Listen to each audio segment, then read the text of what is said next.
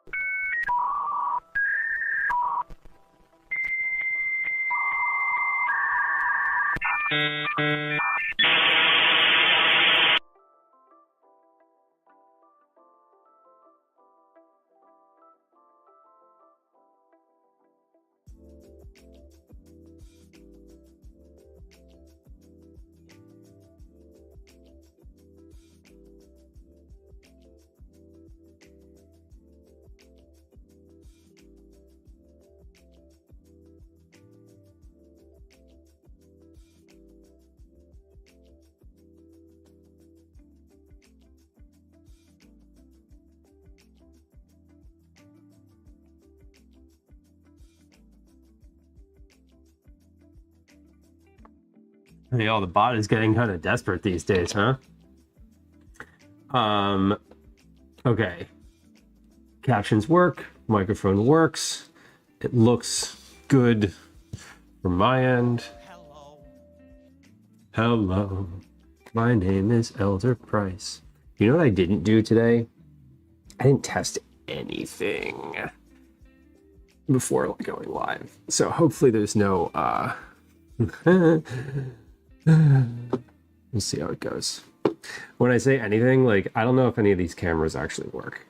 I just plugged them all in again. Okay, just a moment, we'll be right there.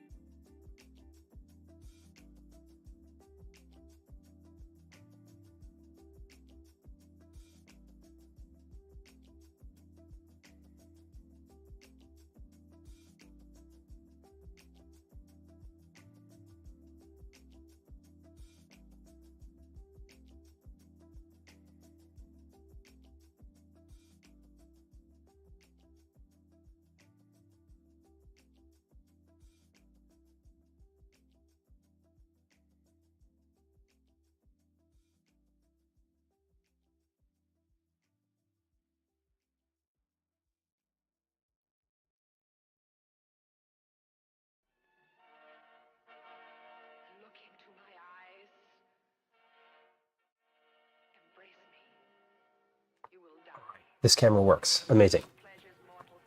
I wasn't sure if it worked. I wasn't sure if the frame worked. This frame.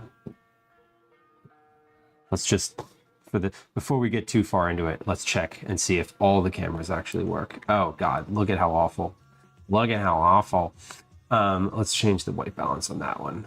That way there's no surprises. There we go. What's steaming? Oh, it's me. I'm kidding. It's a coffee. Here, let's just move this. That works. That camera. Okay, we're gonna take. Sorry for the ring light there. All right, here we go. Coming from the floor. No. I'm glad it's not. That would be disturbing. I keep hearing the microwave, but like I'm defrosting stock in the microwave. Anyway, welcome in. While we're standing here waiting, we have a new graphic here. If you want to screenshot this and scan the QR code, you can do that now. It goes to a link on the website, which has all of that same information, just with more detail. Twinderella, I owe you. What do I owe you? Why do I owe you confetti? I owe you confetti for 3 years. That's what we owe. I also owe you and Cybor and one other person 2 minutes worth of a hairnet from our stream on Sunday. We'll get to that when we see Cybor come into chat. If they come in today, then we will do that. Otherwise, we'll just do 2, 2, and 2. I was going to do all 6 at once. Anyway, hello, welcome in. Good to see you, Shayna. Hello, Twinderella. Hello. 333 check-ins. That is a nice even number. Not an even number. That's actually an odd number. Mike, welcome. Hello. 16 check-ins. 16, that means you can drive a car. Sofluff, welcome in. Sofluff, you are going to hit your 300th check-in on the next stream, the next time you check in. So if the stream crashes today, you'll get it today. And if it doesn't, that's a good thing. We don't want it to. Why do I say things like that out loud? Sometimes the internal monologue should just stay internal. I do find it odd that the bot responds to the word pie. I didn't know that was in there as a response. I do know that you can't put the word cream pie in the title of your stream, because I tried multiple times, and despite the fact that I'm literally making a sweet corn cream pie, it doesn't like that. So in the menu command, it didn't work when I put the menu in initially either. So anyway, I did remember. I remember some things. Dude, Mesa, 120.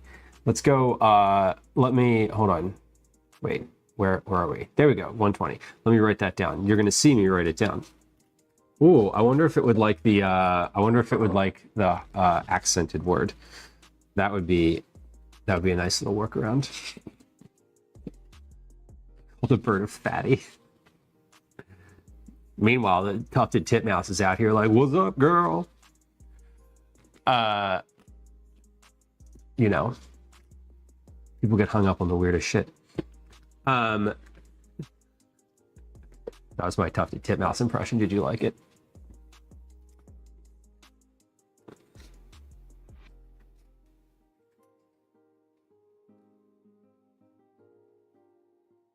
There we go, 120. I wrote it down.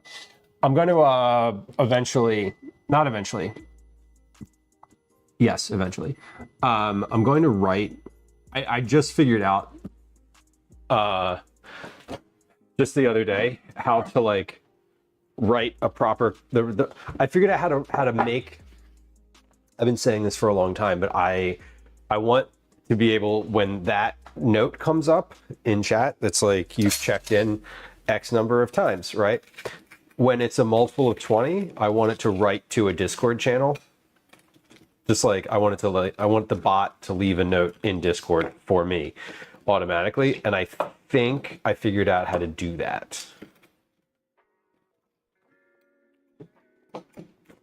So I need to set it up, but it should actually be pretty easy.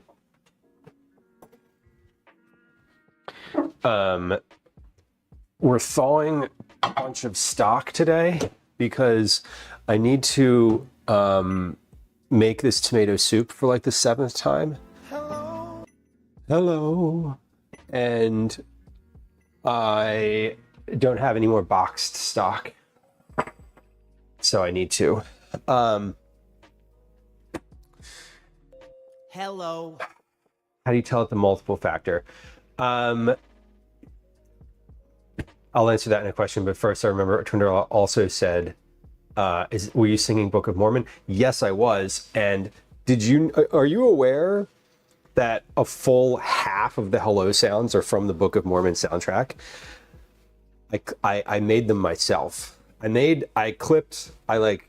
edited all of the hello sounds myself off of YouTube. All of the ones that are just like, the ones that are like an unrecognizable, sort of just like a sing-songy hello, all from the song Hello from Book of Mormon. So maybe, hold on, maybe we'll get one. Hello. Nope. Hello. Nope. That's from Book of Mormon. That's the finale sound. We finally got one. Hey, Eat It Dad, please stop spamming the chat with sounds. Thank you.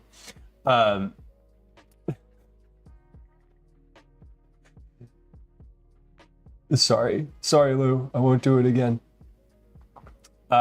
He would not do it again. There we go. All right, there's your gifted sub. We got you. Girl Terminator, welcome in. Hello.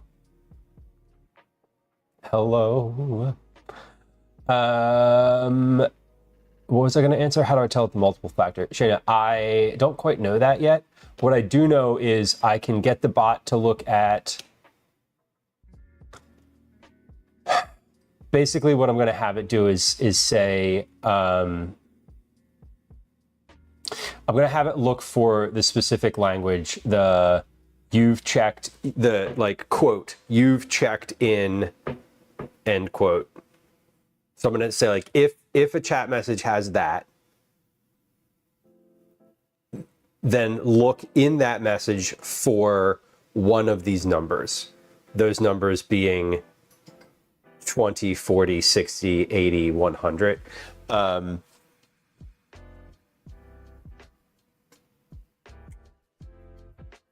Actually, no, I can't do it. I'm going to figure it out. But basically, like, I'm going to have it find the chat message that is like the check-in response. Or like basically, if this message was sent, look for this exact number. 2, 4, 6, 8, 100, whatever. And if the message has that exact number in it, write the name of the person who triggered that message to Discord with the chat message or something like that. You can do it. There's like, I was looking at it the other day. Hello. Calvin's here. Just curious, fellas, enjoy your lurk. Welcome in. Real Terminator, congrats on the apartment. I'm sorry about the car. Congrats on the apartment. I know the apartment was like in flux last time we chatted.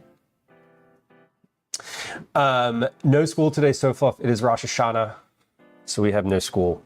Happy New Year. Calvin has no school. Yeah, happy New Year. I don't know how to say that the way that everyone in Yiddish. Hebrew, not Yiddish. Sorry, my ignorance is showing. Did you all figure out where you're heading, or what you're? I'm heading worse every year. Okay, well that sounds fun. That's a fun spot. And we need to eat. The bug net is fun to climb on. We need to eat something. Do you want food? I could heat up some like mashed potatoes for you really quickly if you wanted, or cream corn. Yeah. Nah. Okay. Fair enough. We have leftover mashed potatoes. Here's cream corn. There's plain rice in here, unsalted plain rice for Daisy. Sounds so. Well, Daisy's having some intestinal distress, so we have plain rice and boiled unsalted chicken. Yeah. Some of them are, but I haven't gone through them yet because I want to take some of the ones out of there that I think are more like nice / nostalgic. The A.A. Milne book that's in the top is like an example of that one where I think Calvin isn't emotionally invested in it, but I like that one. What interested in now we were 6. That's the one I'm talking about that I'd like to keep. I'm interested in that one and Bill Pete. And well, I didn't watch Bill yet. Gotcha. Yeah, I haven't gone through them yet.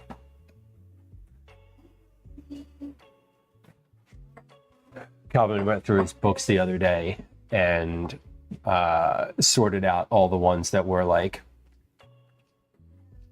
not going to be read again, or basically were like too young or whatever. So that's the conversation we're having. My mom's here today. She and Calvin are hanging out for a little while and are going to be heading out of the house in a little bit while I do some cooking this afternoon. Cool. So the Arboretum sounds fun. I think it sounds fun.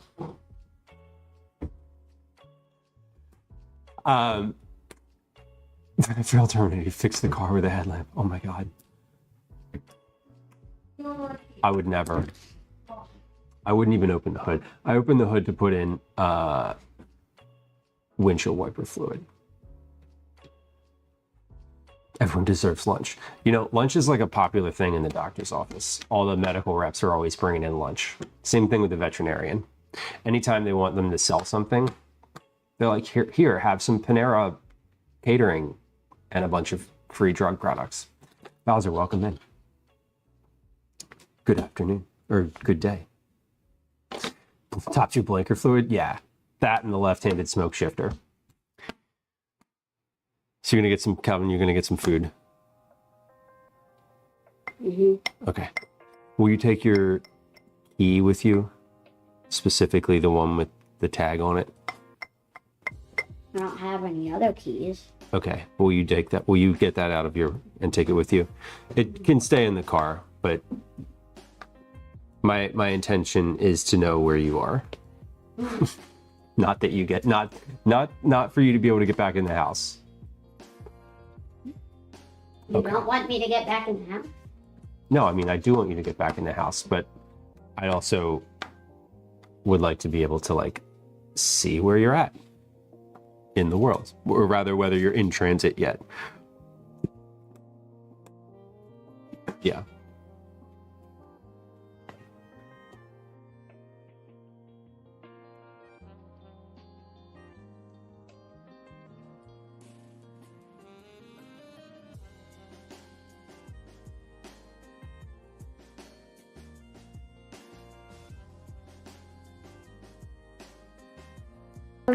Right? Is Okay, that it's unmuted now. Just the FYI. short thing? The bottom right on my screen. This thing, Yeah, it's that so that you can like upload shorts. so I can upload shorts. Calvin knows all about shorts on YouTube. I is don't. not all about them, but you know what they are, and you've watched them before. I know what shape the screen is. Yeah. It's not so I can upload shorts, but it's if you were to load YouTube on your phone, this is what you'd see. Right? So we're gonna switch for a second. So like if you see how this is now has this thing in here. That's so like if you're watching on your phone, you can still see both of those things. Yeah, so like I redesigned the vertical I'm gonna make a stream fake layout. entrance on the vertical. Where's a good place Funny. to get food? What are you looking for? A hot dog. A hot dog? Or, I don't know, something. Friendly's next to the place. Friendly's is next to Yeah, what place? I think, hold on.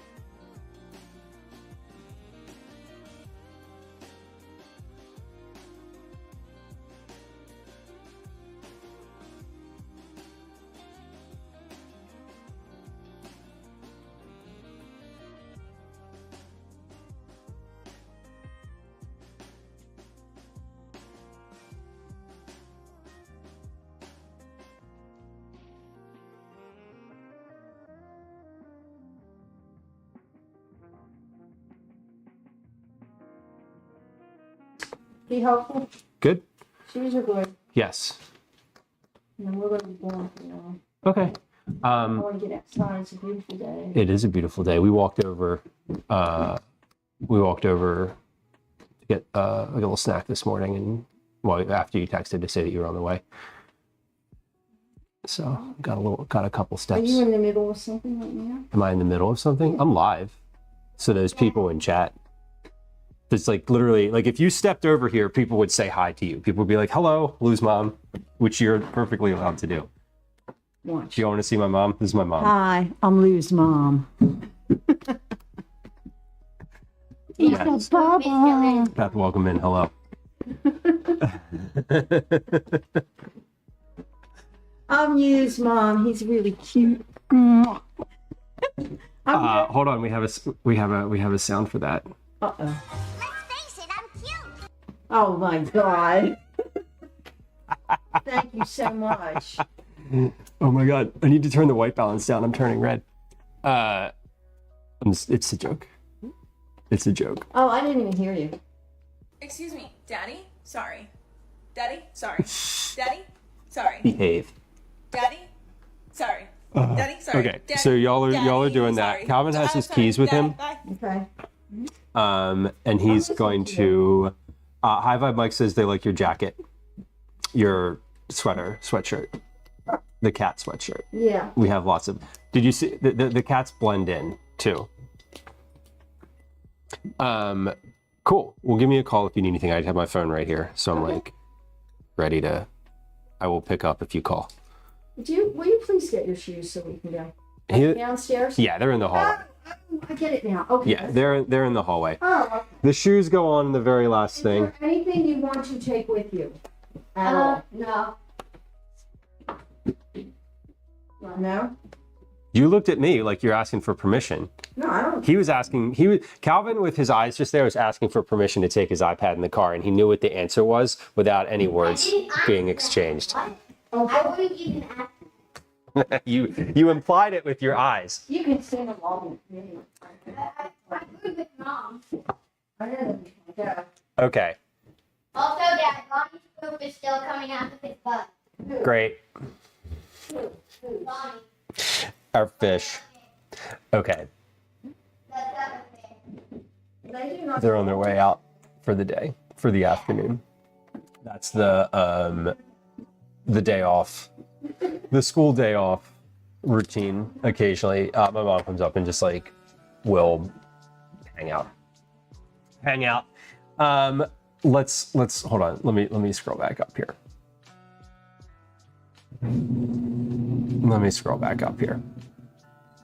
Who did I not say hi to? Robbie, hello. Welcome in. Maybe I said hi to you. I think I did. Slinka, welcome in. Hello. Good to see you. Girl terminated a new ISP line. Amazing. I have some home networking needs. I don't need a new line though, but I have needs. Uma, hello. Did I say? I think I said hi to you. I don't know. Probably thoughts. Welcome in. Hello. Okay. My microwave is beeping at me. I'm trying to thaw this cook time 6 minutes and 70 seconds. That's a time you can put into the microwave. Let's cook that at 4. I did. It's okay. Good. Well, hello again. Sorry, stream crashed, but only in my head for a few minutes there. What am I even doing today? Okay, so the two of them are out and getting food, going out for the afternoon. I'm going to do some cooking today. Gwen is also out this afternoon. She has a job and is doing that job. Shocking. She's usually doing that job during the day. That's like what she does during the day is go to work. Not always go to work. Anyway, buffering. I have some cooking to do today. So I'm going to do 2 things today. One of those is a sweet corn cream pie. We're going to do that first because that needs to go in the refrigerator and set for a little while. It needs to bake, like I'm baking the crust, and then I'm baking the crust, making the corn, doing the cream for the corn, whipping the cream, adding that all together, and then that needs to go in the refrigerator to set. So we're gonna do that first, so that when we get to the end of stream, I have like a cold pie ready to go. The other thing that we're gonna do is, and I'm sorry, we're gonna make tomato soup again. Tomato soup is going to continue until we get it right. Not that it wasn't right before, but we're trying to make it even easier, even simpler than it was. The last time, so we determined that the food mill is not an option for the tomato soup. We can't use the food mill. I also don't want to strain this soup.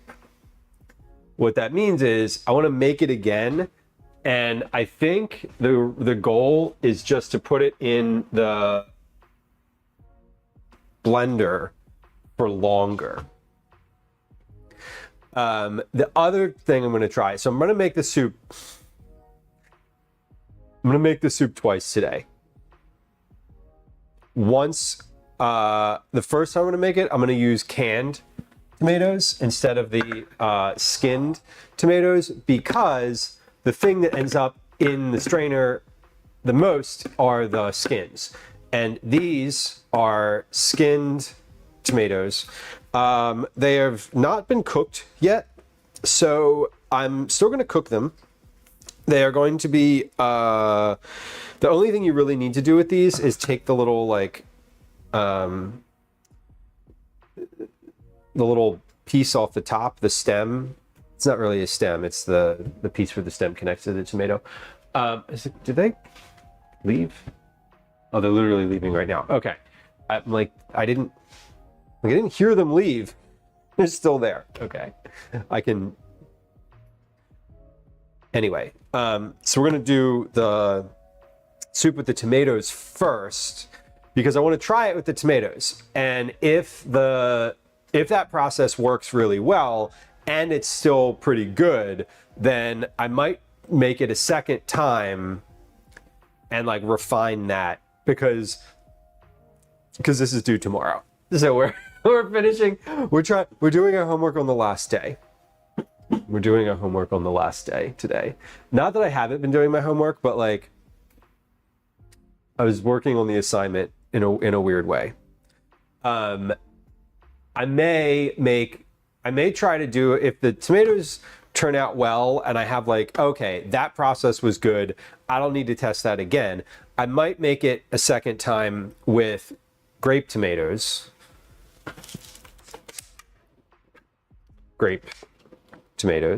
As I did before, but put it in the blender for longer and see if that works too. Because if that works, then I have two ways that work well. I know the cans will work. Because as I said, the thing that gets stuck in the sieve when I strain it is mostly skin pieces. So if we use skinned tomatoes, then it shouldn't. Then that shouldn't be a problem. Okay. We're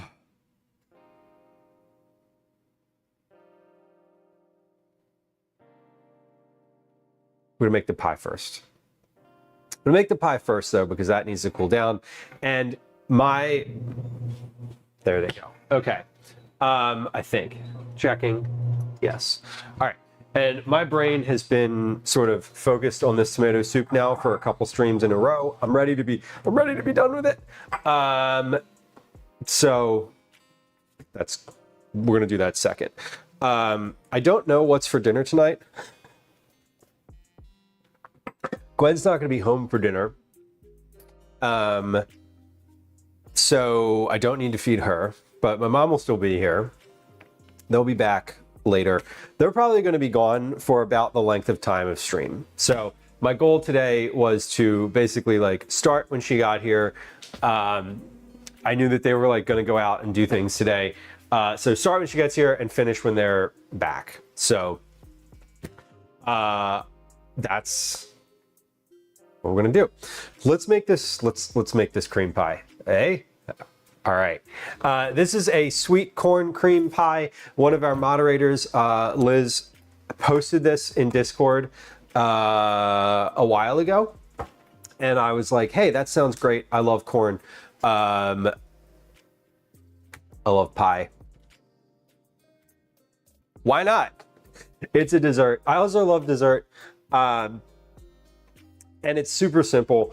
The other thing is, this is relatively Easy. It looked relatively easy from making the crust, and you're making the crust out of corn flakes. Now with less gluten. So that's fun. It's like a corn flakes, corn in the crust, corn in the filling. It sounds kind of amazing. Cyber, welcome in. Hey, you know what we have here? We have 2 folks who subbed during the last stream. Cyber, I owe you a hairnet. Cinderella, I owe you a hairnet. And I owe someone else a hairnet. Who was it who subbed during the last stream? Over there for, I owe you a hairnet. So we have 6 minutes worth of hairnet to go here. So let's do that. Let's do that.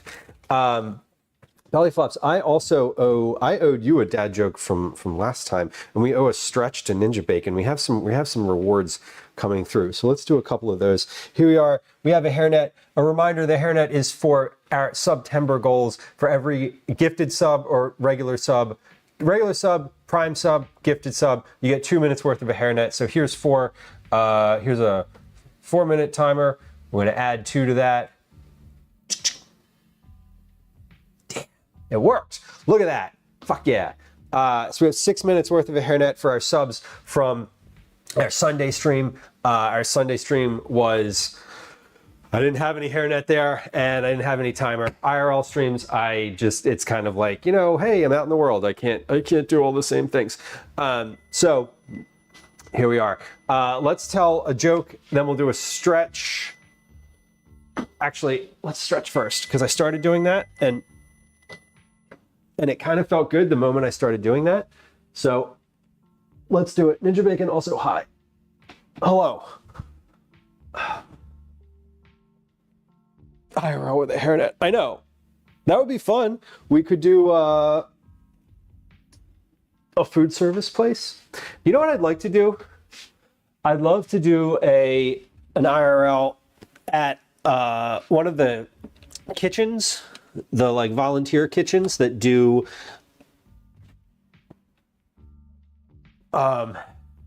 like community meals. Now I hesitate to call it like a soup kitchen because it's like that's kind of an antiquated name, but it's they make meals for like the community and distribute them. Oh, damn, that was great. Which there probably would be a hairnet for those. So, all right, I'm still working on thawing out 8 cups of stock. We're almost there. I'm gonna leave this just sit because it's pretty thawed here, and if I just leave it, I'm not making this soup until later, like a little later. So I think this will finish thawing. I've been thawing it in the microwave on like the lowest setting. So let's just leave this over here with the soup, and then I can fucking fight with the cats when they try to get up on the counter to investigate it, because they're into everything. They were all here like a few minutes ago, and then now they're not.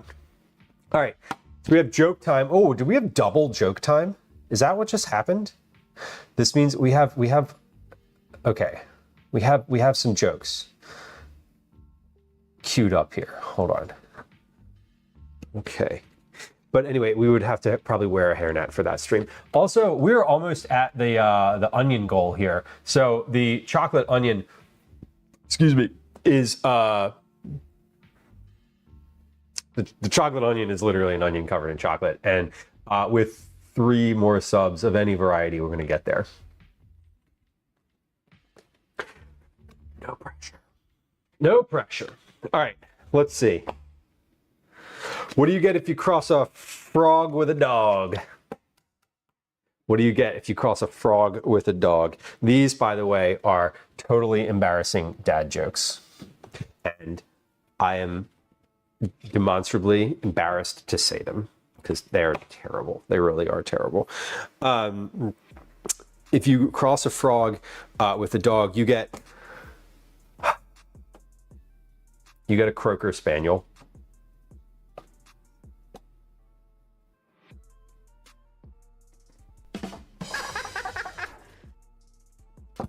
A Croaker Spaniel. Why can't you play poker in the jungle? Why can't you play poker in the jungle? Someone has to know this one. I feel like this one is maybe not obvious, but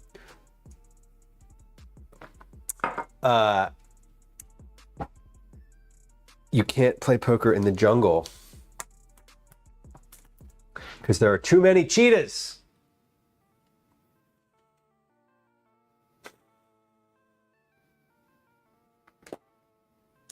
The fucking deafening sounds of silence. Telling jokes on the internet is not rewarding, y'all. I'm not gonna lie. Being a comedian on the internet is hard.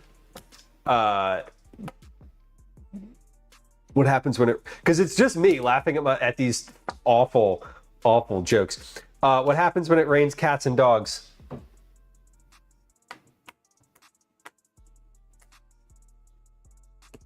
What happens when it rains cats and dogs? When it rains cats and dogs, you step in a poodle. Yeah, I didn't like that one either.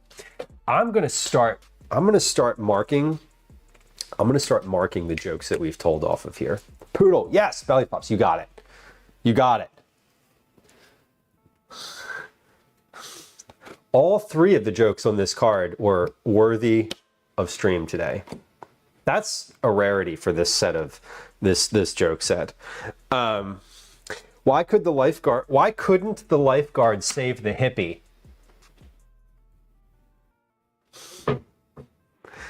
Why couldn't the lifeguard save the hippie?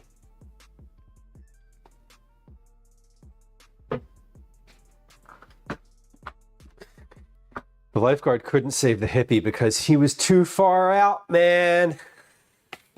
I thought that was appropriate.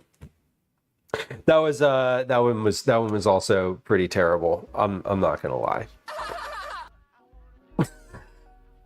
That ha was awful. What was that one? I wish I knew where they were from. All the ha's I didn't wrote where they were from.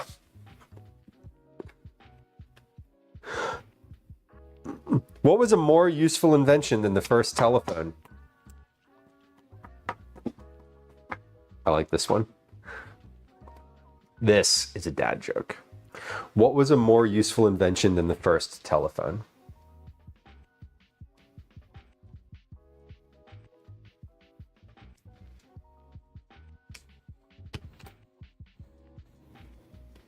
You're not gonna laugh when I tell you it's the second telephone.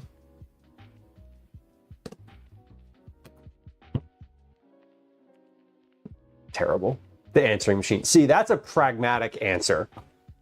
The actual answer in the card is terrible. Okay. I know, terrible jokes. You redeemed them. This is...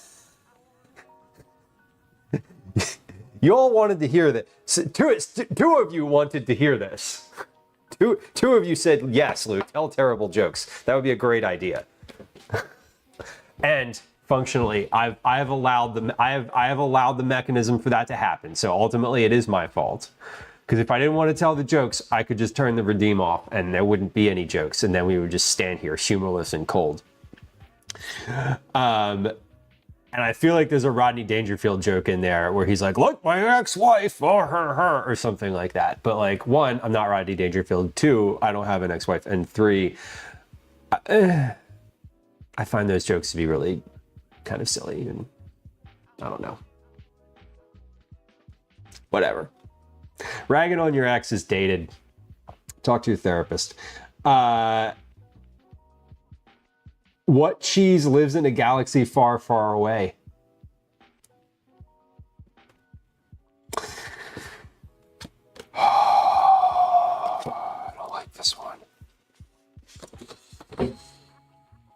The cheese that lives in a galaxy far, far away is Boba Fetta.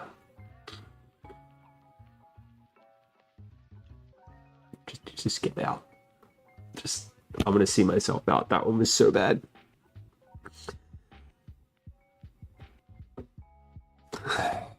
Terrible.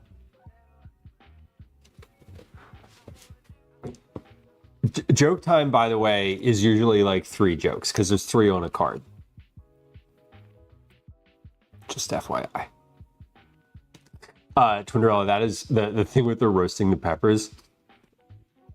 So bad. I love when I leave stuff on the bottom of the oven and it just burns, and then it's just ash, and then it's like, it's fine.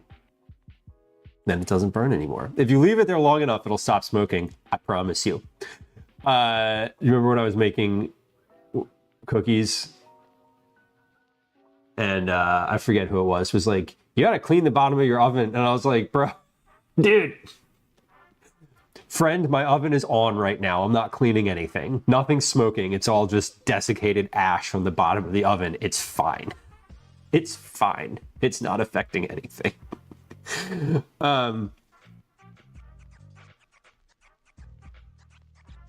Why was the cat sitting by the computer? Why was the cat sitting by the computer?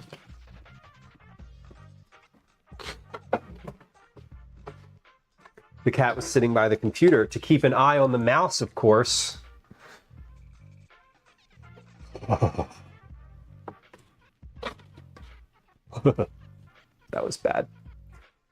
I was hoping you were walking over to get a cat. I know. That was okay. So that was the perfect ha, because that one sounded really dismissive. That one sounded really dismissive. Half roasted peppers. Oh no. Well, now they're smoky peppers. You can call them that.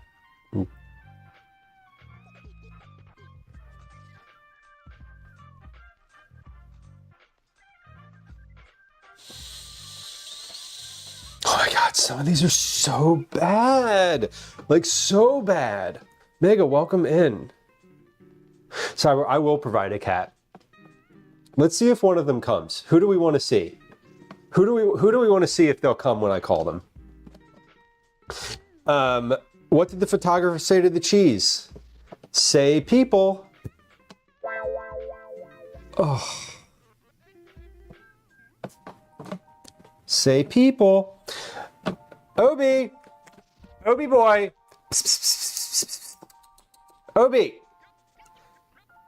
Obi, come here. Ash, come here. Cats. Literally anyone. They're like, no, we know that you're not. We know that you're not. We know that we know you don't have anything for us. Okay, what's a cat's favorite vegetable?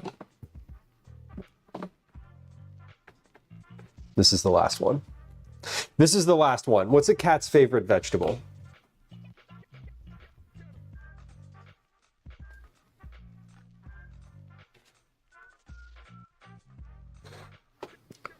This one's not great.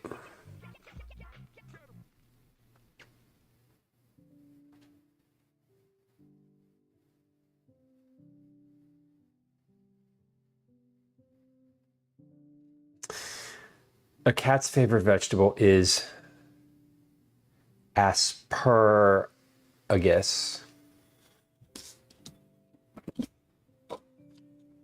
I'm gonna see myself out. Truly. That was joke time. Thank you for your redeems. We love a joke time. I started marking the cards, right? Well, it's just like a little dot underneath of it. And my goal is now, whoa, we got giant tomatoes. We love a giant tomato. My goal is to not tell the same joke on stream. and to just tell all of the jokes from this packet. I've definitely repeated some jokes before, and I think that that's unfair. So let's try not to do that. Obi, Ash, LZ, so you don't feel left out. LZ, Ash, Obi, come here. Oh, I heard a jump. Come here. The house is so quiet right now. Nobody's moving. I heard a cat move upstairs, but I don't know if they were actually responding or if they were just like adjusting their position. Probably just adjusting, honestly. Bellows, yeah, the this year's COVID jab definitely made me feel it made me feel bad for days, like several days, like 3 or 4 days. I did also get the flu shot at the same time though. So I was like, just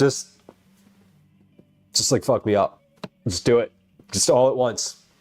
And they did. And it was I was like, I was ready for it, and I felt bad, but I was also like, hey, I'm not actually sick. Like, I feel shitty, but I like don't have, like, I'm not like infectious. Like, I'm not, like, I didn't need to be out and like, I didn't need to worry about being out in the world or whatever. I was just like, yeah, I feel like crap. Sometimes I hear the bell and I realize I'm hearing things. Totally. We have a bell for Daisy on the on the door. And every so often I'll be like, damn it, like she needs to go out. Oh no. And then I'll like look at the door and she's not there. I feel you. Peter Matthews, welcome in. Waves. Hello. Got my COVID flu and pneumonia all at the same time. Damn, Rules. That's a lot going on internally at the same time. That's like adding all your ingredients to the pot and being like, fuck it, boil. Carly, welcome in. Oh my God. Twinderella, enjoy. Just wave a towel around. I don't need to give you advice on how to clear the room of smoke. I'm pretty sure you've done that before, both created and dissipated. Okay, we need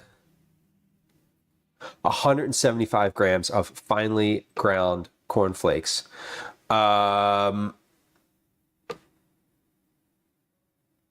need to preheat the oven first. Preheat the oven to 375. Check the oven. See if there's anything in it.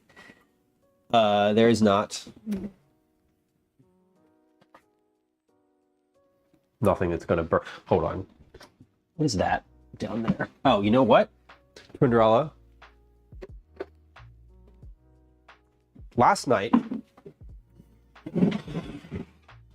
we had pizza, Costco brand pizza for dinner. And there is a piece of cheese on the pizza stone. And you've just made me not reconsider. You just like, I'm like, wait, let me look and see what's in here that's going to burn when I turn this on. And there's definitely like a piece of cheese in here that would absolutely have gotten a little smoky. So let's get that off of there before we run into the exact same problems. And we have a smoked sweet corn cream pie on stream today. And you know what? I'm also gonna, no, I'm not.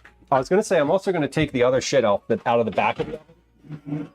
But since someone mentioned it on stream when we were making cookies, I've now never not thought about that when I open the oven door. But I also don't care that much. Okay, time check 13:23. Perfect. why did I say perfect? It's literally the weirdest, most arbitrary time. We're going to take a quick break because Twitch is telling me that we need to. Gonna run a 3-minute ad.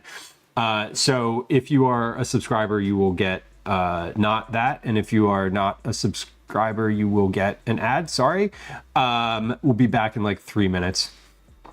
Let's put a game of words on stream up though, because it's that time.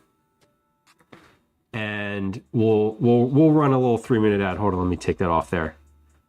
There we go. Here comes a game of words on stream. Here comes a 3-minute ad. Lemon, hello, welcome in. And we'll BRB. Okay. Hi. Welcome to another edition of Let's Commercials I see.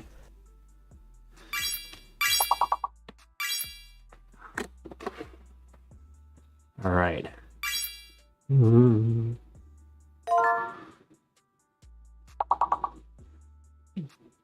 Devein, like a shrimp. There's a lot of 4-letter or 5-letter, 6-letter words in here. Endive, that's a good one.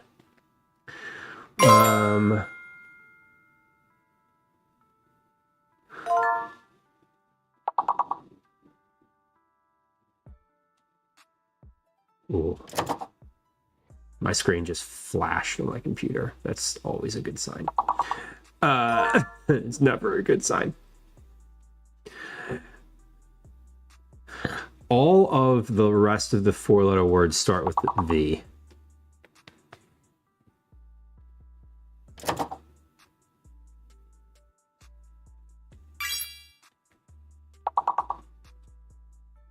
The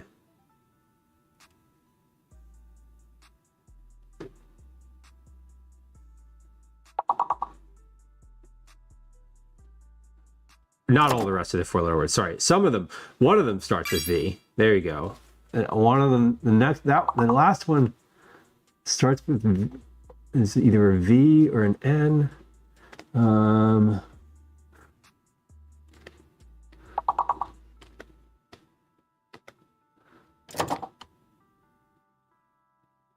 Neve, like on the show.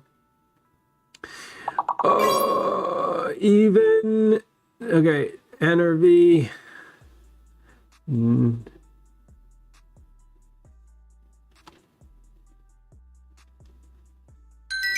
Oh, there was no T.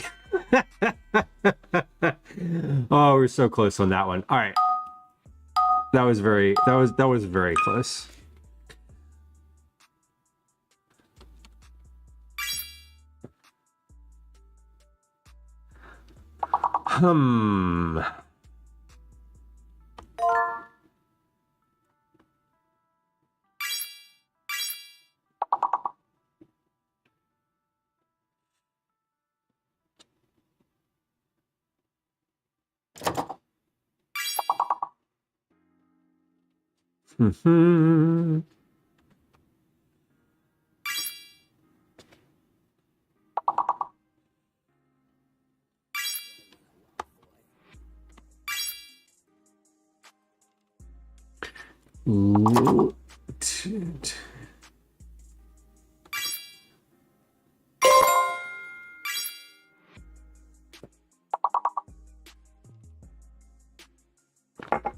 Oh.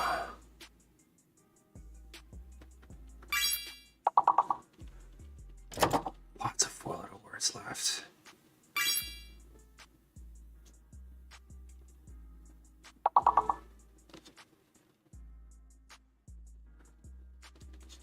I feel like hail is should be a word. Okay, it just I've seen hail a couple times now, and it like wasn't. Hey, if you're on Twitch, welcome back. Thank you for your patience during our ad break. We have 2 more 4-letter words left in this round. Feel free to get your guesses in. Get your guesses in.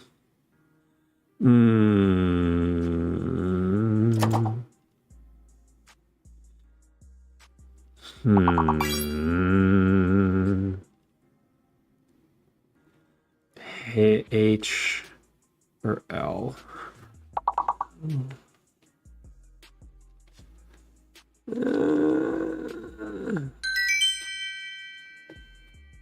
So fucking close. So close. That was so close. We're one guess away on 2 straight boards today.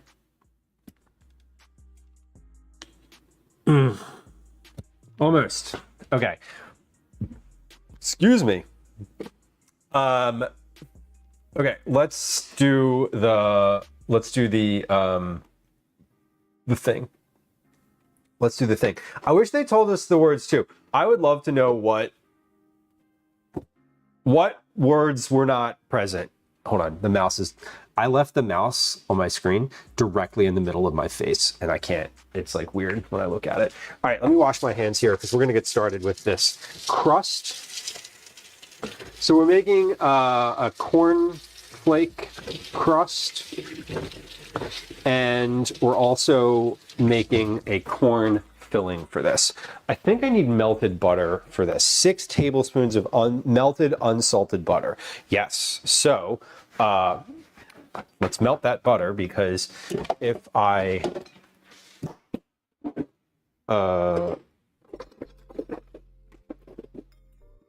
don't, I'll have to wait for it. But I can do that while I'm making the corn flakes. 1, 2, 3, 4, 5. Wait, 1, 2, 3, 4, 5, 6. Unsalted butter. Let's do the little pan. This is the perfect pan for just melting a little bit of butter. It's like a couple hundred milliliters, 250 milliliter pan. Very small, quite small.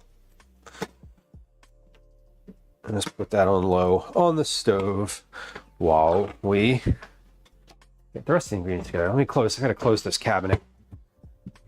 When I leave the cabinets open after I get something out of them, it bothers me. I don't know, weird.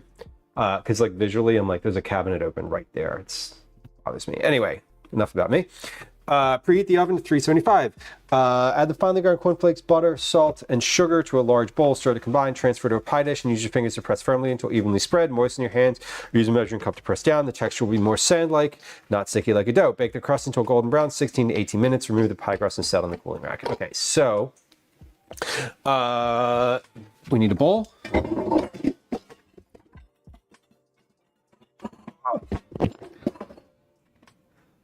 Levin says, I'm a cabinet and drawer leave opener. It's not my fault they don't close. Yeah, these don't close. The drawers. Now the drawer, I won't leave this open because this is like blocking my path. But what happens is, so I off screen, I like the cabinet that I can see over there. I have all of my appliances in the bottom, and then on the top is like baking stuff. And in my periphery, it's just like a brown sort of blob. But when they're open, I can see like the stuff inside, and it's like, my brain's like, there's too much clutter in your peripheral vision. You have to fix it. So it's definitely a weird like me thing. Hold on, this is starting to like simmer too much. So it bothers me. It bothers me. I envy those who can just ignore things like that. I cannot. It's not possible. 175 grams of cornflakes. Now that's like almost an entire box. This whole box is 272 grams. So it's a lot of cornflakes. 175 grams though. Let's measure that out. That's a specific number. We love a specific number. It says 6.5 cups. So I think I can probably fit all that in this bowl. 30, 40, 50, 60, 175, 176. Close enough. When was the last time you ate cornflakes? For me, it was about 5 seconds ago. Before that, I have no idea. Whoa. Yesterday, Ninja Bacon. Damn. Okay.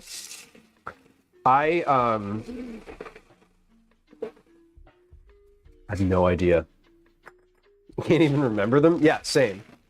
These are going to be like a snack. You know what's going to happen with the rest of these? I'm going to eat them out of this bag, just like I'm doing right now.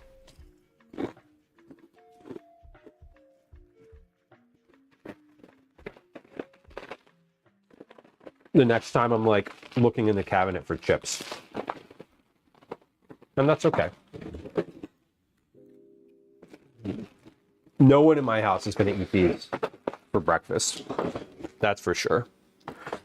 I'm not going to lie. Cornflakes are a terrible cereal.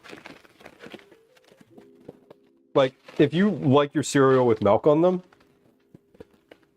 like, you have to eat them so fast or else they get soggy really quickly. Unless they, like, put more chemicals on them to make them stay firm.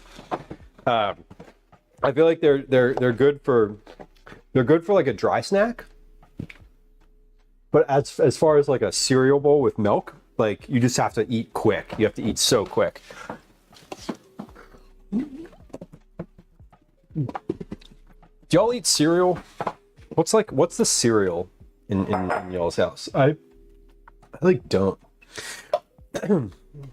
Calvin and Gwen both really like Honey Nut Cheerios. Vela says cornflakes were invented to prevent sexual desire. I'm sorry, what? Cite your sources, please. They're probably pretty boring. What do you mean they're invented to prevent sexual desire? Did you just make that up? That's what? What does that even mean?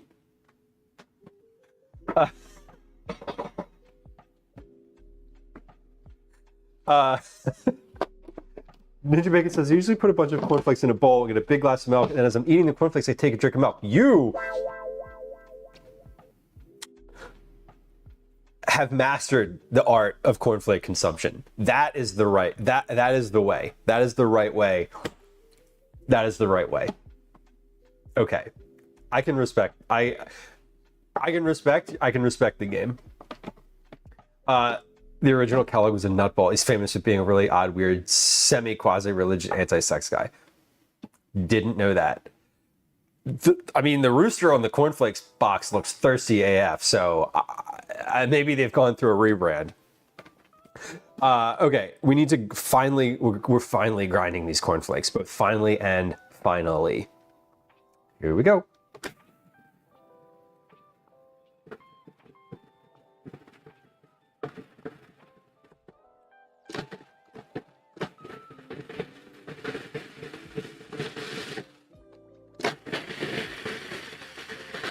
Man, that turns out to be not much. It says about 1.5 cups is what this ends up being, which seems about right. Need to grind these a little more. Dr. John Harvey Kellogg invented the cereal as a bland, anti-aphrodisiac food to curb sexual desire and self-abuse. He believed that meat and rich foods stimulated sexual urges, while plain cereals and grains like cornflakes would suppress them. While the original product was intended to be sugarless and tasteless, the web says. I mean, listen. Are there really breakfast foods that are like aphrodisiacs? Is that a thing?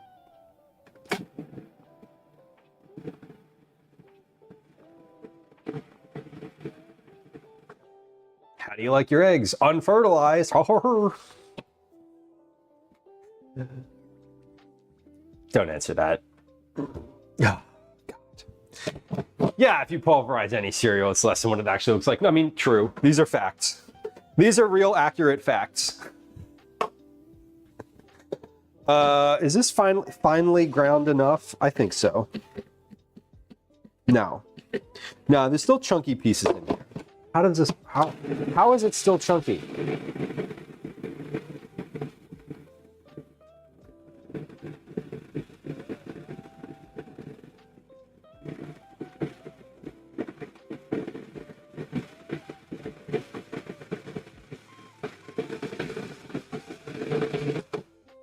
I want to turn these into dust. That's the goal.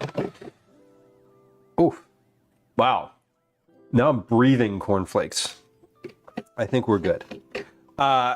Cornflakes, melted butter, salt, and sugar to a large bowl. Okay. Let's see. I was going to say I could sift these, but we're not doing that. Coffee down the wrong hole. Oh no. Your lungs are highly caffeinated now. Excited breathing commences. Oh, I hate when that happens. I hate when you like swallow something and you just like end up in a coughing fit and you're like, why am I like this? Now I was about to take a sip of mine and now I'm like scared too. You've induced a mild panic here. That's okay. All right, sugar and half a cup of granulated sugar. Like they gave a weight for the cornflakes, but not the sugar. Like what the fuck? Just give a weight for everything. Sorry. Sorry. I get annoyed.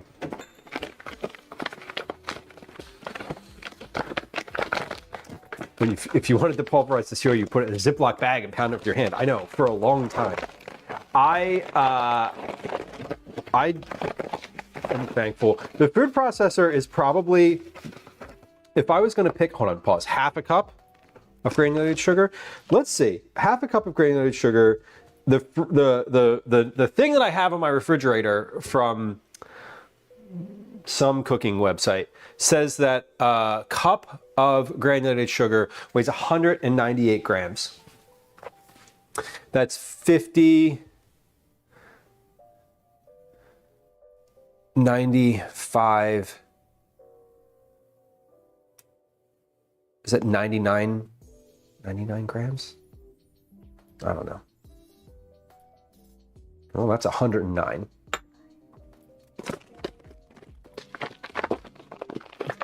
The road to Wellville. That sounds like a sports documentary, Velis. I know. Yes, Lemon, that's exactly why I did. You couldn't, I was like I'm trying to enter the name of the recipe that I'm making today, which is sweet corn cream pie, which is not at all offensive, Twitch, and not at all the thing that you think that I think that it is. Whatever. It's not what you think. It's not what Twitch thinks. Twitch is the one twisting it in a dirty way. I'm talking about pie. What are you talking about? You naughty little platform, you. But yeah, we like literally wouldn't let me type it in the title, and I'm like, but it's literally pie. It's literally a cream pie. Like it's a thing. It's a legit dessert. It's a legit dessert. The electrozapping. Oh my God, Velos, no. Some people pay for that now. A pinch of kosher salt. Some people paid for it back then too. Why do you think electricity was invented? To provide power to the masses, obviously. Half a cup of granulated sugar. Okay, so this is all ready to go. Let's whisk this together first. Ace, what's this about pounding things with your hand? Ace, hello. We were talking about pulverizing cornflakes before using the food processor. Nothing naughty. Yeah, Robbie, you can't. It's just like, well, it's a cooking stream. We're making a cream pie. Like, listen, if Little Debbie can put it on the box, I should be able to put it in my stream title. Like Twitch, your move. Okay. Let's mix in this salt. Do I need to oil the pie? I don't need to grease the pie dish because this has plenty of butter. I do need a pie dish though. Before I do this, let me like see if I even have a pie dish. Shit. Oh, I do. They're just, oh God. I have things falling up. What kind of pie dish do I want here? Let's use this one. That one seems like the right move. That one's not like a deep dish pie. This is like a regular pie. Is this a 9-inch dish? It is. They're all 9-inch dishes. Electrozapping and cream pies are also my OnlyFans. No, neither of those are. Plenty of other bawdy stuff, but neither of those. Those take a lot of work and other people involving.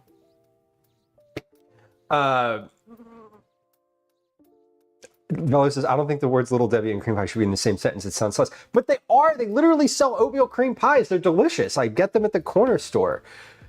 God, why does everything sound like that? Why does... Oh, it's just me. I'm the one making it like that. Maybe I should have added Little Debbie's. Then there'd be something wholly other. There'd be a whole other issue with that.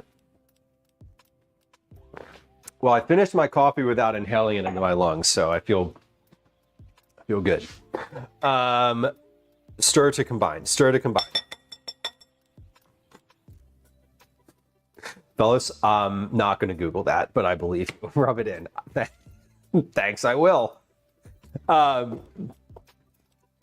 the other day when I was making something, I pulled. What was I making? Oh, I was. The other day, I just like randomly pulled a piece of pepper. It was like a little chunk of black pepper in my tooth.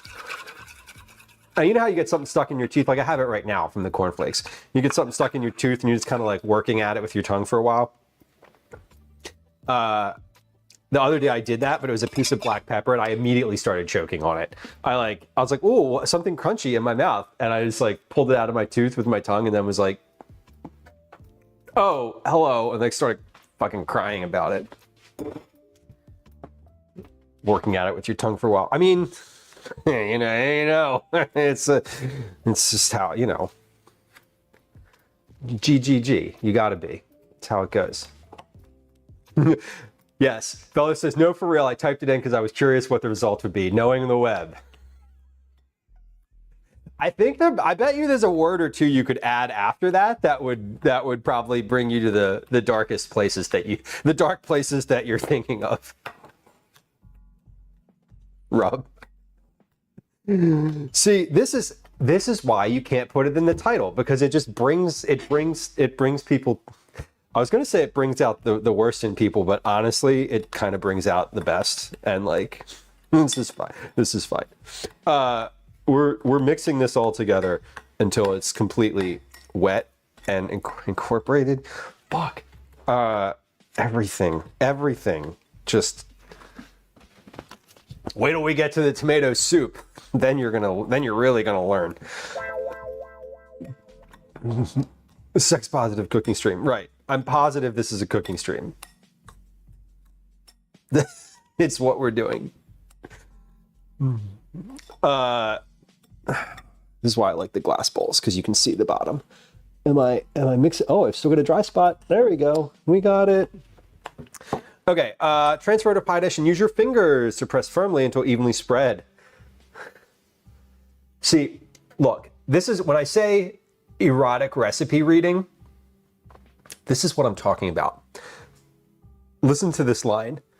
And I'm not going to do it. But this is what we're talking about when I say the bawdiest recipes. Transfer it to a pie dish and use your fingers to press firmly until evenly spread. You can use your imagination on how that could be read in a very different way. And that's what I'm talking about. That's what that is. Anyway, I'm just saying. Is all. Okay, this looks good. Let me get the butter off of here. A dry spot on your bottom. Oh no. Let's fix that. Wait, but seriously though, I don't. Press firmly until evenly spread. Must be fucking nice. I know, right?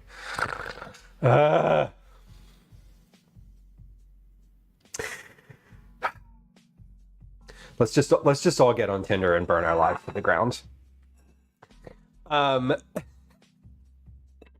Because seriously. Transfer to a pie dish, press firmly, moisten your hands or use a measuring cup to press down. Great. Let's transfer this to a pie dish. We're gonna press firmly until evenly spread. It doesn't say what size pie dish. It just says a pie dish. This is what I don't like about blog-based recipes, is they're sort of like they like don't give all the details that you need. It's why I appreciate writing for a place that has like editorial guidelines specifically to help prevent confusion. How many bits for an ASMR erotic recipe reading? I don't know. The cost, yeah, so Fluff says the cost of 300 subs. Which is a lot. I don't even know how much that is. Hold on. Let's see. How much is a sub these days? $5.95? Let's see. Hold on. No, not 300. It's 300 minus 37. It's 37 equals times 595. $1,564 dollars. So that's bits would be times 100. 156,000 bits. Holy shit. That's so many bits. Don't do that. Don't do that. That also, like, no one's actually going to do that. Let me wash my hands. No offense, y'all. I mean, yes, there are people who do that. Who gift and shit like that, but like I don't know any of them, and I would never expect, if anyone ever gifted that amount of bits or subs in like one go, I would probably just pass the fuck out on the floor. I wouldn't be able to deal with that mentally. I did see someone get that. I was watching a stream where that happened the other day, and I was like floored. Someone got like multiple hundred sub gifts like in a row, and I was like, what is happening? What is happening? That is insane.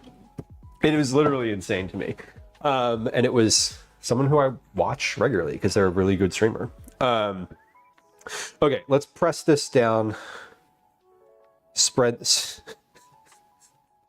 We're going to use our fingers to press firmly until evenly spread.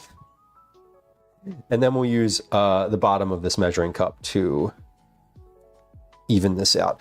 I feel like this is really thick.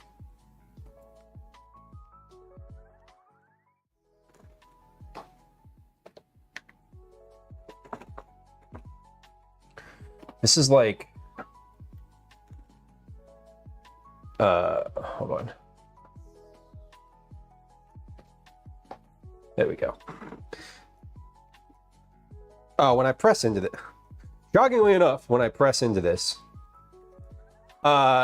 Ace, I know you were joking when you asked about that, but as stated multiple times in this channel, I don't generally get jokes, and I just in this moment, I realized that you were probably joking. I'm sitting here and I'm like, I think they were joking that when they asked that question. I'm like, yeah, of course you were joking. Jesus Christ, Lou.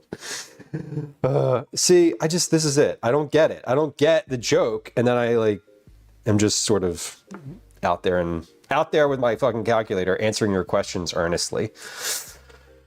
Okay.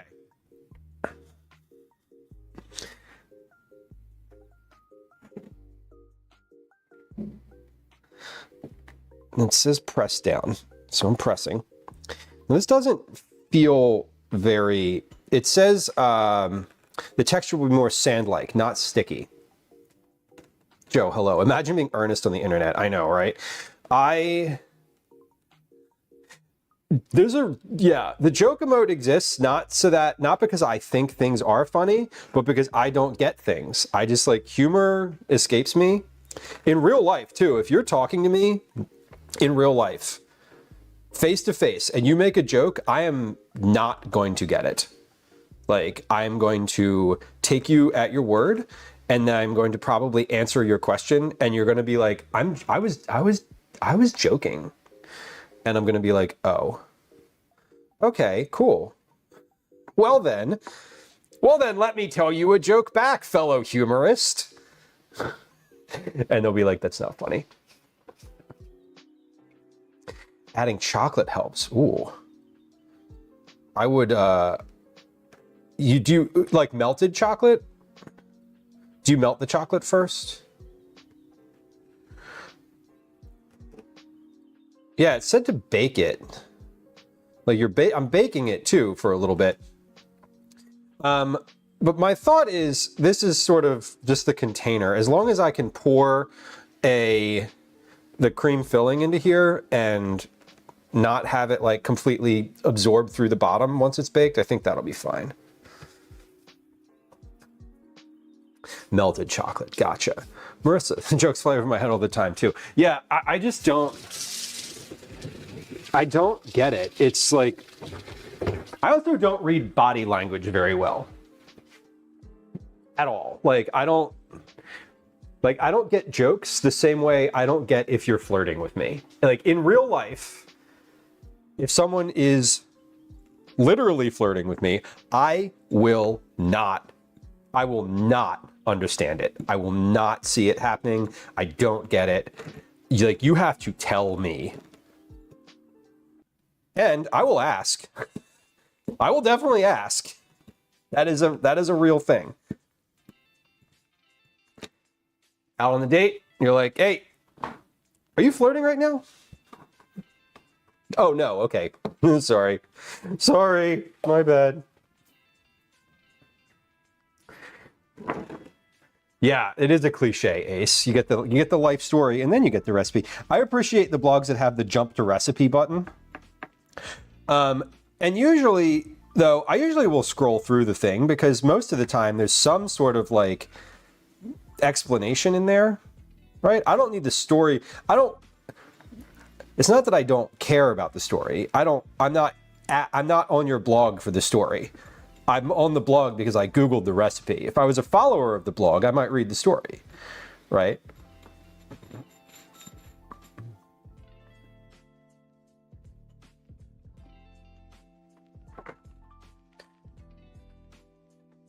Helps be a more cohesive crust. Yeah, I'm imagining that this is just going to disintegrate into a pile of crumbs at the end. To be fair, I don't really trust this recipe all that much. But I'm making it because it sounded good and it had corn in it. So, I do like the idea of chocolate in it though. I wonder, I could go back and just like melt a little bit of chocolate and add that. Like I could take this out of the bowl here. I haven't baked it yet. I don't really think I want to do that. I think I just kind of want to keep moving in the direction, moving foolishly in the direction that I'm moving.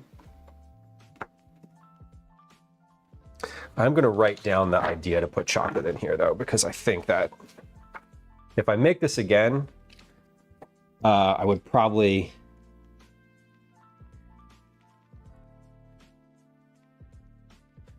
want to do that.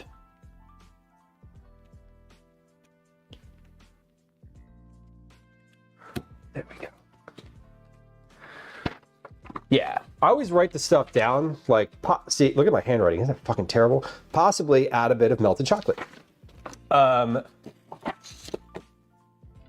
I do love, that's why I like printing recipes out, because if I'm looking at it on my computer, I'm never gonna remember that. I might bookmark it, but I'm never gonna remember the like notes on it. And I make notes on most of my recipes.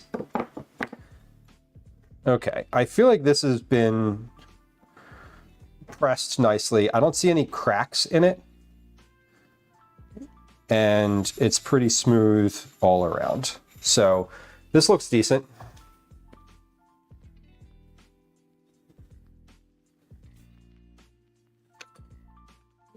We'll see.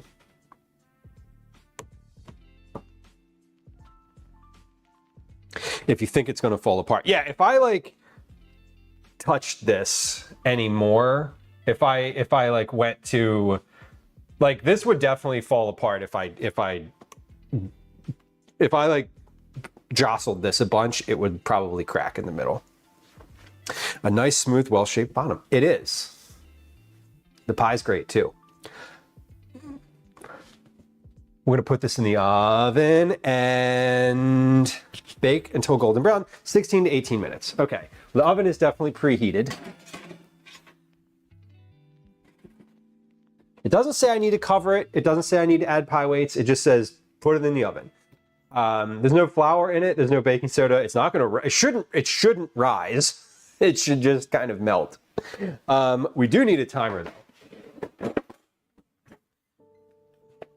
And I'm looking for, what are the notes?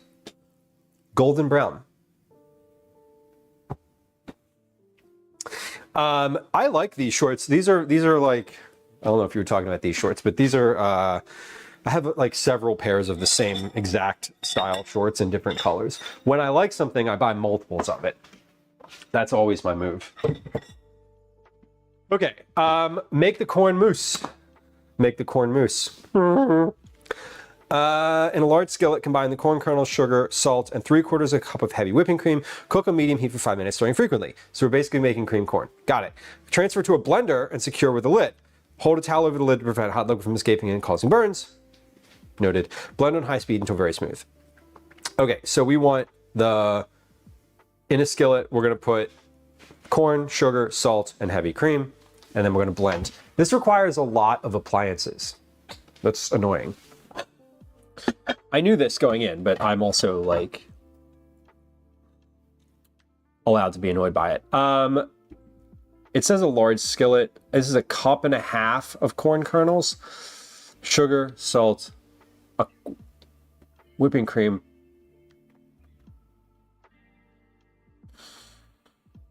Do I need to?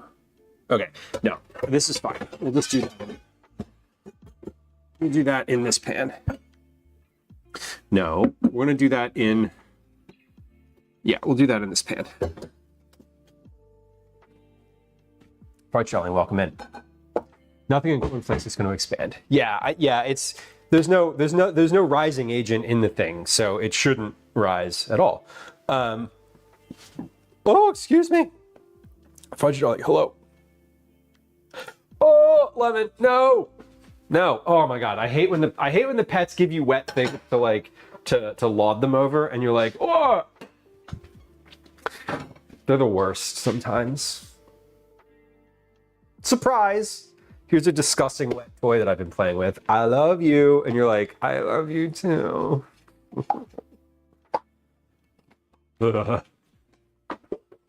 My favorite is when the animals, especially cats, bring you like a live thing. Here's a mouse that I caught. And you're like, thanks. It's literally dripping blood. I don't have corn cobs today. This is an area where we're using our fresh corn from the summer. So, corn kernels, sugar, salt, and 3/4 cup of whipping cream. Medium heat for 5 minutes. Okay, so these are not thawed, so it might take a little longer than 5 minutes. I just want to be like conscious of that. It says 1.5 cups. We already have a 1/2 cup measure that we used today, so let's use that again. 1, 2, 3. Plus a little bonus. Okay. Beautiful. Corn, silk, and all. I thought you said you didn't have corn kernels. No, I don't have corn cobs. This calls for 3 cobs of corn with the kernels removed. I don't have that, but it also just says 1.5 cups of corn kernels. So I assume you can make this with frozen corn that's not fresh. Now this was fresh corn that is no longer, wait, that heavy cream's not open. It was fresh, but it was fresh like 2 weeks ago when I cut it off the cob. Anyway, Lou, you're over-explaining it. They already said they got it. I know, but that's what you do. Okay. Oh, what sort of site did you find this recipe? I don't know. I forgot. I didn't print it off. Surfaces of their cat. Sage likes to put her foam cat balls in the water fountain, then strew them around the house. You step on them and demand that you play fetch. That is foul. That is foul. Whoa. Oh. Pets are gross. Pets are gross. and lovable, but also gross. How much of this? It says 3/4 of a cup of heavy whipping cream. Okay, so we need half a cup plus half a cup, which is like that much. Is there a marking on here? I don't know. I can't tell. There's cream on the inside. Okay, that's fine.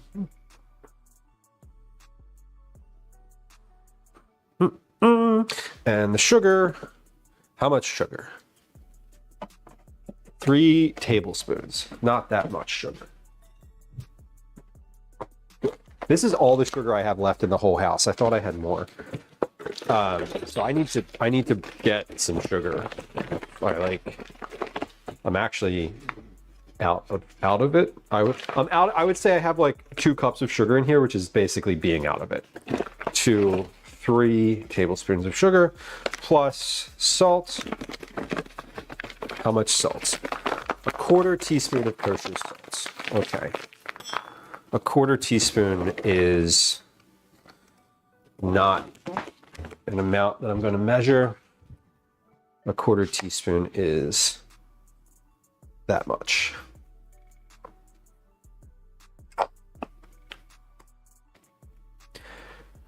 Cook on medium heat for 5 minutes, stirring frequently. What do we do after that? Transfer it to a blender, secure with a lid. Hold a towel over the lid to prevent hot liquid from escaping and causing burns. Blend on high speed until smooth. Place a fine mesh strainer over a bowl. Pour the blended corn into the sieve and use a spatula to stir and press as much liquid as possible through. You can scrape along the underside of the strainer to remove pools of corn cream. Refrigerate to cool. So what do you do with the rest of it? Do you just throw the solids out? No, I think what we do with the rest of it is blend it again. Okay, so before we toss that on the stove, let's get the blender out because I know that I'm going to need it, and it's one of those things where I'm going to need it like right away, so I might as well get it out now. That way I don't have to get it out later. And we'll do that. We'll get the sieve, we'll get the bowl, and then we'll be ready to go for all of the things that come next. I'm going to use the same bowl that I made the filling in. I'm just going to give that a rinse because it is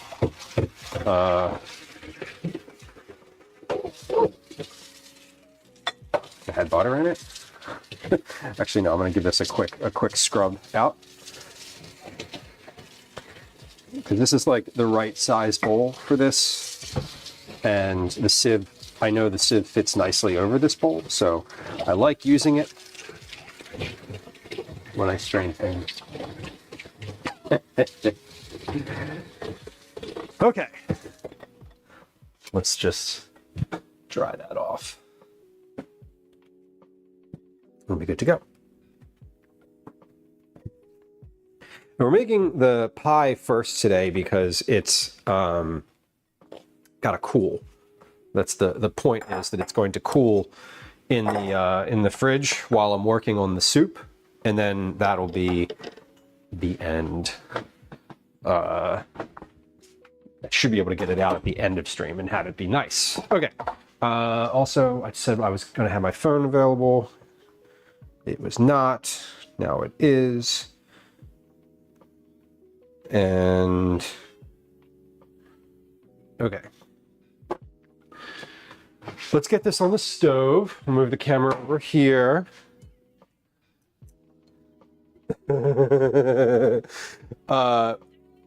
Could you cook something with electricity? I'm sure you could. Hold on. Someone who's out in front of the house. Okay, there's people out in front of the house having a full-on conversation, which is always fun. Okay, let's go to the stove. How's that? Looks good. Let's check the white balance. White balance is, where are we?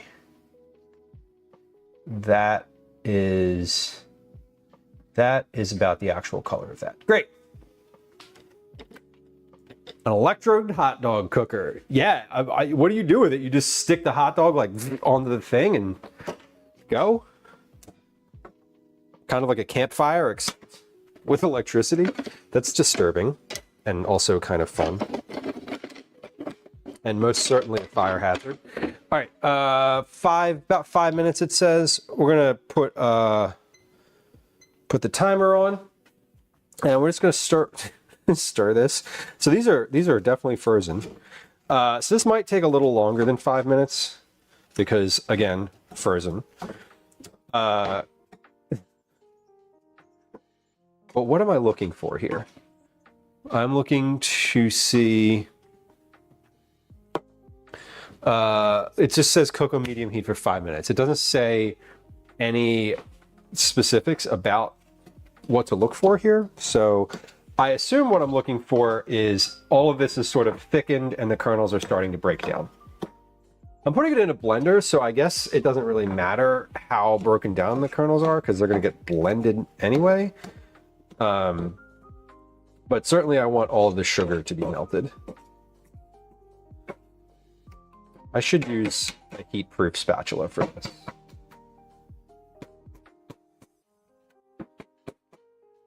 Because that way I can get this, actually scrape the cream off the side of the pan. Moritz, welcome in. Good evening to you. Liz, hello. Liz, this is the sweet corn cream pie recipe that you posted in Discord that we're making today. Thank you for the suggestion.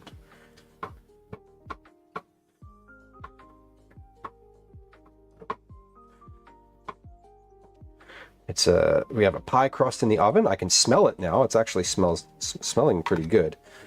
Bumps, sorry. Apologizes in Canadian. Yeah, this is like these kernels are still frozen, so we're probably gonna need to cook this for a little longer than 5 minutes, but that's okay. And Liz, you mentioned you had the other recipe that you had posted recently, the stuffed shells that I said that I loved. I have all the stuff to make them on that's going to be dinner on Thursday. So we're going to do that on Thursday this week. Corn and zucchini, perfect summer stuff. They did look really good. It took me forever to find shells in the grocery store yesterday. They were like in a weird place. They were not right next to the other pasta. I was like, where the hell are you keeping these things? Like, they're not a secret. They're not a specialty ingredient. All right, so this is about where I think it would start if these were not frozen. So I'm probably going to be, let's see, I'm at 2 minutes. That was 3 minutes. I probably need to like restart my timer about here because I'm just starting to see a little wisps of steam. So I'm probably going to just add a little bit of time here. I don't want this to boil. And it shouldn't. I can still feel these are a little bit cool. Oh, the internet. Yeah, that sounds fun. A little YouTube discovery hole. I bet you there's some like fun, I haven't looked at this, but I already know that they exist. Some fun like retro cooking channels on YouTube that are just using like old thrift store type equipment. Most certainly.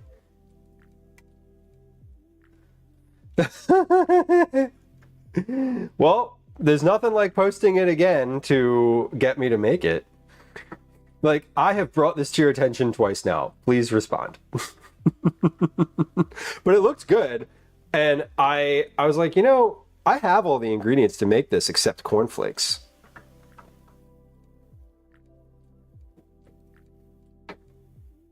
And so here we are. I almost always have heavy cream in the house. I don't drink it. I don't use it for like, it's like only for recipes and like cooking with.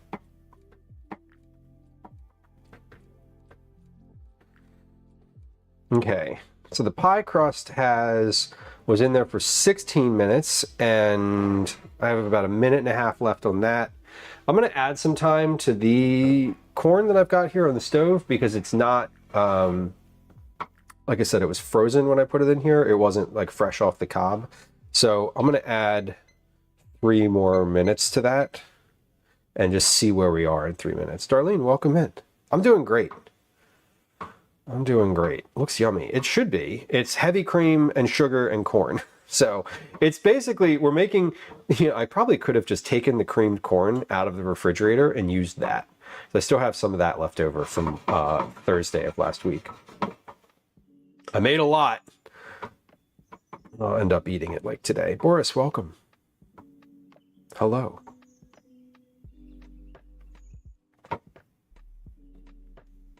All right.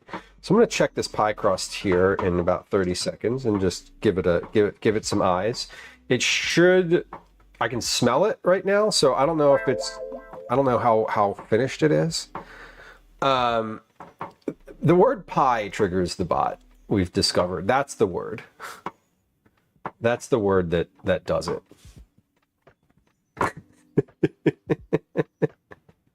So it's going to do that every time the menu pops up. It's funny because it should. Why is it sending? Why is the menu sending from my account? What's for dinner? I have no idea. Honestly, Liz, I have no idea. I am making tomato soup. So I think dinner tonight is probably going to be like tomato soup with pasta. Like I'm probably just going to put like some orzo in it or like some elbow macaroni and just like have tomato soup and pasta and maybe like a big chunky piece of bread.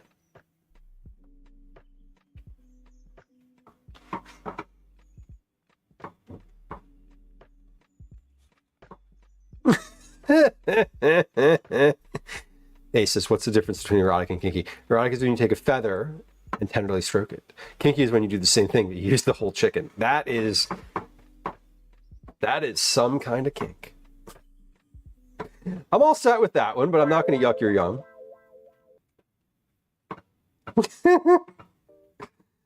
All right, this is starting to sizzle. I said I was going to check the pie crust, but I'm going to hold off for another 30 seconds. Yeah, Poritz, that's a you got to find a friend. You got to find the right person to hang out with for that one. Your field profile needs to be a little bit more specific. We do drills. Thanks for the first time chat. Let's yeah. I'm gonna time you out and just tell you that when your timeout is over, if you'd like to come in and say something constructive like hello perhaps, or hi, or how are you, or literally anything but judging the look of the thing, I'd invite you to do that. Otherwise, maybe just don't chat again. Your message is nasty, and I don't appreciate it. Try harder. It's not a creative thing to say. Not creative, just mean. Creative is fine. Let's check this pie crust. How are we doing? Not quite there yet. I'm gonna give that another 2 minutes, just like it says. Okay. Someone didn't graduate from kindergarten. Yeah. Yeah. You know, my child doesn't even say things like that. Again, just like if you, I don't really care if you say, I don't think this looks that great. Like, it really doesn't bother me. I don't care. You're not eating it. But like, this shit looks nasty. Like, okay. Cool. Thanks for the feedback. And then we were 6.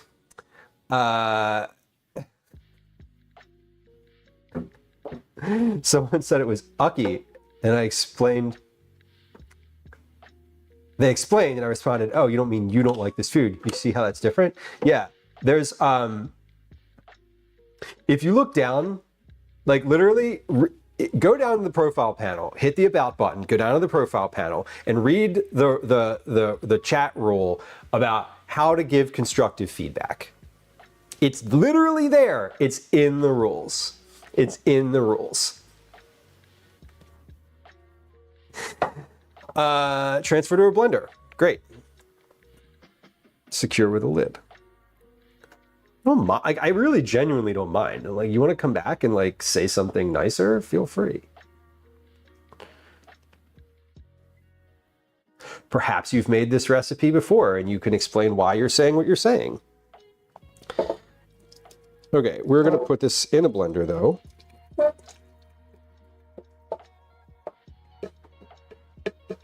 And blend it. And this is why I was using the spatula. Looks like cream and corn to me, right? It kind of is, plus a little sugar and salt. In a moment, it's about to look like yellow milk, so I don't know if it's going to get any better looking, to be fair. Okay, timer, gosh. No chill. All right, hold on. Pie crust is most likely finished. We're looking for it to be golden brown, it says. Viewer irate, you've inspired me to make corn casserole. Nice! A surplus amount of canned corn. Canned corn, I love canned corn. It's like quite versatile. All right, that's brown. That's definitely browner than it was when it went in. Do I need to bake this again? No. Do I need my oven again? No. We're done with the oven today. Okay, let's put this on a cooling rack and hold it there while I move to over here. There we go. Hello. And we're blending, right? That's what we're doing. Transfer liquid to a blender and secure with a lid.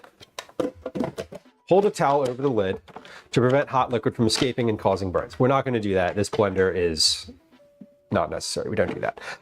Blend on high speed until very smooth. Excuse me.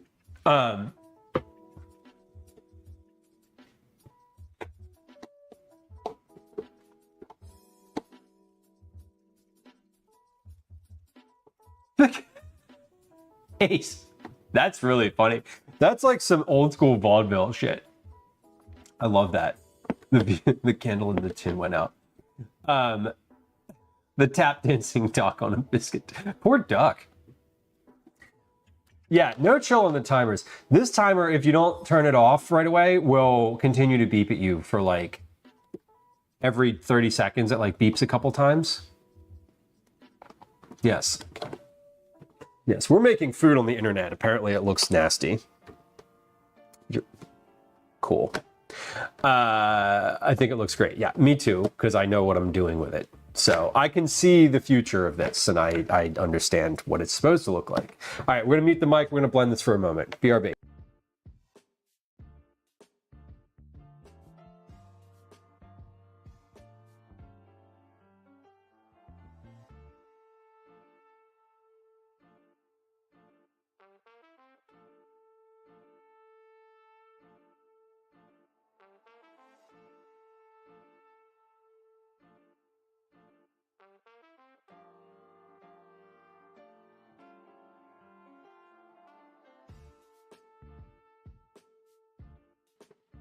Okay, blender is finished.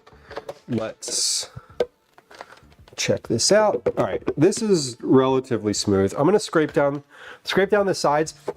This is where I prefer to use the bullet blender. Like, this is too big for this. Like, way, way, way too big for, like, this blender, rather, is too large for what I'm doing, because all this stuff on the side is, like, stuck on the side and doesn't really ever kind of come down. So it's harder with a low amount of liquid, it's harder to get the consistency that I want. Like if this was full all the way up to the 8-cup mark, not a problem. Easy to blend, totally smooth, like really good. The fact that there's just like, how much is this? Like half a liter in here. It just doesn't work as well. And this is, I do love the bullet blender. I don't want to use the bullet blender for this because it's hot. And we know what happens. We know what happens when we use the bullet blender.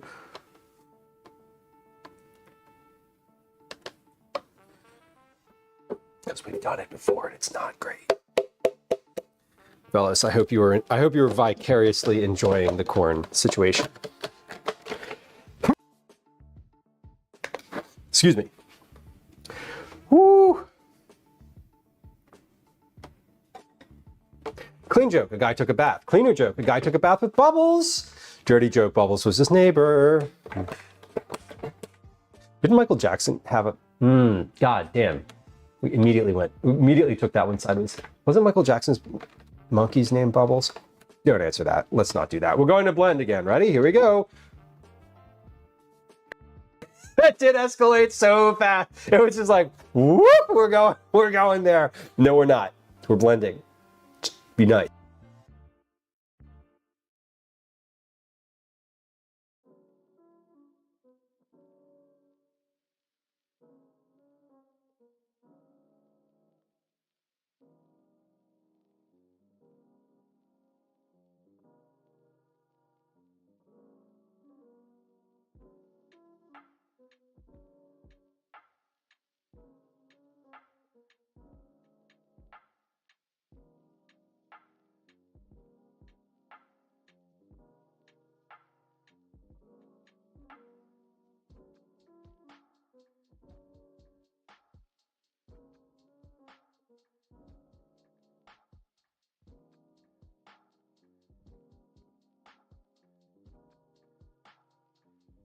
Okay. Darlene asked, am I okay? Yes. Generally speaking, yes. Yes, I'm okay. It is Tuesday. I'm making a dessert pie with corn and enjoying my time doing so. Blending, or polyamory as it's also known, right.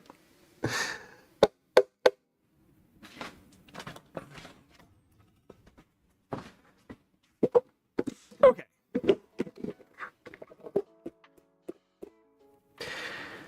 I feel like I didn't assume this would be a dessert pie. I mean, I'm assuming it's a dessert pie. I'm planning for it to be a dessert pie. Corn custard. Yes, totally. So, thank you. Yeah, maybe I'll, hold on. Maybe I see the note about the ad in chat. I appreciate the warning, because in my head I was like, oh, I'll get to that in a second. And in my head, there was still 5 minutes left. And I looked down and there was like 1 minute left. So now we have 11 minutes until that starts. Okay, cool. We're gonna pour this into the sieve. This is my medium strainer. So this one has a slightly wider mesh in it. The other strainer is like a fine mesh strainer, and I kind of like this one more for like straining soups and liquids. Yeah, I mean, this is sort of like, let's get this all out. I don't know why I need to strain this. I feel like it's just wasting a lot of the goodness in here. I don't know. A fantastic brunch dish. Who's hoping? I mean, I'm gonna eat it. I'm considering this to be a dessert dish because it uses whipped cream and it has a lot of sugar in it.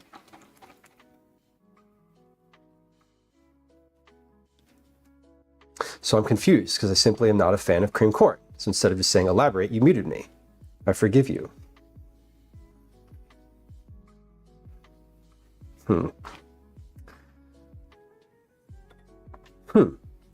Did you listen to what I said after that, though? Or did you just leave and come back? Because if you listen to what I said, I didn't feel like I needed to ask you to elaborate. I feel like you said, this shit looks nasty. And like, if you'd wanted to elaborate on it or had a better thought other than that, you probably would have led with that.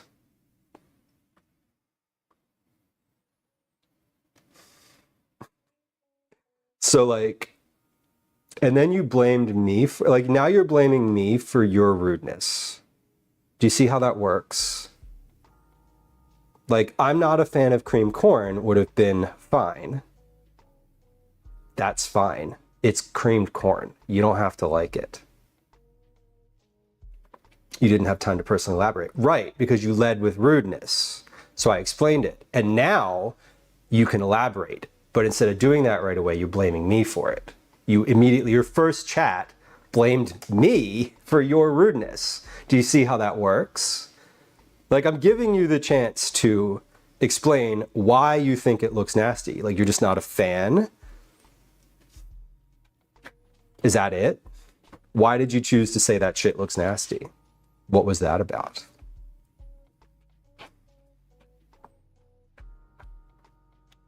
When I say I give people a long leash, like, this is what I'm talking about. Like, I don't read people very well through chat, so like, maybe you're nice. Maybe you're nice, I don't know. Didn't seem like it.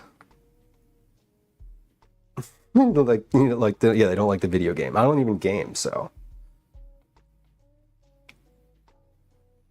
Yeah, exactly though. So maybe think before you press send. Right.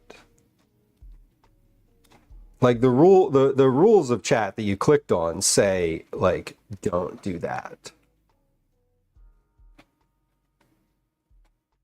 So that's where my head was at. And yeah, it's fine to say, I don't like creamed corn, but it's not fine to say that the thing looks nasty. Like, it could look nasty to you, and that's fine. There's plenty of times that I have that thought, but it does stay an internal thought because otherwise it's just critical without a basis in personal experience. So leading with an I statement, I don't like creamed corn, is putting all the burden on you. Saying that something looks nasty implies, or could imply, that I could be doing it better. It's like when you're arguing with someone and you say, like, you always do this thing. Well, that's not fair. So, anyway, that's why I muted you. And that's why I timed you out. Because it is not the type of statement that we like to lead with here from a first-time chatter. But you're welcome to hang out. And if you can find it in yourself to be, you know, mindful of the things that you say, then that's fine. Like the guy that cut me off and flicked me off when I got in front of him, totally. I accidentally flashed my high beams at someone the other day and I felt so bad because then they like beeped at me and I was like, I'm sorry. I'm just trying to figure out how to use my turn signal.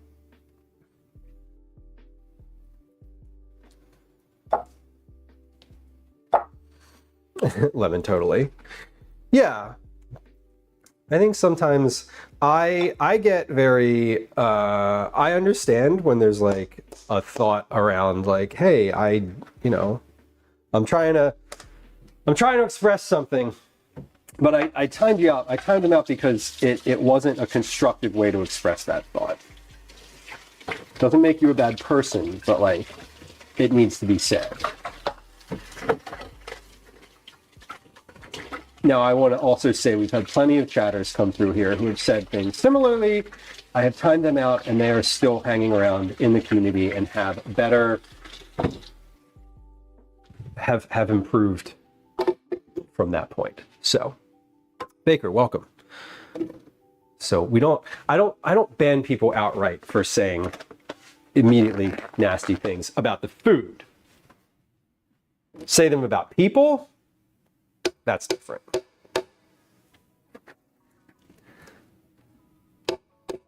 Should I blend this again? No. That's plenty. I don't need to do that. There we go.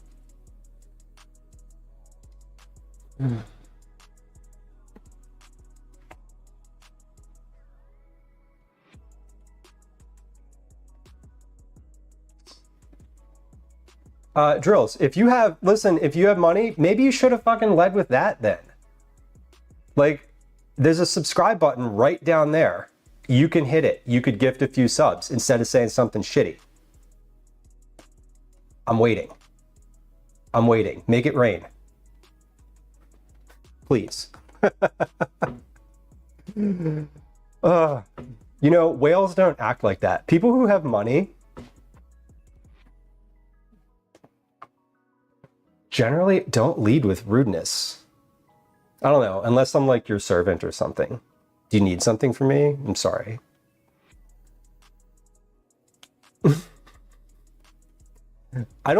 Frankly, I don't believe you. I don't believe you. I think now that you're just being, you're just being rude. I think you're being childish and rude. And I'm not going to ban you because I'm kind of like waiting for what the next thing is, because to be fair, I'm finding this very amusing because it's all very like predictable, like behavior.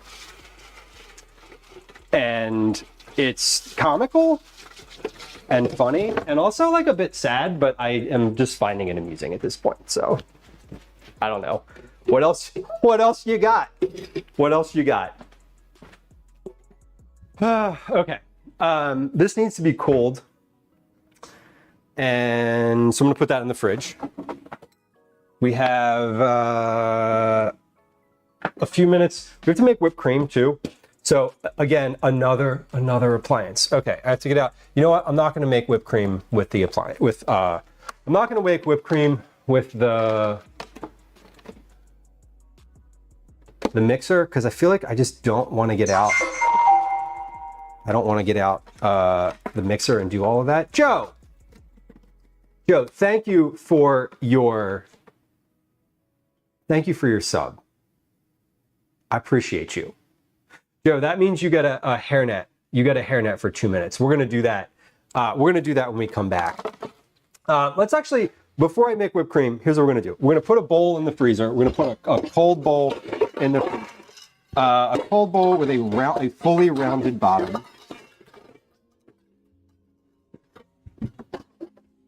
I don't actually have a bowl with a fully rounded bottom.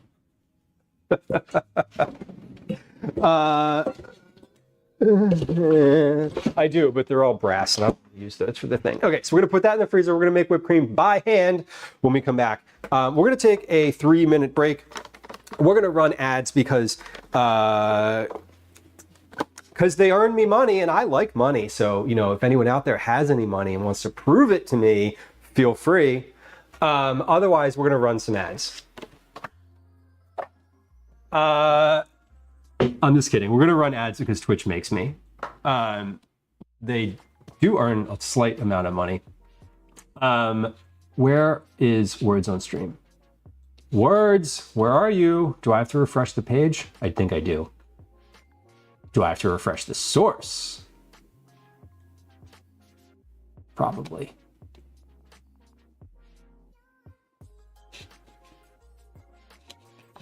There we go. Okay.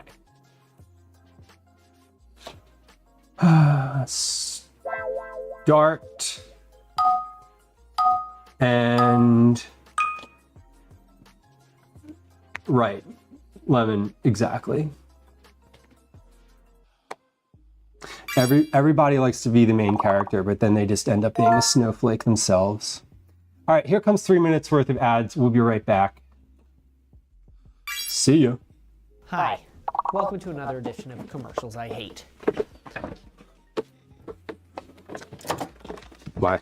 I feel like I've just had an oh no, we tried to own the lids moment.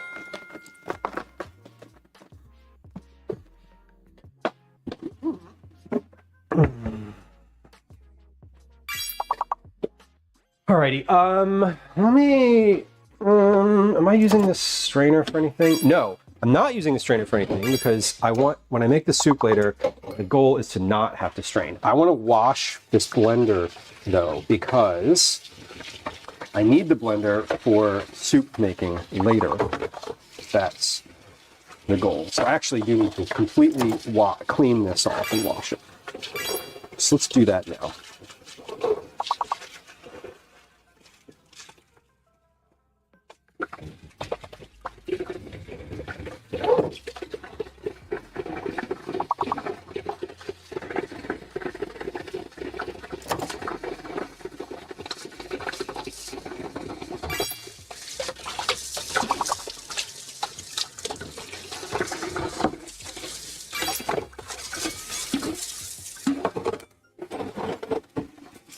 Some of this will go in the dishwasher. Oh my God, I'm so close! Yes! Yes, finally. Pulled through. Very good. One more.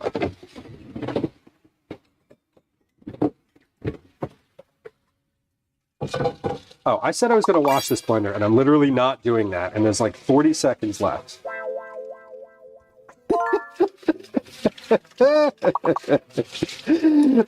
The bot is feeling good today. The bot's like, I get to respond to so many things. Oh my God.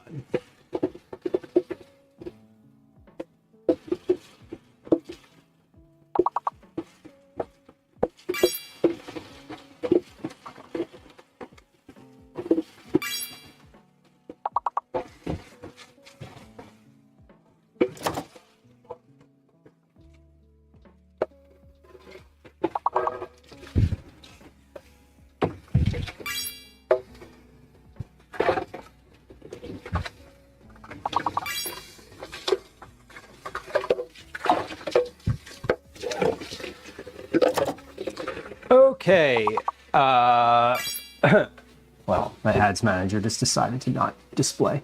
Where is that? There we go. All right, hey, if you're on Twitch, welcome back. Thanks for your patience, I appreciate you. Nobody likes the ads. We run them because we haven't yet found a rich benefactor to donate money to the stream. If anybody out there is rich and goes around to different channels giving money to different streamers, please feel free to give that money to me, and I will turn the ads off. Otherwise,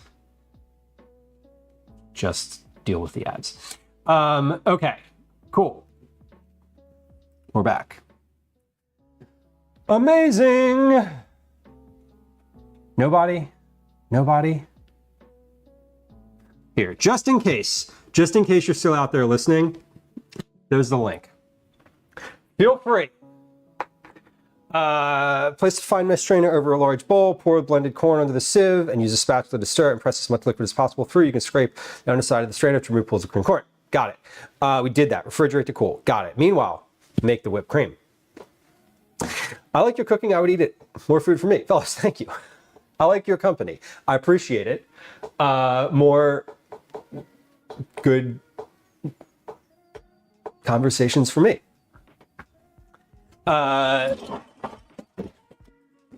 And hold on. Let's get this out of the freezer.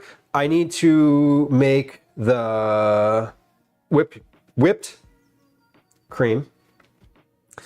Half a cup of heavy whipping cream to a stand mixer. Whisk until the cream turns fluffy. Avoid over mixing. Am I doing anything for stream number 500? You know, so if I thought about it, yes, I think so. But can I also be like, just yes, period, full stop. We should do something. If you have any ideas, let's talk. Like, if you have any ideas, share them. And then if we come up with anything like more concrete, I'll want someone to put that in the stream dump channel, please, because I will not remember it. But the other thing is, just like the other day, I was going through. So I back up all of my VODs to a backup. So the commander root, I don't know if you, whatever. If you're a streamer, you're like, oh, that, yeah, I know that. But if you're not, and you, whatever, you may not have heard of this thing. Anyway, the backup, I was going through those the other day, and I realized like, I was going back through, and I was back like a couple hundred streams. And I realized I'd messed up the numbering of the streams. So we jumped from 490 to 493. So I'd skipped a couple somewhere in there. I'd forgotten to like change the number. And then I just kept going. So anyway, I'm also like farther ahead than I thought I was, or I'm closer to 500 than I thought I was when I realized I was like, oh, I'm close to 500 streams. And then I like that same day I went back and looked and I was like, oh, I'm real close. What would the 500th stream be? Jamie, hello. Let's see, if today's 494, let's see, calendar. If today's 494, 95, 96, 97, 98, 99, 500.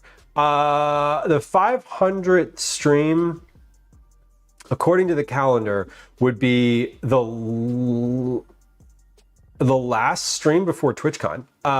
It would be a trip. You know what it would be? It would be a trip prep stream, which is fascinating because that was the first stream that I did. Interesting. Climb, welcome in. 500 cookies, Sarah. No. Sorry. Maybe. Let me hold on. Let me rephrase that. I could make 500 cookies.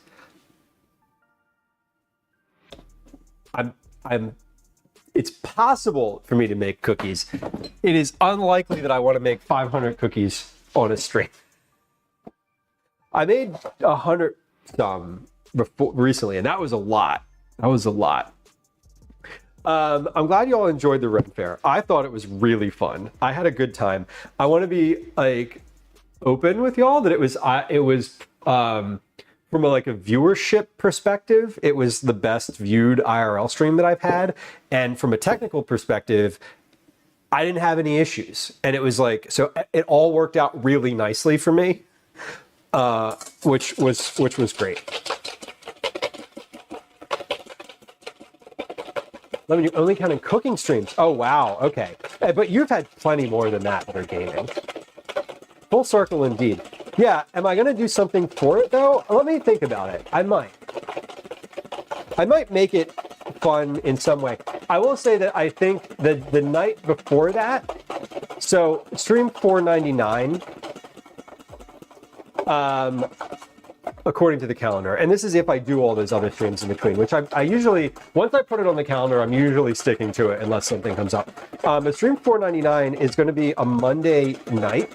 And I was thinking of doing like a bunch of watching of clips, just like watching, because I'm trying to get like a channel intro video together, like a minute long sort of channel intro video for raids and stuff like that. And just in general to have like posted on the profile.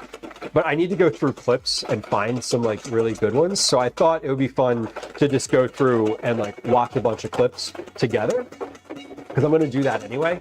So that'll be $4.99 according to the calendar. So that could be fun. You're at 400, almost 500, purely 500 cooking streams. That's intense. This is a total number for me, like ever. Almost 500 streams in a little over 3 years. That's not bad. Darlene, the horses were fun. I appreciated the horses looked very nonplussed. They were sort of like, whatever.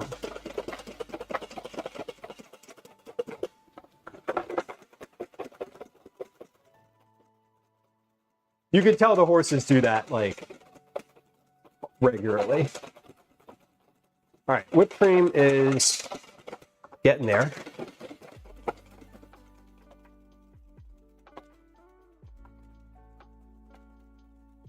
Look at those donuts. It was a fraud. Oh no. Shots fired. I could make cookies and like hand them out. That would be fun. All right, so this looks pretty good. Almost there. Yeah, that's whipped cream. It says avoid over mixing, which I think we did. Remove the chilled corn cream and whisk in the mascarpone cheese until very smooth. Okay, so we're gonna put this in the refrigerator too to keep the corn, to keep that cool. This is the corn, what do they call this? Corn cream. Oh yeah, that looks beautiful. Darlene, that sounds really relaxing. Ranch day. I love that. It sounds quite nice to have a day to look forward to like that. Corn jus, right. Shit. I should have put all of the corn, the stuff that was still in the blender or in the sieve. I should have put that in my freezer bag for the for stock. Yeah, Velas, I don't know if people would take cookies. I think if they were packaged nicely, that people would. Would it be too sweet? Yeah, oh, point taken. Yeah, right, because it had sugar in it. Right. I forgot that it had sugar in it. I was just thinking of like corn leavings. Okay, a quarter cup of mascarpone. Let's get that out and measure it. And when this pie is finished, so we're gonna basically mix all of that together. Hold on, let me, is this cold? Yeah, that's chilled. Okay. It's not cold, it's not like ice cold, but it's not warm anymore. It's more cold and has come up to room temperature, to like closer to room temperature than hot and coming down. Does that make sense? Like in my brain, the delineation, there's like a tipping point where it's like, okay, this is now just like on its way to cold versus like it's still cooling down. Velas, even if they were packaged nicely, I probably wouldn't. Right. Yeah, exactly. I probably wouldn't either. If someone came up and offered me like a cookie on the street, I would be like, no, thank you. I appreciate it though. 1 tablespoon is 14 grams. Okay, so we need a quarter cup, that's 4 tablespoons. So 10, 20, 30, 40, 4, 8, 12, 16, 56 grams of mascarpone. Remove the chilled corn, whisk in the mascarpone until very smooth, fold in half the whipped cream. Okay, so we're gonna whisk the mascarpone into this. And then the cream after that. Calvin told me the other day, he was like, you know, you have some competition now. Well, no, that's not how he led. What he led with was, when is the next time you're making cookies?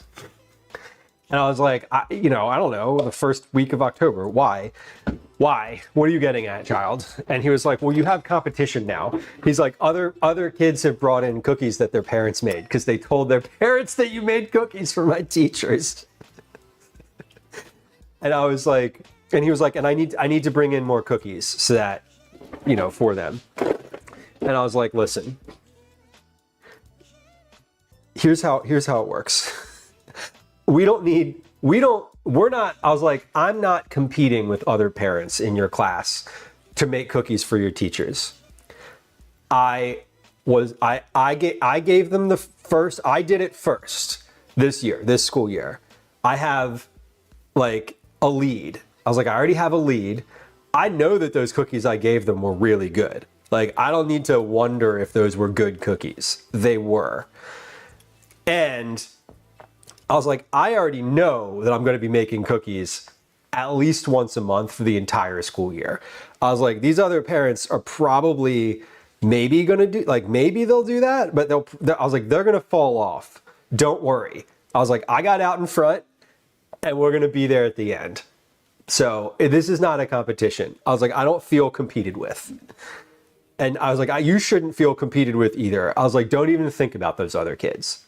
This isn't a competition.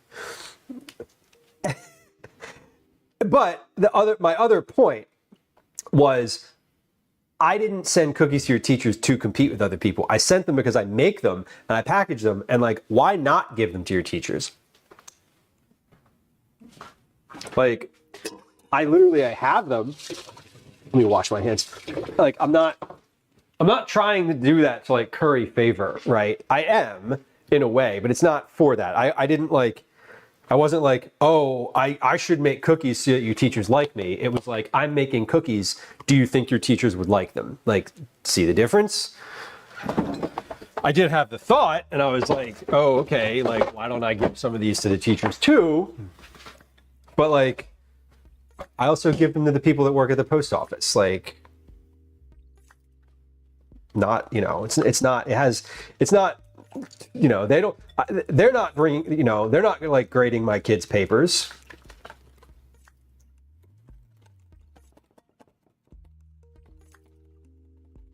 My kids are not doing good in history. How about you take these cookies, right? That's not how that works either. Yeah, like that's also not how it works. I wouldn't expect them to do that.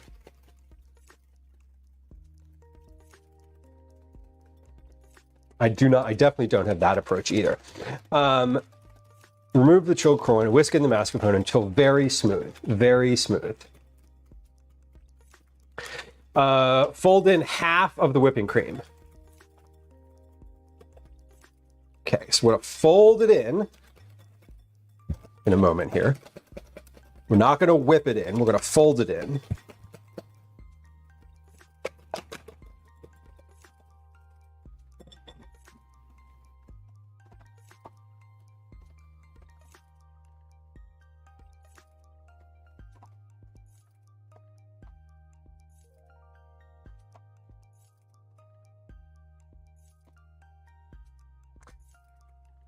Okay. Sorry, just leaving a note to myself. Nothing to see here. Let's fold in half of the cream. I don't know how much half of this is. I didn't weigh it, so we'll that's nice. Nice. When is the show? Or how far out is the show? Like months? I love buying tickets to stuff that's like really far away, because then you sort of put it on the calendar and forget, and then you get to look forward to it when you see it again. All right, about half of the whipped cream here. Fold this in. I don't really know what that means in this context, but I do know that I don't want to aerate it, or I don't want to like disturb it too much. Just kind of want to like stir it till it's incorporated.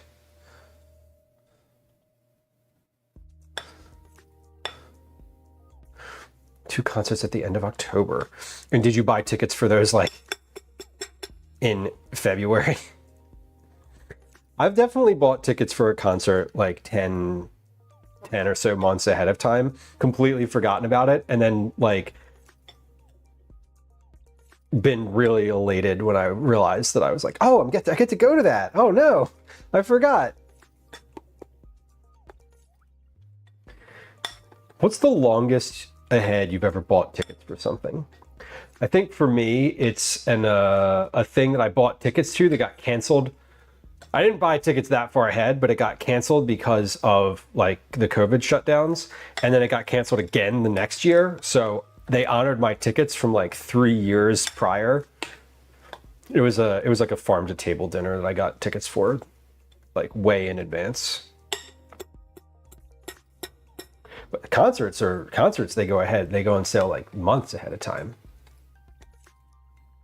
Ed Sheeran is next August. See? Yes. No, and then November. Okay. So yeah, one of them is like basically you buy it and you forget about it.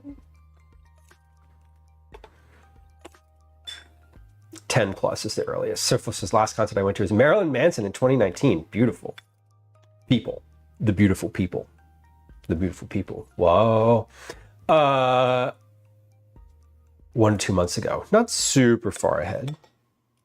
But next August is a ways away. 11 months. Yeah. All right. So this is folded in. This looks pretty good. Add the corn mousse to the cornflake crust. This is cooled off now. It's not completely cooled, but it's like the crust is cooled. Yeah, the crust is cooled enough. And then we're going to put this in the fridge. Let me, hold on. Let me find a space for this in the fridge where it will be elevated. Let me get a privet here too, so I can get, it gets air at the bottom. Okay. Hold on. We're going to add that down here. Down, down, down, down, down. Pie crust. Okay. Oh my God. My people-pleasing anxiety is coming out right now. Mentally. Okay. This is folded in. We're adding this to the crust, yes. Add the corn mousse to the cornflake crust. Refrigerate to set. Serve with remaining whipped cream on top. Okay, so we're gonna put this in here.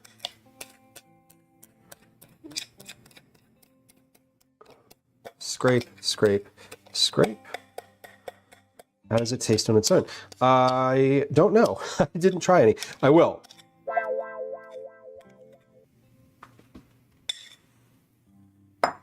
I will.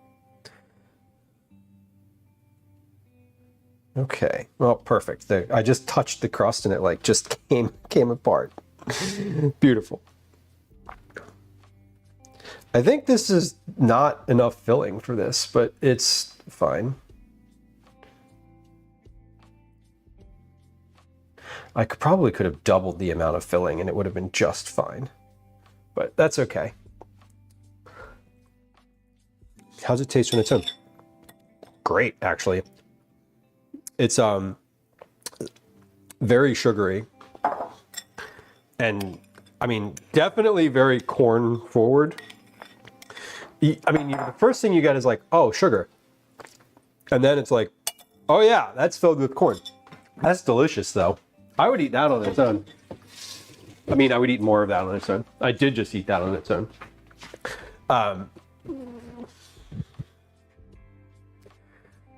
Okay.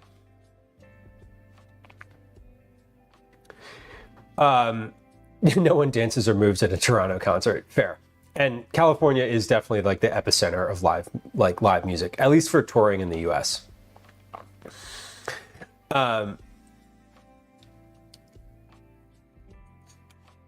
Those, I have no idea how any of that stuff works either. The scalping, the like buying ahead. I know that there's some artists and venues and like ticket vendors that have like checks on that, but it doesn't.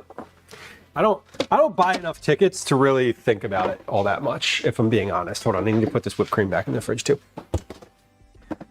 I haven't bought a ticket to like a major concert that would have had that issue at all. I don't even know when. 9 Inch Nails was apparently a very good show recently. They were touring, and I did hear that one.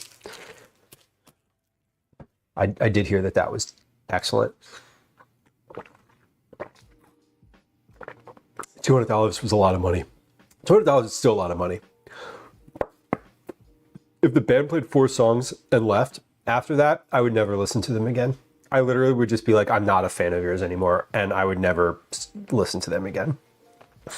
I only got 9 Inch Nails tickets because I'm in Utah. That's also, if someone's coming through there, it's probably a good place to see a show, honestly, because you can get the tickets for it. That's funny. Every weekend for over a month, Liz, that's incredible. I used to go to a lot of shows when I was a kid. When I kid meaning like when I was high school and college aged. Those were all like hardcore shows and like VFWs and like small venues and shit. So it wasn't no problem getting it. There weren't any tickets. You just gave them cash at the door. I just listened to Nine Inch Nails' new album recently. It was also very good. Yeah, I would. Badmouth and Perfect Circle. Yup. I had the same experience seeing Filter. The guy was just like strung out on something and just he literally laid on the stage and like sang the songs from the stage, and it sounded awful. Awful. I wasn't that big of a fan. It was a festival, but like still. Vibes are off. Lemon. Agreed. Good music, weird energy. The days of the VFW and Elks Club hardcore metal shows. Yeah, those were good days. It's probably part of the reason I don't know. Shit like that is why like hearing is difficult when you get older. Excuse me. Okay. Part 1 of the stream. Done. Part 2. Soup. Again. So we've had okay.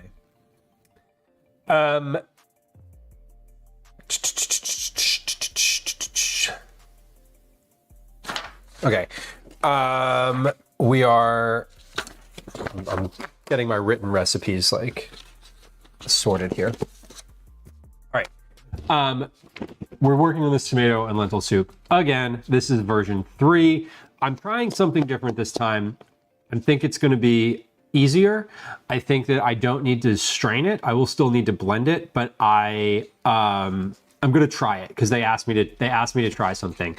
And I was like, you know, I don't think you actually need to strain it. I think you just need to blend it for longer, but let me try it and see if it works in the way that you're asking me to do with canned tomatoes. So we're going to do that. Fellas, yeah, like that's the type of thing where if the band chooses to leave the stage before their like allotted time, like, hey, we're going to play for an hour, and they play for 10 minutes, like, as a fan, that's bullshit. Like, you should definitely get a refund for it. The venue's never going to refund you for it. And like, that's probably part of the ticket agreement you signed up for, you know? So if the 3 days grace seemed high and sounded terrible, but years later I gave them another chance and they were much better. That's good. Maybe they changed. Maybe something changed, and you know, maybe they aged and grew up a little bit or whatever. Velas, I feel like Tool has the fan base who will do that. Totally. It's kind of wild to me. I would not do that, but I would never, I mean, like, personally, I would never stand in line for something like that, even if I was a huge fan. I can't think of an artist, or I can't think of a reason I would stand in line for more than like 2 hours for something. Except for going on a ride at like Disney. And even then I'm just like, this is why I don't like that. But anyway. Soundgarden or Audioslave. I feel like Soundgarden, yeah, I feel like they would have been fun. The girl who I was seeing at the time wanted the tickets. I was young before the internet, so you couldn't just get them on that. Oh, I know those days. I definitely remember those days. Remember the days where they sold them at like the kiosk, at like the Ticketmaster kiosk in the mall? And there was like a line at the mall on like a Tuesday morning at like 8 a.m. And you're like, what's going on? Now, when you see a line like that, it's like a sneaker drop or something like that. It's not ever the tickets anymore. Now people have like 7 different cell phones all queued up at the same time on the same like waiting room page. It's a lot more technological now. A record store to buy tickets. That's right. Oh my God. The record store days. I loved a record store. I still do. I still go into there's a couple in Philly that I walk into every once in a while. Chris Cornell just had a great voice. Yeah. Yeah, I liked Soundgarden. I wasn't like a huge fan, but I enjoyed. I think I came up. They came up at like the same time when I was like really into music, so you kind of couldn't help being a fan. Old in chat, totally. A super limited tour. Yes. Terrible. Terrible. Fellas, I would be like, yeah, I'm not a fan. I would do exactly that. I would take every opportunity to just like talk shit on them. 100%. The disc jockey to buy my tickets. Oh my god. I won tickets. I won a couple tickets off the radio before. Listening to the radio, calling in, anyone? With a phone, with your landline? I still physically print my tickets though, for most things. Baker says I have my Pantera and Black Sabbath stuff. Nice. Nice. I went to, when I was a kid, there was a big like festival in Maryland, the WHF Festival, or HF Festival is what they called it. Used to draw a bunch of people from the East Coast. That was one that I like went to the record store and waited in line for. It wasn't that long of a line, but the phone stubs, there's no phone ticket stub. That's true. It's a sad state of affairs. You can't save the thing anymore. You can't even give it to someone else.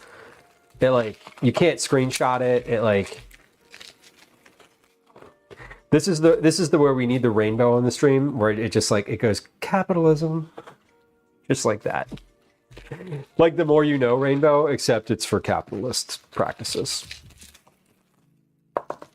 Okay, so I'm gonna make this soup probably twice today, most definitely twice. So we're gonna prep all my ingredients at once, so I don't have to do this. I don't have to prep the ingredients twice, and I may make it. Yeah, I'm gonna make it twice. I'm gonna make it in the same pan both times. So we're gonna do some onion prep and some garlic prep right now, and then we'll work on it. So this is, I know that I've been working on this recipe now for like two weeks. This is like the fourth. This might be the fourth stream I've worked on this recipe, which is honestly a lot. Where is my bench scraper? Oh, it's dirty. Okay. Which is honestly like a lot for tomato soup. But I'm trying. My goal was to use fresh tomatoes and get a smooth soup, which is hard to do because you need to blend it. And then you need to strain it if you want it to be really smooth, but I don't really want to strain it. So it's like we're just trying a couple different methods. That's what we're doing. So we're gonna try a new method first today to see how that works, because it's not really a new method, and it's not really with fresh tomatoes either, which is like super annoying.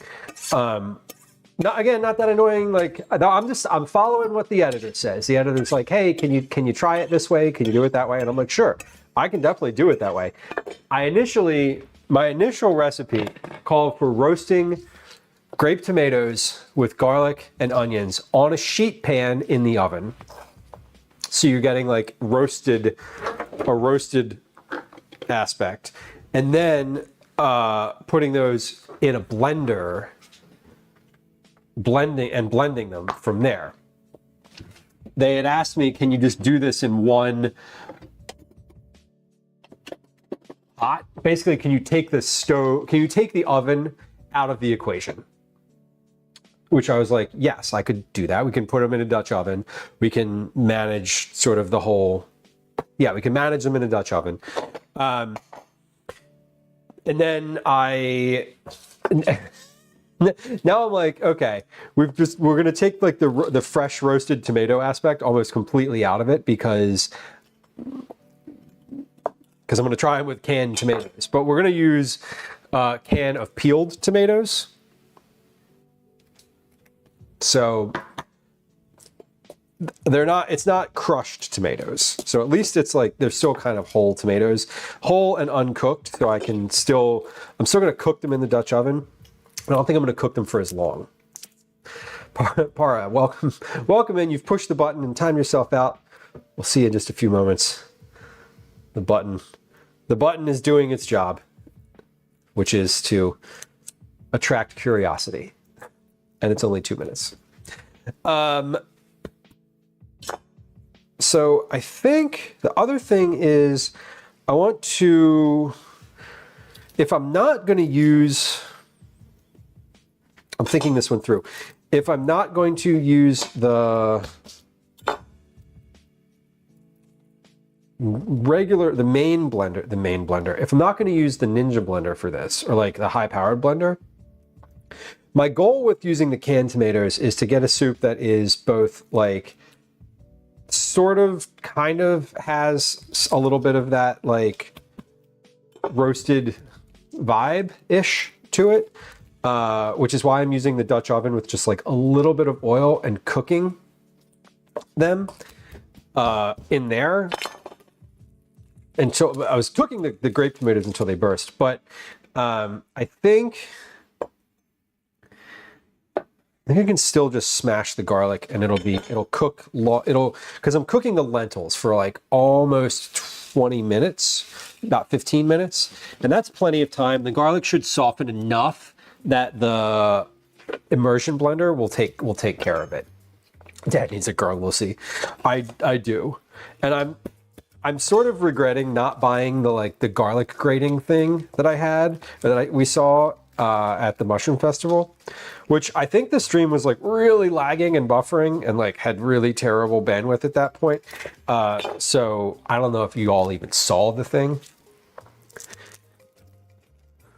But for the purposes of like recipes and working on them, I love all those kinds of like little tools for home.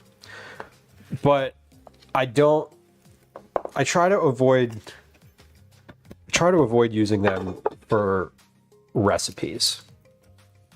Because if you're like, shred the garlic on your garlic, you're like, what does that mean? And the editor's like, I can't print that. You can't print that. And you're like, why not? What's wrong? What's wrong with it? What do you mean? Garlussy. Am I even saying that correctly? How does one pronounce that word? God,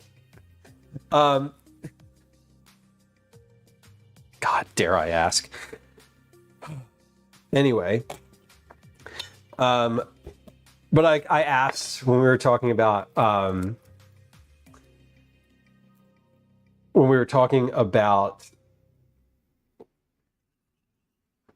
other stuff for this, like the other day, and I was like, oh, like I could use a food mill, but I think that's too niche of an accessory. Like I said that I wrote that email and was like, hey, is this too niche? And they were like, yes, definitely.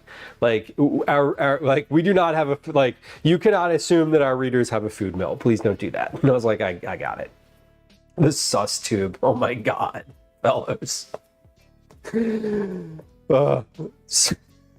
Seriously. Okay. Garlic is just going to be smashed, which is, yeah, smashed, because that's easy. And I hate small dicing garlic or like cutting it in any sort of farther way if I don't have to. If I can get away with just smashing the thing and doing it that way, I will. So much easier. Got fucking garlic falling all over the place too. We haven't seen a cat today at all. I mentioned the cats, but we definitely haven't seen one. I was just thinking of stuff falling on the floor and like, oh, is there a cat around to like be curious about this? No, they're literally not here at all. That's okay. Okay. So that garlic clove was not good. So again, I'm just doing this, doing all of these at once. I'm making 2 batches worth of prep, because I'm going to do I am going to do 2 batches of this.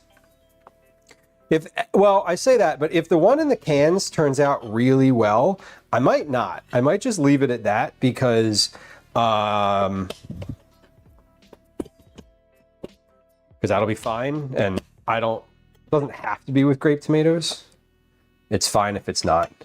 They just want really something that's like a really easy, like, one pot situation. As politely as I can put this, Carly says. Thank you. And I was asking, to be fair, I did ask. Garlussy. Got it.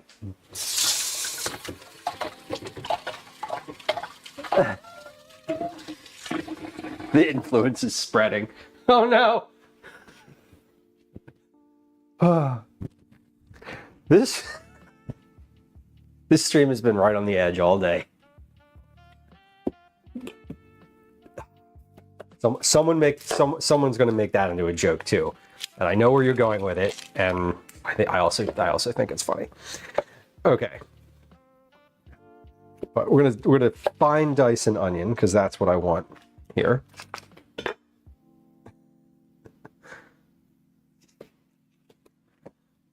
And then we're going to fine dice another one.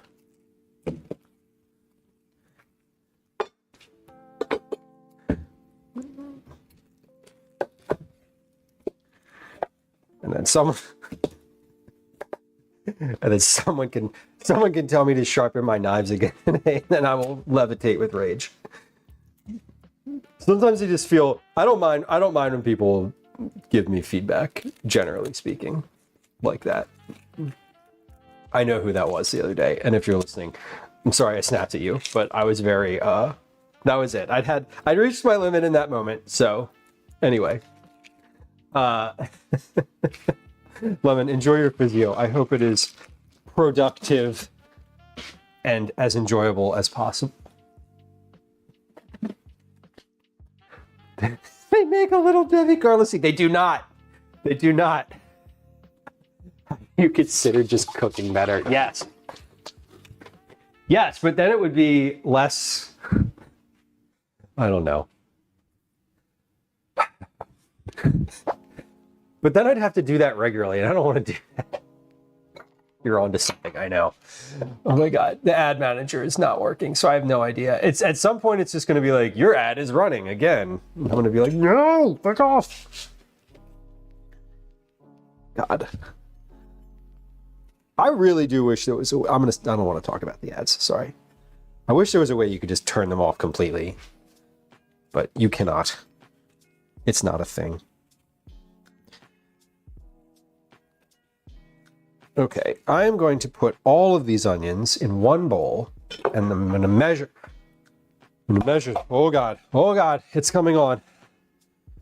Oh, my eyes are like, hello, we're about to be in pain. Yes, I know.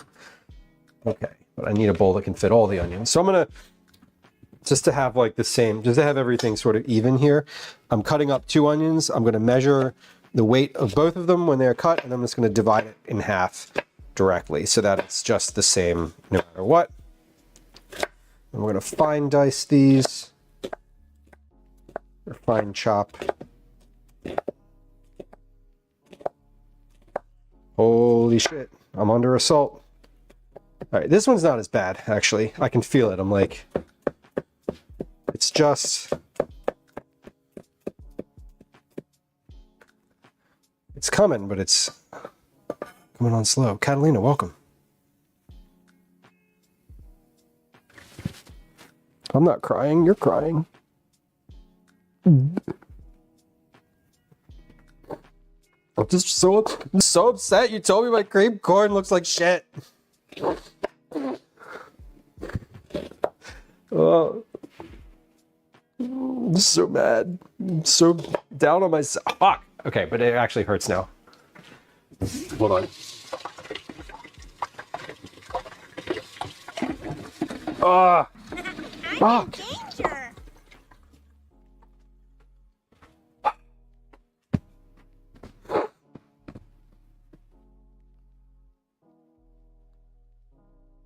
Oh, swim! Oh, the goggles! Right. Where are my goggles? Dr. Hex Mikey, welcome in. I think I have the goggles in here somewhere. Do I? Do I? Oh, no. I know where they are. We moved them to the swim bag, which is over here, because it was summer. And then I had them in the swim bag for the summer. Okay, those are Calvin's goggles. That would not work. Where are mine? There they are. All right.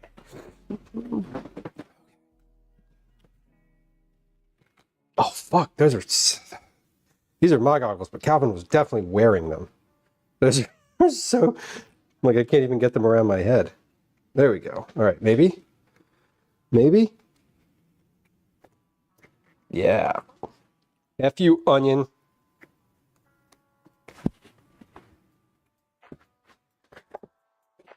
Yeah. I made you some content. What do you mean?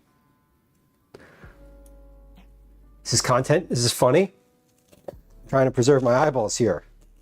This is serious. This is serious shit.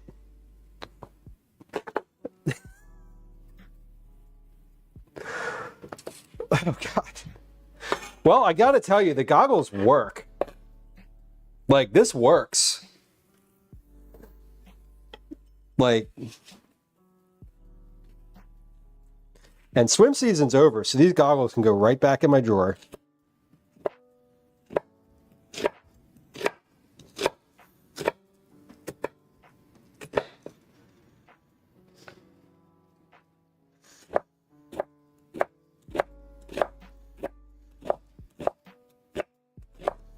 Hell yeah.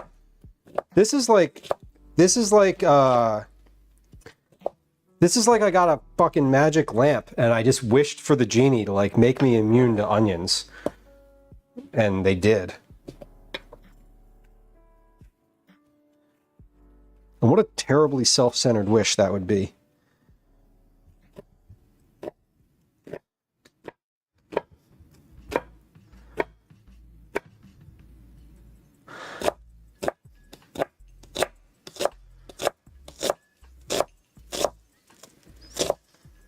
Okay.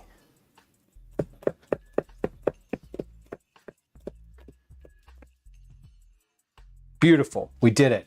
Kathy, welcome.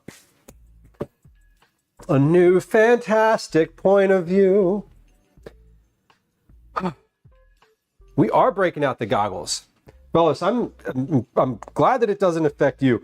Sometimes the onions are just like awful. And sometimes they're not. This batch that I have, these all came from the same bag.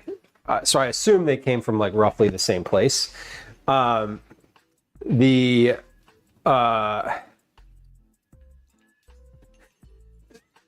past couple times we've done onions, they've all been from the same bag, and they've all been like very aggressively juicy. Or jussy, if you're using the parlance of our conversation from earlier. Okay, let's see. How much is half? Because again, these are two slightly different sized onions, so I just want to kind of moderate my sizing here. 390 divided by 2, 195. Okay, we need 195 grams worth of onions in that bowl.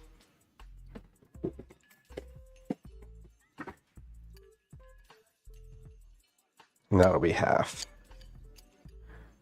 70, 80. Okay, good. 1, 2, 3, 4. Done. Oh. Razor sharp knife. There's an onion that is more juice. Knife and water. Yeah. I knew about I've actually never heard the dipping in water thing. That's interesting. Wipe down your cutting surface. Yeah. Well, the cutting surface you can't always just wipe off in between each cut. It's not And sometimes it's also the onion. Because sometimes I cut the onion and it's fine, and I don't have any issues. All right, but that's all my vegetable prep that I need to do. So we're done with that. We're also done with the cutting board for today. I think. Am I done with the cutting board for today? I should be.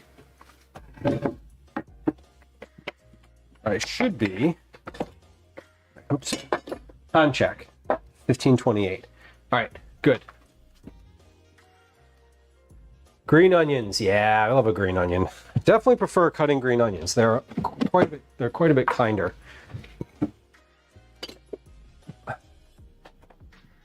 Cutting underwater works, but it's a pain. That would be funny. That would be a hell of a stream. We're gonna do some underwater cooking today. Okay, so 1 medium onion diced, grape tomatoes, 24.1 ounces. So this is a 28 ounce can. I am just gonna use 1 can for this.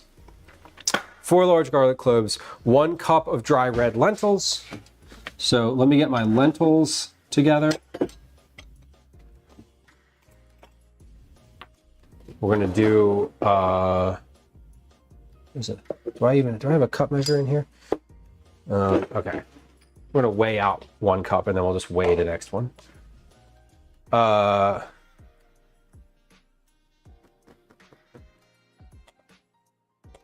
Grams. Okay. I got lentils from the store. I got bulk lentils this time instead of the fancy bag. Okay. 1,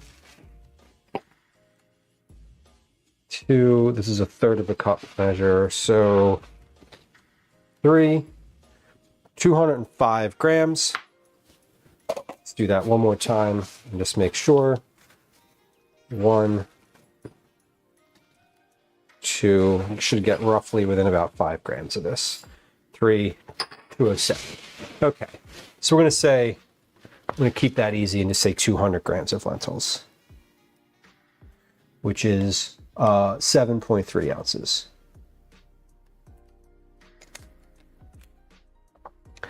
I also need, so 1 of these will be with grape tomatoes. So we have grape tomatoes for there, canned tomatoes for the other one. Olive oil, I heard I had to have at the stove. Vegetable broth, I need to measure that out. So 4 cups of vegetable broth. That's going to be in this cup measure. And I have vegetable broth over here. This is broth that I did on stream. I don't know which broth this is. This is why I make it though. I just have it like in the freezer. I thawed this at the beginning of stream and now I just have like a big old cup of broth. But we're gonna do, this is about 8 cups. It's not quite 8 cups. So I'm going to go ahead and fill this with a little bit of water to get to 8 cups because I'm making this twice. And I want this to be, I don't want to do like that much water in one. I want to incorporate it all together. So I want to keep the flavor as consistent as I can between the 2 batches. Only really substituting canned tomatoes and grape tomatoes between the 2. Okay, so this should be roughly the same weight as water. So I'm looking for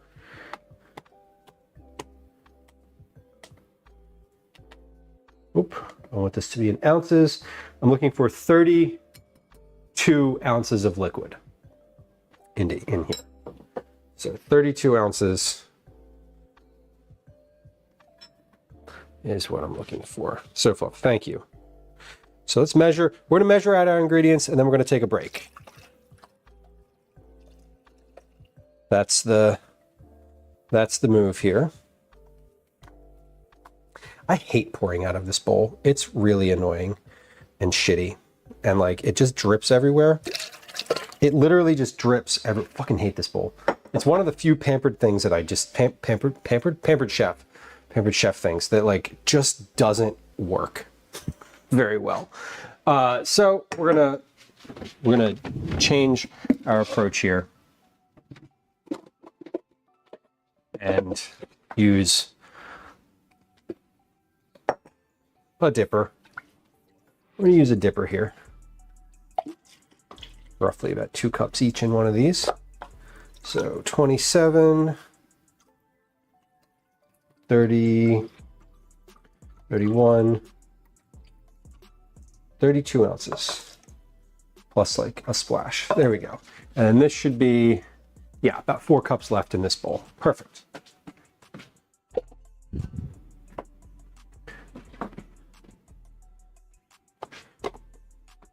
All right.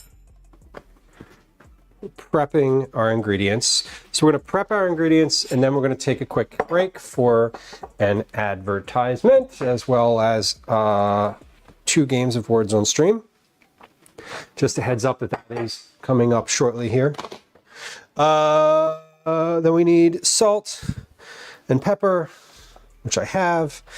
How much pepper? A teaspoon of pepper. Do I have enough pepper in my pepper container? That is the last remaining question. Is that 2 teaspoons of pepper? Yeah, that's 2 teaspoons. Perfect. Yeah, Kathy, that bowl is great. I love it for many things, but pouring is not one of them. All right, we're going to take a quick break here. We're going to play a game of Words on Stream. If you're new to the stream, we do a break every hour or so to run an ad. We play Words on Stream. We do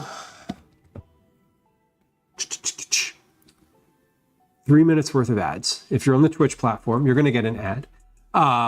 If you are so inclined and want to be nice about things, you can go subscribe on YouTube. There's no ads there. It's not monetized. All right, here comes the game of Words on Stream. Here comes a 3-minute ad. I'm gonna handle some of the dishes in the sink. We'll be right back. Shit, I just snoozed the ad. That was the wrong button. Here comes an ad. Just kidding. BRB. Hi, welcome to another edition of Commercials I Hate. God, I literally just hit snooze instead of the run ad button.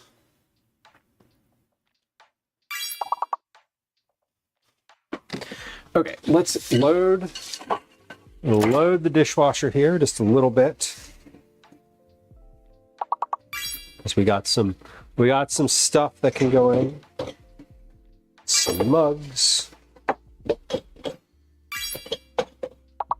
We got some bowls and cups, pencils.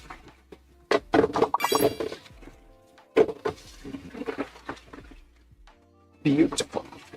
Okay. There's a lot of words for very few letters here, huh? It feels like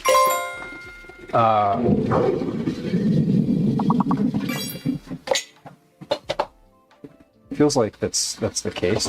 Maybe I'm wrong.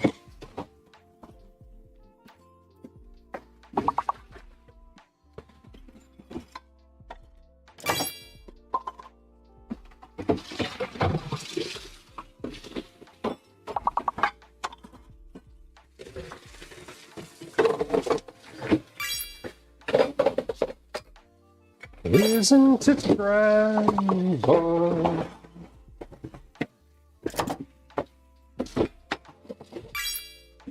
Last guesses, get them in for this round.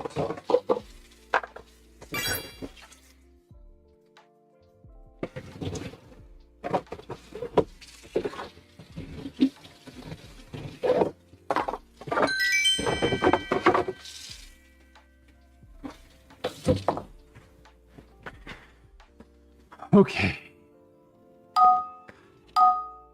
Sink looks good. All right, what do we got here?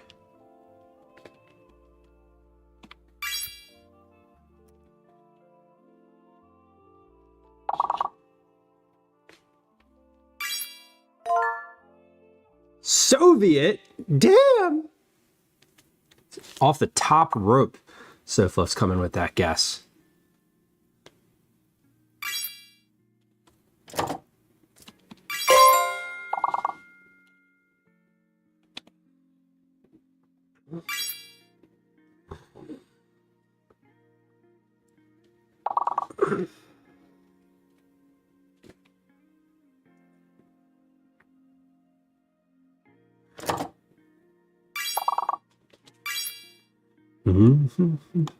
Couple V word. All the words left. So that's all the words that are left start with V. Every word that's left starts with V. Welcome back. Thank you for your patience. If you're watching on Twitch, I appreciate you. Nobody likes the ads. We got this one. There it is. Beautiful, y'all. When there's like, when everybody has like 4 guesses left and there's one word, it's just like, just spam. Just spam at that point. We'll figure it out. That's not the right camera. That's the right camera. All right. We got everything we need. Let's get to the cooking. Catalina, yes, exactly. But I hope that's not a password for somewhere. That looks like the type of, that looks like what all of my passwords look like. If you use a password manager, you know what I mean. All right. Cat on the keyboard. I know. We haven't had a cat yet today. And the cats are all hiding. I don't know why. They're just not around. They do not want to make appearances today. We need, you know what I need to do? I need to get the redeem, the channel point redeem, the go grab a cat redeem, and have it be for like a large point value, because that would require me like literally going somewhere in the house and finding the cats. But that would be funny. That would be a good one. I keep forgetting it though. Ah! Okay. I don't keep forgetting it. I keep like, every time I'm doing things, I just keep forgetting that it's like a thing that I want to do. But it would be funny, and I do want to set that up at some point. All right, these are good. Are these salted? Slightly. Slightly salty. That is my attitude today. Okay, pause. Let me, okay, there, go, okay.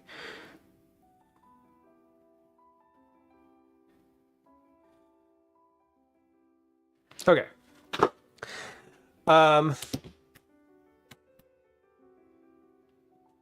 These are whole peeled tomatoes. So before we get started with these, we need to empty these into a bowl and take the tops off them. No, I can do that in the pot. I don't need to dirty a bowl.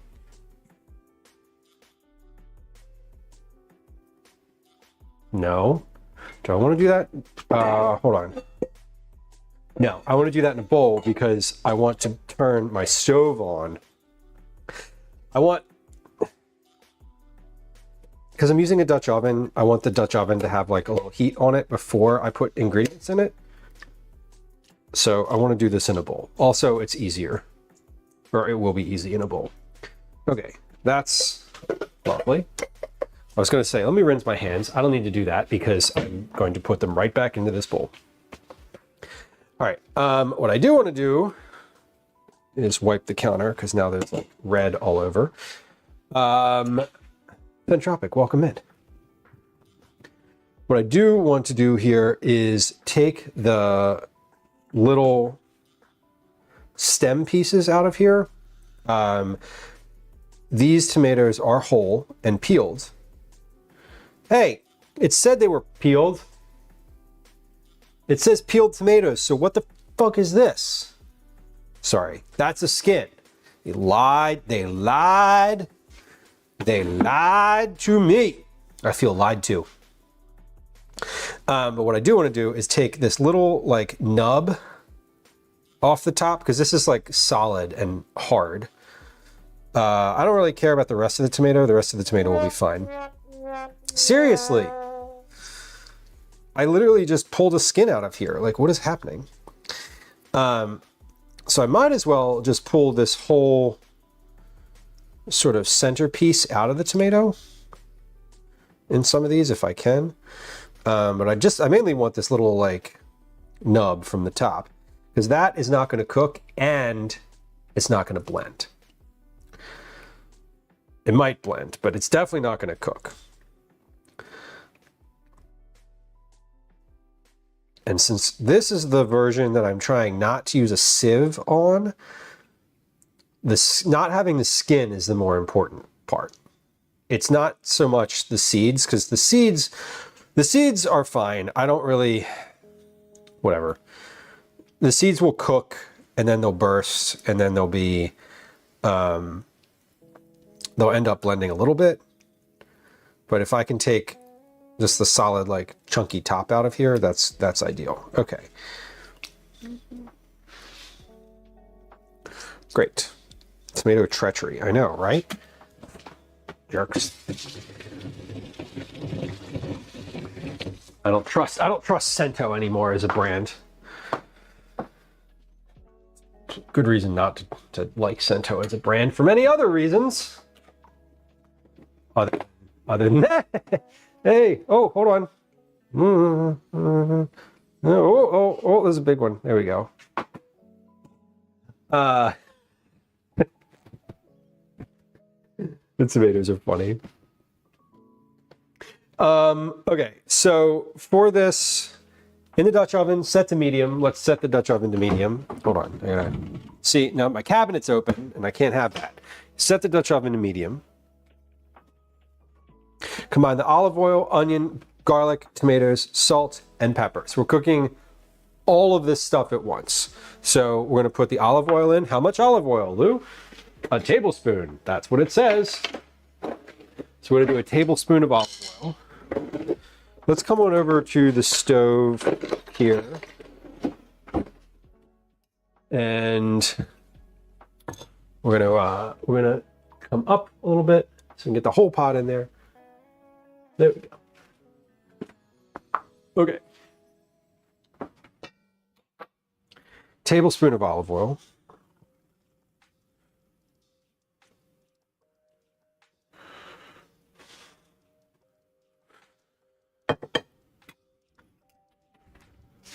The onion, garlic, tomatoes, salt, and pepper.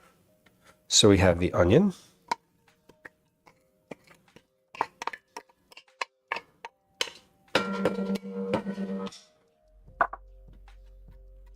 Garlic. I'm gonna wait just for a moment until this is until I get some sound out of here. Onion and garlic is in. Now salt, or tomatoes are next. Tomatoes, salt, and pepper. All right, so we got the tomatoes.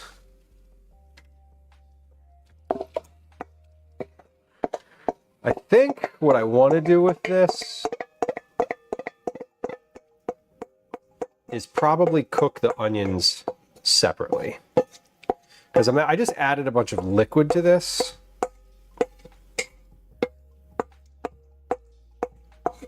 I should have let the onions just cook. I can't go back. I can't go back now.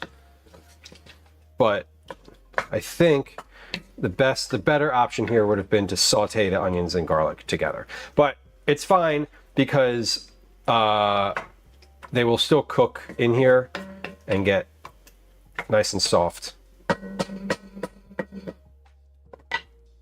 Tomatoes, salt, and pepper. How much salt?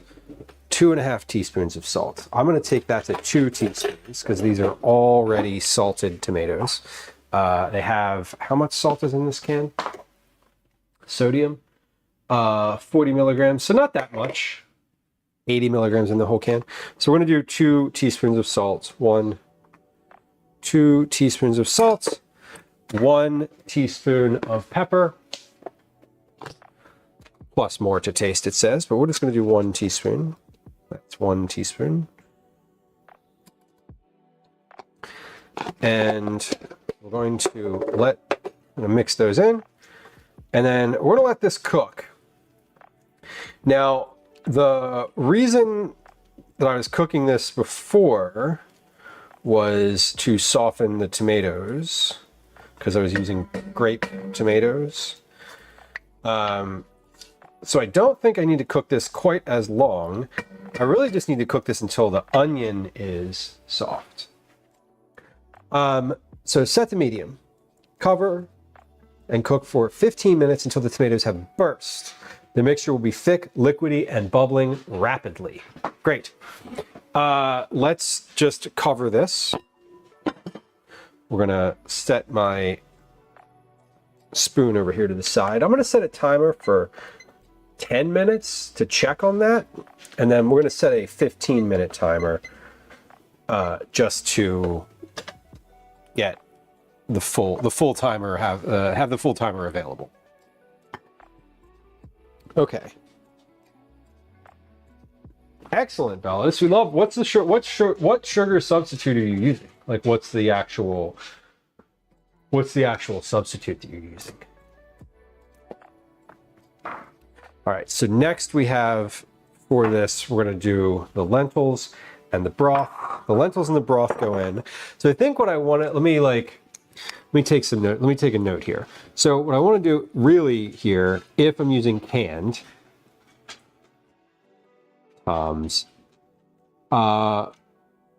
remove the plug, stem plug. I want to saute onion for like 3 minutes, plus garlic for like 2, and then I want to cook the tomatoes. So that's 5, and then I probably want to cook the tomatoes for like 10 minutes.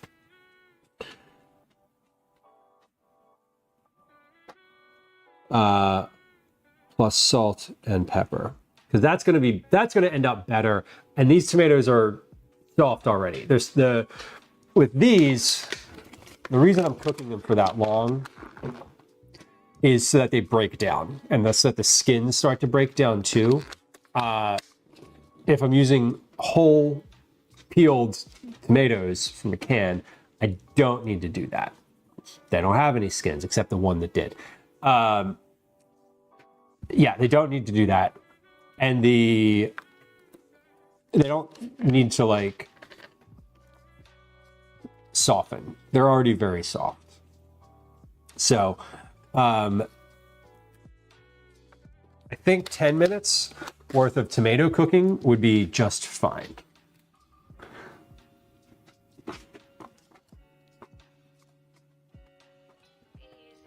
And if I can get away with not using grape tomatoes and still have this come out being like relatively smooth without using a sieve, I actually think that's good. Like, that's a good way to do that. Bella says it's Sugarloose stuff. Sugarloose in the yellow box, yellow packets. Like the packets that you have on like the tables when there's like sugar packets on the tables, that kind of thing. Version of coleslaw. Yes, coleslaw is one of those sneaky things that has sugar in it, like that you like relies on sugar for the flavor. I've made coleslaw a bunch, and I remember the first time I made it, I was like, really? Cheaper than fast food. Nice. And Aldi's great. I was in Aldi the other day. There's one in the city now that is on the bus line, and like it's really easy to get to. So it was two spoons of soup. Wait, Sarah, what was 2 spoons of soup? I said something. Oh, the tomato that I ate. Yes. Sorry, I got it. I got it now. I'm with you. Yes, 2 scoops. You ate a tomato. Yes. Okay. I was like, wait, what do you mean? What do you mean? I thought I said something out loud. I ate the tomato, and I ate the tomato not even thinking about it. It didn't cross my mind that that was like a thing that was happening until I said, what do you mean 2 scoops? I got it now. We're good. I'm hoping, I'm kind of, now that I'm thinking about it, I'm kind of hoping this canned tomato situation works well, because if it does, it'll be easier to,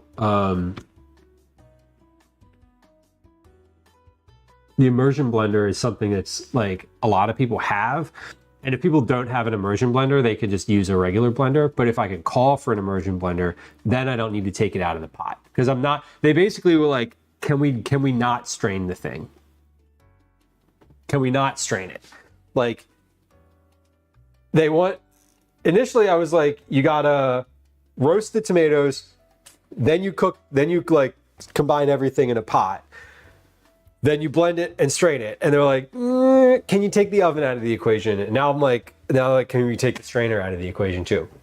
So I'm having to like make adjustments with this soup. And it's all just like it's in the name of like a super basic tomato soup. But the purpose of this is to include lentils in it. So it does need to cook in a pot on the stove. You can't roast lentils. You can roast lentils. I guess you could roast lentils in the oven. Could I have just put the Dutch oven in the oven? Roasted the stuff in the Dutch oven, added the liquid and the lentils to it, roasted it again in the oven with the lid on? Yes, I could have. Would that have been obnoxious? Probably. That's kind of like a stew. So it could be a full meal. Sarah, totally. There's 2 things that are important in this. 1 is that it has lentils. 2 is that you don't see them. Because the important element of this, it was basically I pitched this as a like, hey, this is a more nutrient dense version of tomato soup that you can still serve and just like call it tomato soup, which is why we're using red lentils, which is why the blending aspect of this is actually important. So we do need to blend. And then I have lentils. I have some other, do I have leftover lentils from before in here? I do. No, that's rice. Oh, those are green lentils. Okay. I have green lentils in here too. But like, when I say nutritional density, right? Seafilms, what type of grocery store is Aldi? It is a discount grocery store. When I say discount, I mean, it's not like they cut corners, right? But they have some certain things that they do different from other grocery stores that make them cheaper. Yeah, this has 1 serving of lentils has 11 grams of protein in it, which is different than regular tomato soup. 5 grams of fiber, which is pretty good. Calcium, iron, potassium. So it's a little bit more nutrient dense than just your regular basic tomato soup. That's all.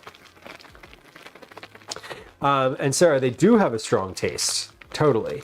And that was the goal, is like, we're gonna roast some tomatoes with onions and garlic and like really get sort of that type of flavor to overpower like the lentils. And I'm not using a ton of lentils either. I'm using a cup.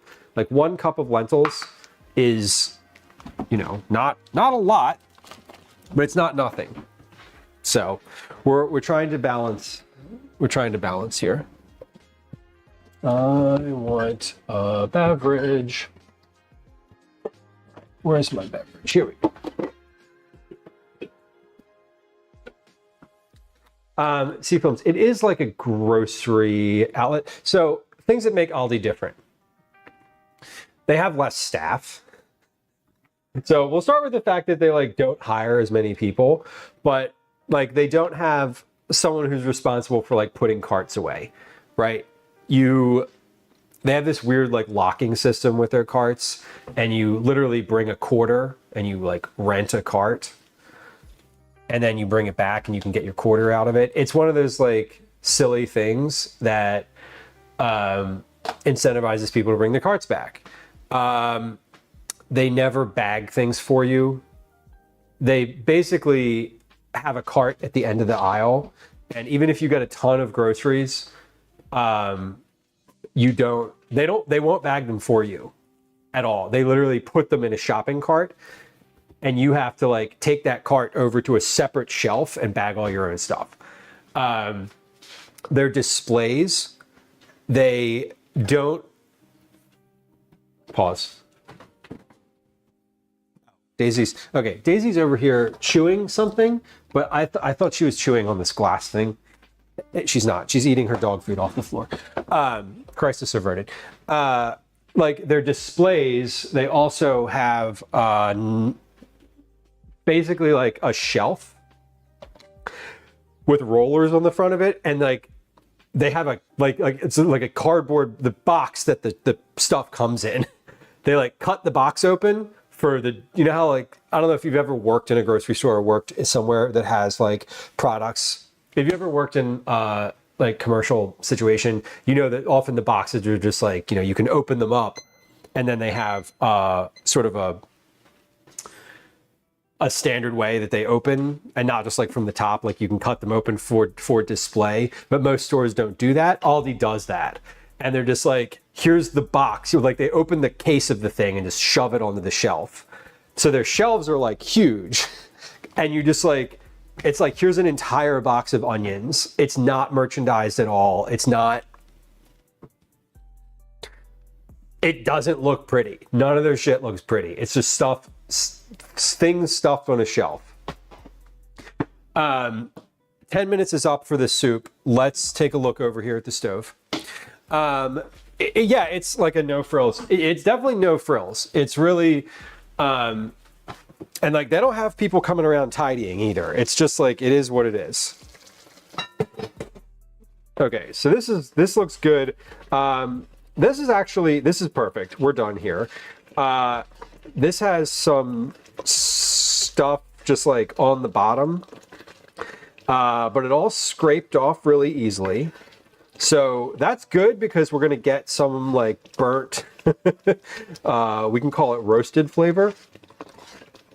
So that's wonderful. Okay, 10 minutes, plenty. So here's what we're going to do. We're going to saute the onions for 3 minutes. We're going to add the garlic for 2. We're going to add the tomatoes for 10. That gets us to the same 15 time limit, 15-minute mark that I was at with the grape tomatoes.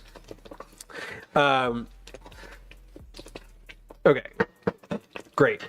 Now we're going to stir in the dry lentils and broth. How much broth? All of it. Great. Easy. Okay, so we're going to stir in the dry lentils. There they go. Into the pan. We're stirring in the dry lentils. Now, these tomatoes ended up being, there's about the same amount of liquid in this pot as there was with the grape tomatoes. Maybe a little bit more, I should say, but not that much. So that's good. Cover and continue cooking for 15 minutes more, stirring halfway through with a wooden spoon to loosen any bits stuck to the bottom of the pot. When finished, the lentils should be soft and broken down. Okay, so we're going to add this. Now, I don't care if this kind of spills because I've got the whole pot over top of the pot. So we're adding all of my broth this time. In previous versions of this recipe, I called for adding 3 cups of the broth and then 1 cup later, but we're just adding all of it in general. It's a crappy Dollar General. It's definitely, I mean, they have their own brand. Like they have their sort of house brand, which is not too bad. But they really, like they cut, it's not like they cut corners, right? Like all this stuff is still there. They just, you know, it's not merchandised nicely. There's no like big end cap displays that require like significant setup. It's just like, nah, here's a case of the shit. Get what you need. Like, which is helpful, I think. Okay, so we're gonna continue to cook that for 15 more minutes. Wait, wrong one. There we go. 15 minutes. Until the lentils are done. When the lentils are done, we're just going to blend it in the pot with immersion blender, and it should be done. So 30-minute start to finish with like 5 minutes of prep. That's pretty good. Yeah, fellas. Yeah, when you bag your own stuff, you got to put, like, you can use the boxes. They also, like have a big pile of boxes there. You can just take them. Once they're emptied off the shelf, they just kind of like put them in a pile and people take them and use them. So it is nice. A minimal number of employees can easily set up and restock the items. Exactly. Like, you know, there's nobody, Aldi doesn't have anybody kneeling down in the aisle, moving like merchandise to the front so it all looks nice, right? Like, you know how if you go into a regular grocery store and you go up and down, you know, whatever, a big grocery store in the suburbs, there's like, what, 15 to 20 aisles, maybe a couple more, and you go into any of those aisles and there's like 5 or 6 people who are all doing that job. Aldi doesn't have those people. They just don't hire them. There's nobody doing that job. There's one person coming around with a giant cart with all the boxes on it and a box cutter just cutting things open and shoving them on the shelf, and that's it. So I appreciate that about it. At the same time, you know, it's also like, it's inexpensive. I mean, they like, you know, they don't have like super niche ingredients. They don't have like the wide range of selection either. So like, you can go there and get rice. You can get 5-10 pounds of rice for like pennies, but you're not getting like super good, like high quality, like sushi rice there or whatever. You're not getting the specific rice you want. You want brown rice or you want white rice? Pick one. I think they have sushi rice there, to be fair, but. But welcome in. Have I heard of Winco? I haven't heard of Winco. No. Is that a West Coast thing? Since they're European based, they have some really good cheap chocolates. I haven't explored their like confectionery stuff there. I've only been there a couple times. I know one of my friends, my friend Megan, whose links to her stuff is in chat, shops there regularly and like writes about them. She's sort of like an Aldi watcher. She like covers Aldi and their products for freelance work, and it's funny because she always has like great recommendations and like, oh, they have this really good thing that it's like super versatile for all sorts of different stuff. So if you're like creative, you can find stuff there and just use it for other stuff. Limited stock. Right, like they made too much of something and then they're like, we need to sell it. We need to sell it to somebody. So like, yeah, they call up their Aldi buyer and they're like, hey, we got this thing, which is great. Yeah, they don't have it all the time, and that's the difference. Like if you go to, I don't know, pick the bougie grocery store, Lou. If you go to like Whole Foods, right, they're gonna have like the bougie thing all the time, and you're gonna pay for it. And the rice, the same rice there is going to be more expensive too, because that's how they, that's what they do. That's what they can do. But Aldi's nice. I'd never been to one until like a month or two ago, when one of them opened, and like one opened in Philly that was convenient enough that I could get to it regularly, not regularly. I don't go regularly, but it's convenient enough that I can get to it as part of my regular like rotation of travel throughout the city. So all these if they can, will work with local suppliers and farms to make eggs and milk cheaper, which I appreciate. I did notice that they had excuse me, holy shit. I did notice that they had eggs from like just outside the city. I forget what brand it was. I was like, oh, those are like fucking local eggs. Like, I didn't look much farther than that, but I do love that. Better than Kroger's eggs. Yeah. I'm definitely spoiled in the sense that I usually get my eggs at the farmer's market. So like they're ungraded and they're not consistently sized. Sometimes when I get eggs, it's like, oh wow, that one's huge, and like that one's really small. But they've been the same price for like 10 years now. The eggs at my farmer's market haven't changed price ever. They used to be expensive eggs, and now they're cheap eggs. So I'm getting a little bit more pepper because like I'm going to use all of it, and then I won't have any left. But I might as well grate some more pepper. So we're gonna wait. This has nine more minutes on my clock here. Is this? I can't tell if it's like simmering yet. Oh yeah, it is. Okay, it's simmering, and I want that to be simmering. I want that since it's covered, right? I don't mind if it's like boiling away a little bit. It's fine. I'm going to stir that. I'm going to open that pot and stir it in about a minute here. So I'm going to grate pepper until we hit the halfway point, and then I'll stir. What's half of 15? 7.5? Yeah. Rhetorical question. Not all places have the same grocery stores. No, totally not. Totally not. Like we have Wegmans around this way, like East Coast US, New York, New England, and down. I don't know how far south Wegmans goes, but like, you know, they definitely don't have them any farther than that. I think the farthest south I've seen of Wegmans is Virginia.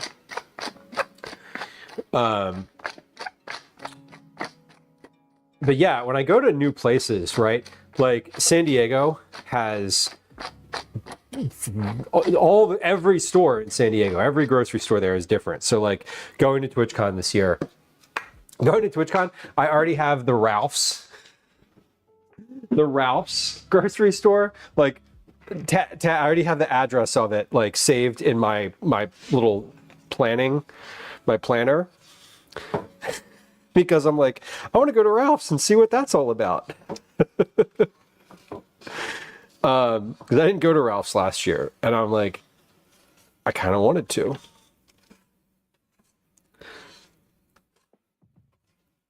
I love a regional grocery store. Giant used to be pretty regional where I grew up, and now it's expanded. Like New England, if you live in New England, that you got Stop and Shop, which is owned by Giant.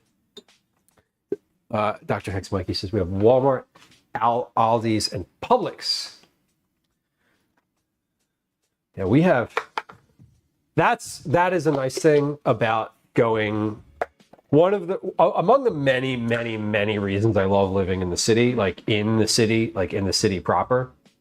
I say city proper because some people are like, I'm from Philadelphia, and I'm like, oh yeah, where do you live? Like, where in the city do you live? And they're like, oh, I'm actually from like New Jersey, like just outside the city or whatever. When I say city proper, I mean like I literally am in the city. But one of the things I love about the city is that there's just different grocery stores. I can think of probably 10 different grocery stores off the top of my head that are large chains that are different.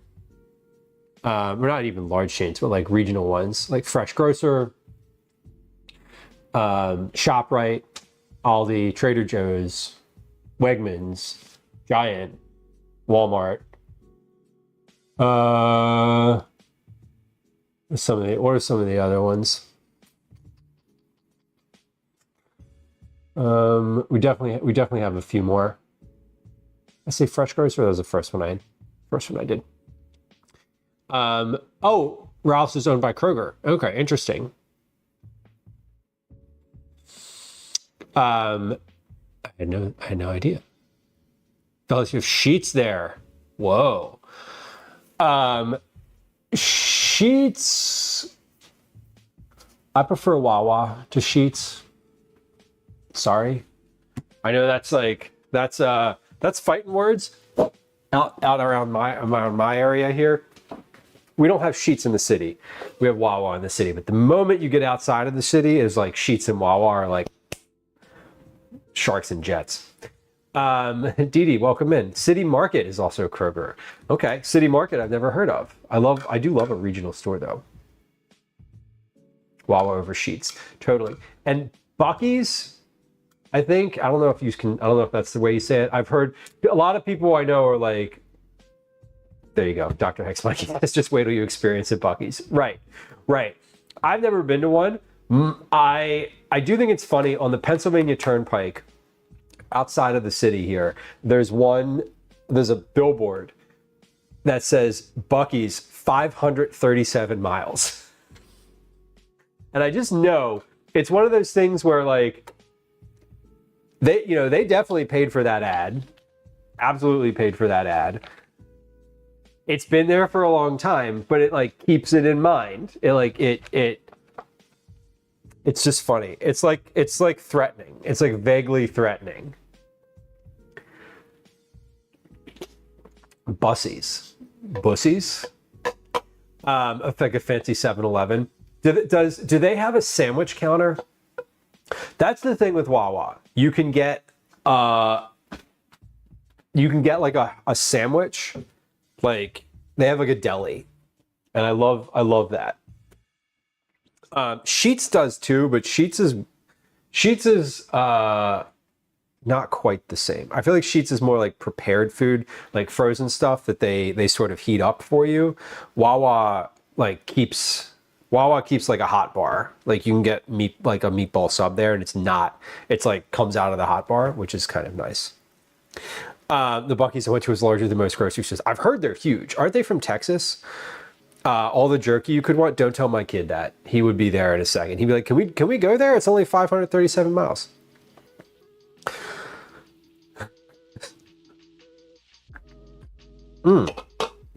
Damn though. Velas, you're selling it to me. Best pit stop place. I do love a rest area. Like just the sort of like widespread availability of both like snacks and hot food is there's something about it. 157 miles. Right. They want you to anticipate. The one that I saw is literally says 537 miles. 537. And it's on the Pennsylvania Turnpike. So that has to be in Ohio. It's like, it's gotta be Ohio. Because the direction that road is going is straight into Ohio. Brisket breakfast burrito. That is a yes. Say no more about them being based in Texas. Why would a gas station have fresh produce? One of my favorite things is in Massachusetts. I've been up there a bunch. There's a farm. They have a really good farmers market at one of the rest areas on the Massachusetts Turnpike, which is kind of funny. The brisket burrito. Damn. Okay, so we got like a fan club happening here. That's fun. Okay, that thing is pouring steam out the side. So it is like at a rolling boil right now. It has 1 minute left on the clock. So I'm gonna leave it. I haven't touched the heat. It's good. We stirred it halfway through. When finished, the lentils should be soft and broken down. Blend, strain, and serve. In a high-powered blender, pour the soup and blend on high for 2 minutes. We're gonna do, we're not gonna do the blender. We're gonna try the immersion blender for this and see how well this can blend with the immersion blender and how long I have to blend it for in order to get it to the state that I want it to be in. So, let's set my immersion blender up. The nice thing about the immersion blender is that you can just do it while the soup is hot and you don't have to transfer it to a different pot. The reason that I was using the high-powered blender and not the immersion blender before was because I was using grape tomatoes with the skins on. And then this one is Yeah, I'm using grape tomatoes with skins on, so there was a lot of skin, and tomato skin in the immersion blender just like doesn't work. No explosions, totally abo. Although I can use the high-powered blender, like the Ninja blender, to do that without issue. You can put hot stuff right in there. Bucky Nugs thing. The best way I can describe them is like sugar corn pop cereal. I love corn pops. More maple flavored. Sorry, my brain just immediately remembered what corn pops taste like, and fuck, those are so good. I know Calvin would really like Bucky's. I could have used that to whip the cream. I could have used it to whip the cream. That is also true. All right, let's come over to the stove. I'm going to turn that off for now. Let's come over to the stove and just see where these lentils are at. Now, I cooked this for 15 minutes. Lentils usually take about 20 at a slow simmer. So I've been boiling this. Like, this is at a boil. So these lentils should be cooked. They're not quite broken down yet. Hold on. They're starting to break down. I can see them starting to break down, but let's kind of, can I smash these with a spoon? That one looks solid. Let me take a couple of these and just try them. No, those aren't quite finished yet. Those are not finished to the point I want them to be. Like, they're still a little bit too solid. I'm going to turn that back on. I'm going to give that, let's give that 3 more minutes.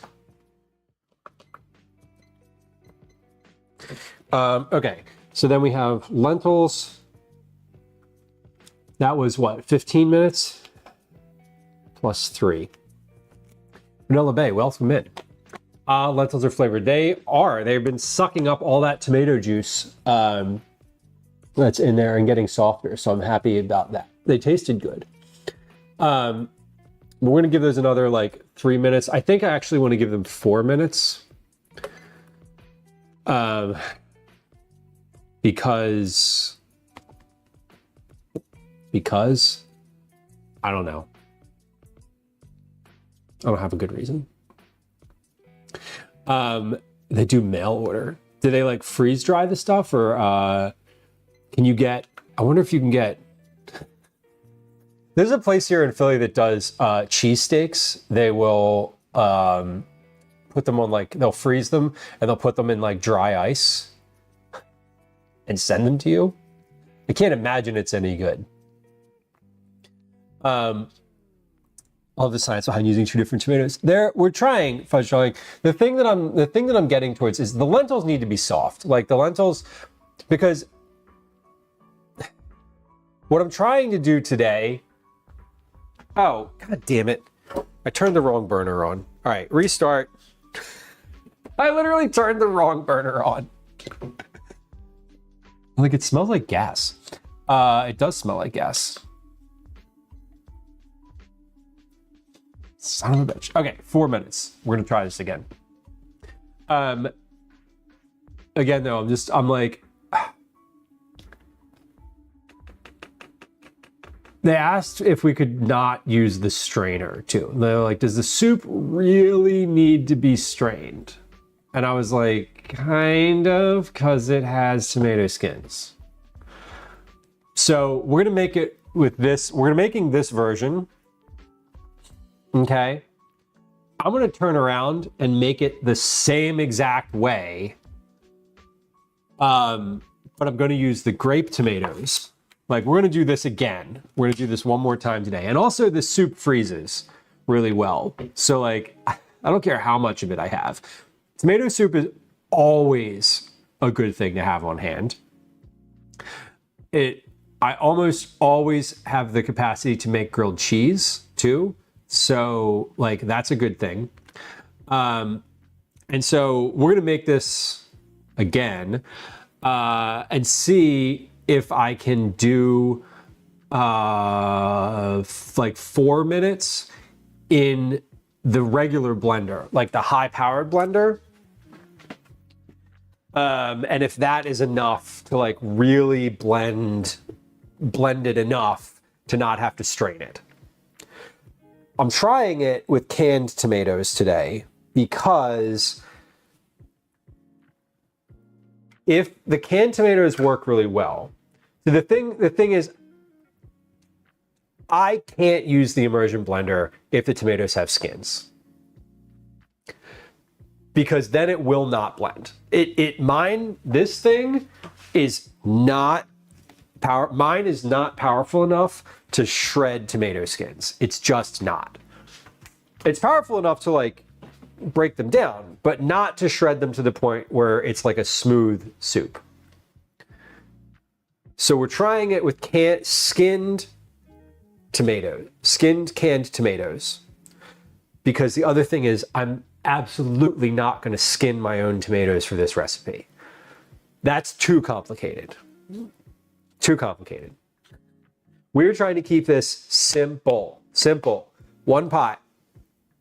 If I can use skinned canned tomatoes and an immersion blender and never have to take anything out of the pot, that's the easiest method.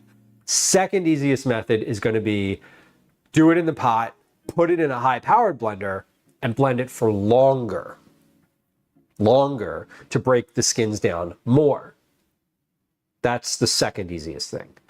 So what I was calling for was the grape tomatoes blender, then strain it. We're just trying to not strain it. That's the goal here now, is how can I get this as smooth as possible? Which of these two methods gets it as smooth as possible without straining? Is it the skin-free tomatoes in the Dutch oven with the immersion blender? Or is it the grape tomatoes in the Dutch oven with the high-powered blender? Now, I also want to note that I could just put this in the high-powered blender, and most certainly that would be the smoothest option. And I'm going to say that, but if it's acceptably smooth with the immersion blender, and it means I don't have to take it out of the pot, that's easier. That reduces time and effort. So the goal is lower effort, not necessarily creamiest, smoothest soup, and not necessarily the thing that I would personally prefer doing.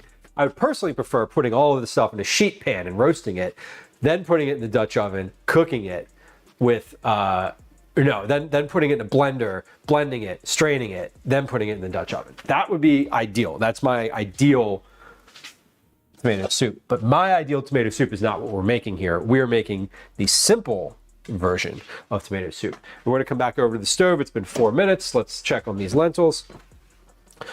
Again, I'm working on this recipe for somebody, and so we're making it up to we're making it up to what they're asking for, not my best personal favorite option. Do you really want to ruin that shirt? Right. Yeah, and like the more you transfer it, the more complicated it gets, the more dishes you have, the more likely I am to just dump the whole fucking thing on the floor, which has happened before. All right, these look a lot better than they did last time.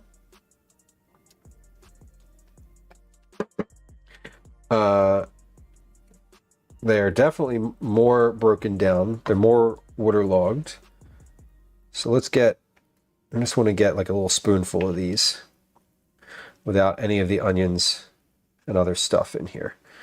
That one has a little garlic in it. Okay, so these are my lentils.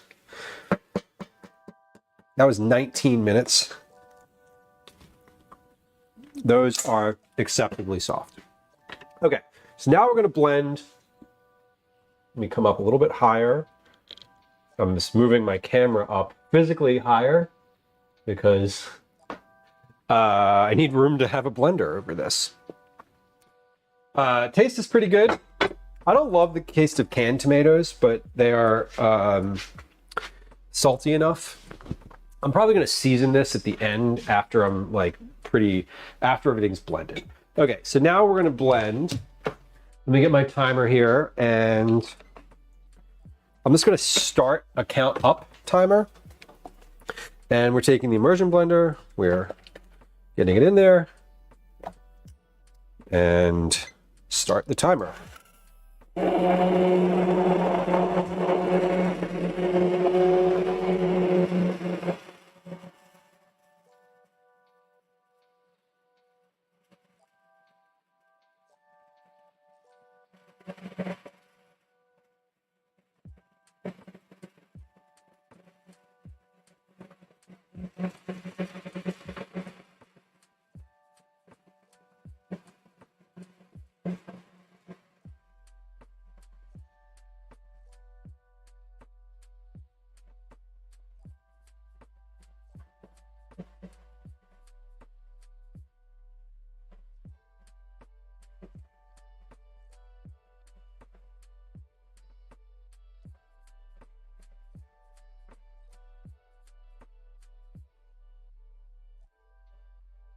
That is 1 minute.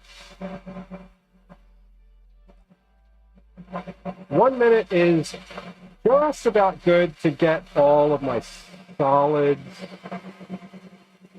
pretty much removed.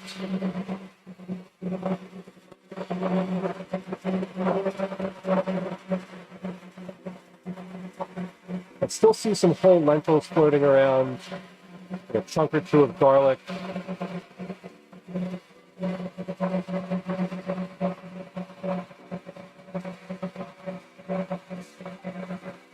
A couple pieces of onion.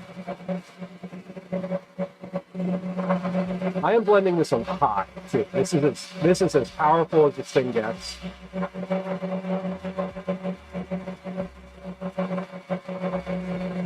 We're going to stop at 2 minutes and just see what we look like. I'm going to give this a stir with the spoon. Okay, that's 2 minutes. So not too bad. There's not a bunch of tomato skins stuck in here. I have one little like stringy tomato core piece. One chunk of onion is just kind of wedged there. But no skins. That's great. How's my consistency here? This is pretty good. This is I wouldn't call this a chunky tomato soup, but I would not call this creamy. Or I guess maybe I would. I'm going to give this another 2 minutes with the immersion blender here, just to see if I can get this a little farther toward the consistency that I want. So we have a little bit of like chunks in there. It's looking, if I kind of shake this around, get some of the liquid, there's still some chunks. And I don't love that. So let's give this 2 more minutes and see where this comes out to. Now I know for sure that this would do well in the high-powered blender. And so what I'm also going to do for science is I'm going to pop this into the high-powered blender from here and see if it gets even creamier, which it should.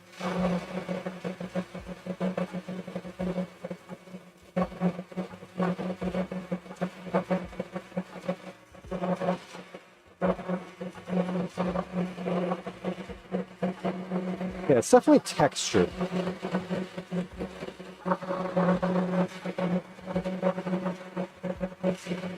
The goal is not necessarily to recreate the texture of the soup. Like, when we think of tomato soup, right, Americans generally are thinking of, like, creamy canned tomato soup.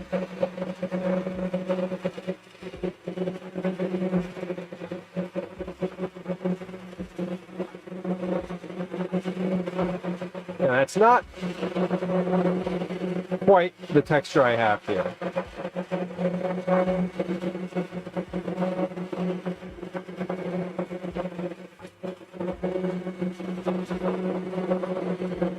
And the little white pieces in here are seeds. So the seeds aren't really going to break down at all. 3.5 minutes.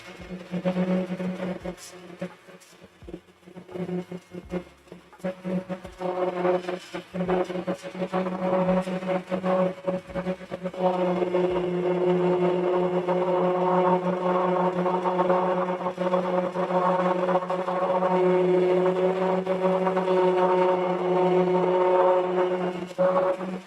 that's 4 minutes. We're gonna stop. What do we got here? Yeah, this is like chunks that are still in the soup. Like these aren't really gonna come out no matter what. So I don't love that. I don't love that as far as texture goes. It works, and could you serve this? Yeah, absolutely. Like this is blended enough to serve and call it like a creamy tomato soup, and it would probably be fine. For the sake of science, we are going to put this in a blender, in the high-powered blender, and see if it gets even more broken down. Because I think what my recommendation is here is going to be is if you use the canned tomatoes, I'm going to offer 2 options. Or I'm going to offer my editor 2 versions of this recipe because it's really easy to sort of write both of them. And just see which one they prefer. Because one is like easier, but probably not quite the same than what I'm going for necessarily. And the other is like slightly more complicated, but not as good. So this is the texture of what I have right now, right?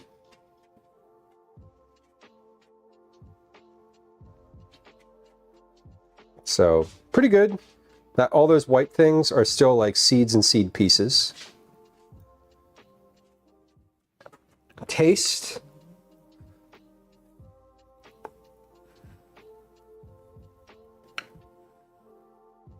I don't know. I'm gonna try it.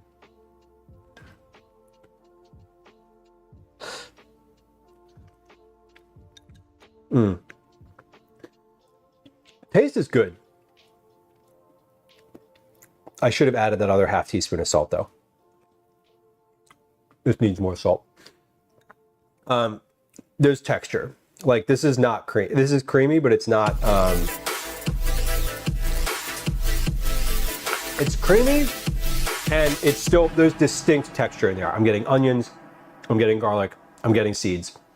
So we're gonna pop this into the big blender and see if that works. See how that works in general. Nam, welcome in. Crazy Asian is here. Nice to see you. Adam, hello. Sydney, hello. Welcome in, y'all. Thank you for the raid. Y'all, if you were hanging out here and hanging out with us, watching cooking happen, I would encourage you that I would tell you that you're probably the type of person who is not on Twitch to watch gaming 100%. If you've never seen Magic, like literally not Magic the Gathering, card Magic, sleight of hand, magician stuff, I would encourage you to go follow Crazy Asian and catch their next stream. Because it's wild to watch someone do magic live, and it's even wilder to watch them do it like on the internet live, because it's like the camera's right there. You're not hiding anything.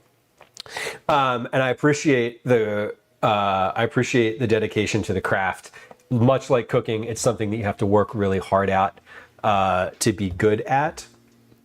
Anyone can do it, but you got to work at it to be good. So I would definitely encourage you to go follow Nam, Crazy Asian, here on Twitch.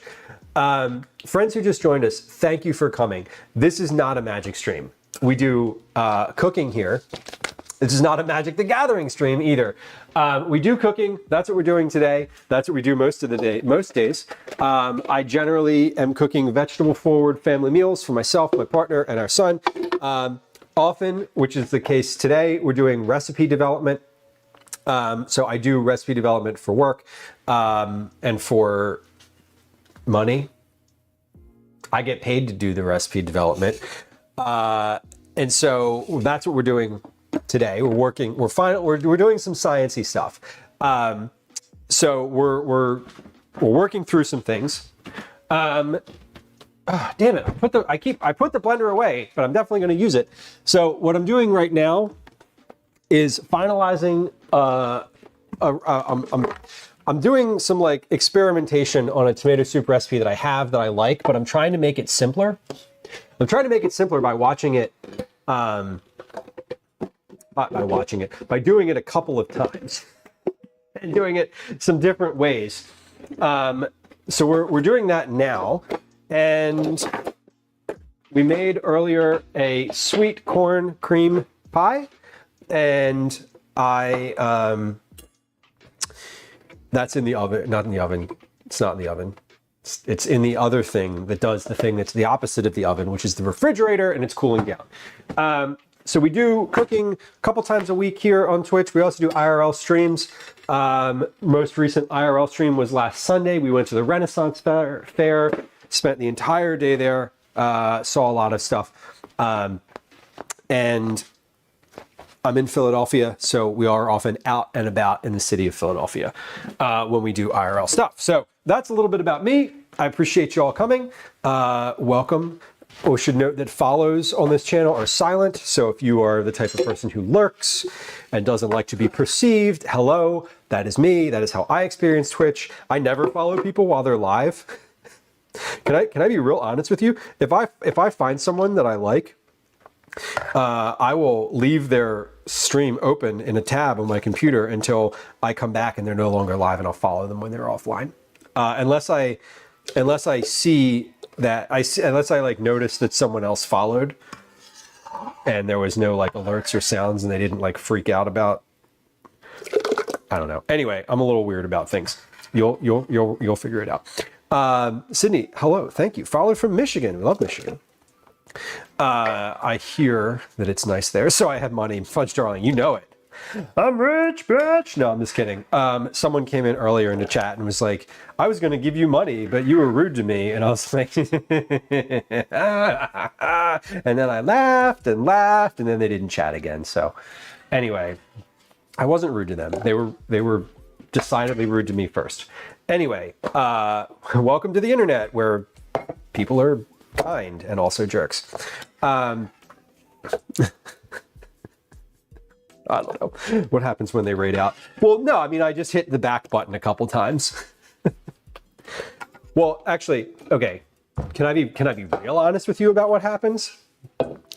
If you do this thing where you, if you are watching someone stream and then you go to the about page, like you literally go down and you hit about, it takes you to a window, or it like pulls their stream up into a different portion of the window that doesn't go anywhere when they raid, and it leaves it on that page. And so if I know that I want to follow someone and I'm like leaving the computer for that moment, I will do that so that when I come back, it's just on their about page still. When I tell you that I am a lurker, I mean it. I do not want to be perceived on Twitch. If I come into someone's chat and they say hi to me and I haven't chatted first, the amount of mortified that I feel is like intense. It is intense. So anyway, all that is to say, if you follow this channel, there's no sounds, there's no alerts, nothing happens. Literally nothing happens. And if you want to be perceived, you can say hi in chat. There's even a redeem that says I'm new here. You want to be perceived, I will make as big a deal as you want about it. But for those of you who don't, that's why we have silent follows. That is the real confession. You're correct. Well, good to see you. Thank you for bringing friends through. I should also note that we do run ads on the channel, so we didn't get any there's no pre-rolls, but we do play words on stream and run ads every hour. We have one of those coming up in just a few minutes here. I'm going to blend this soup. I'm going to turn the microphone off while I'm doing that because it's loud. I don't need a better reason because you can't hear anything. The noise gate will take all the noise out, but then when I actually like say something when that's happening, I sound robotic and wild. So we're gonna avoid that. While this is blending, I am You know what? I'm gonna blend this. Let's blend this. We'll see what it tastes like, and then we'll do a game of words on stream. Because after I blend this, I'm gonna want to put it into a container, and then I'm gonna wash the blender for the next version of this. And we'll wash the blender during our words on stream break, because that's what I do during words on stream is I wash dishes. Okay, muting the mic, turning the blender on. Yes, I know it's hot. Yes, I know that it will be fine. I've done it before. I also know what happens. When you put hot soup in a blender and it explodes. I've had it happen on stream before. Trust me that this is safe. All right, we'll be right back. There's some clips. You want to see it happening? There you go. Thank you, sir. I appreciate you. All right, we'll be back in a second. Now, thank you for bringing friends through. I appreciate you. It's good to see you. I hope you have a lovely rest of your Tuesday. All right, blending now. Mic is muted.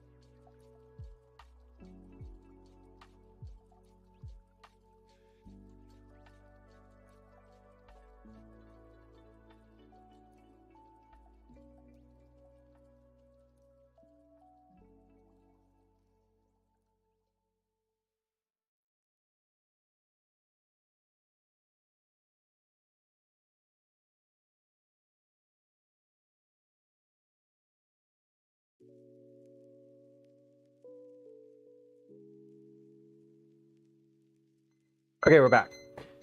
All right, I blended that for, mic is on, yes? Yes, mic is on. Okay, I blended that for 1 minute. I think 1 minute is fine. I had already blended it for 4 minutes with the immersion blender in the pot. So if it is, it's done, been blended, it doesn't need to be blended anymore. 4 minutes is plenty. Does this need to be filtered? No, it does not. Is this significantly more visibly blended than it was with the immersion blender? Hell yes, it is.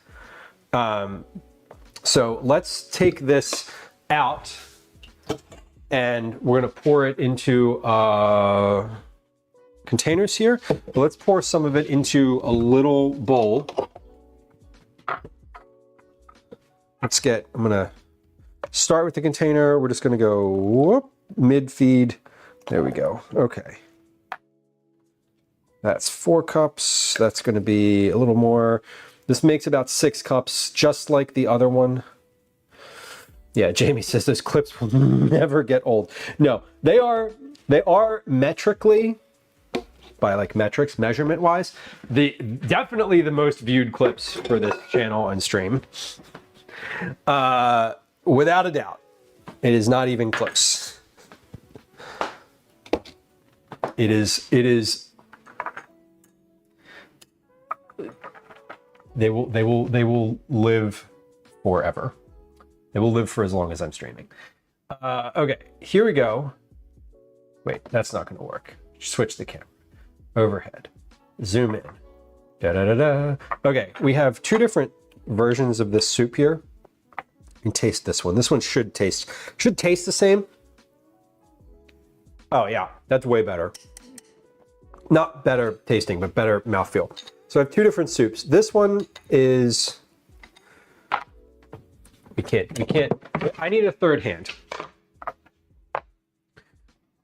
Okay, we have a third hand. Zoom out. There we go. Okay, this one is the immersion blender, chunky, a little chunkier. This one is the regular blender, So see how that's like coming off the spoon smoother? And the less is left on the spoon? This is coming off in chunks, and we have chunks left on the spoon itself.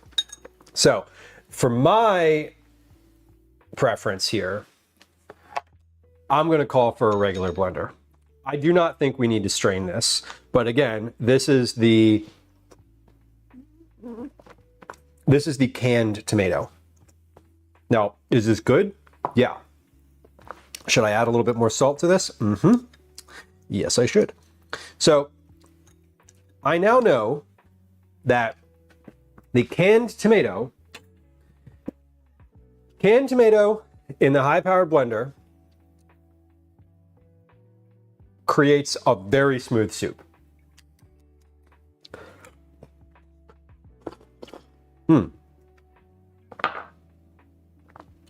Let's do it again. We're going to take a quick break. During the break, I'm going to kind of recalibrate. I'm going to clean my Dutch oven. I'm going to clean out my blender. When we come back, we're going to literally start this recipe again, but we're going to use grape tomatoes instead of canned. Now, I had initially written the recipe for grape tomatoes. Grape tomatoes, high-powered blender, strain. The editor came back and asked me, can we take the straining out? Is straining necessary? So what I'm looking for now, no, it's not necessary. I know that I can do that with the high-powered blender and canned tomatoes. I want to find out if I can do it the same way, but blend it for longer. What happens if I blend it for twice as long? Does it get enough? Does it get blended enough to take the skins out of the equation, or is it still just really viscous and chunky? Sarah, will we have access to the recipe? Yes, you will. Command recipes in chat. We'll take you to the page where those live. And this one's obviously not there yet, but once all the ones that live on the internet currently are there. So all the ones that are live are there, and then all the ones that are forthcoming will be there too. Okay. Now, this is good.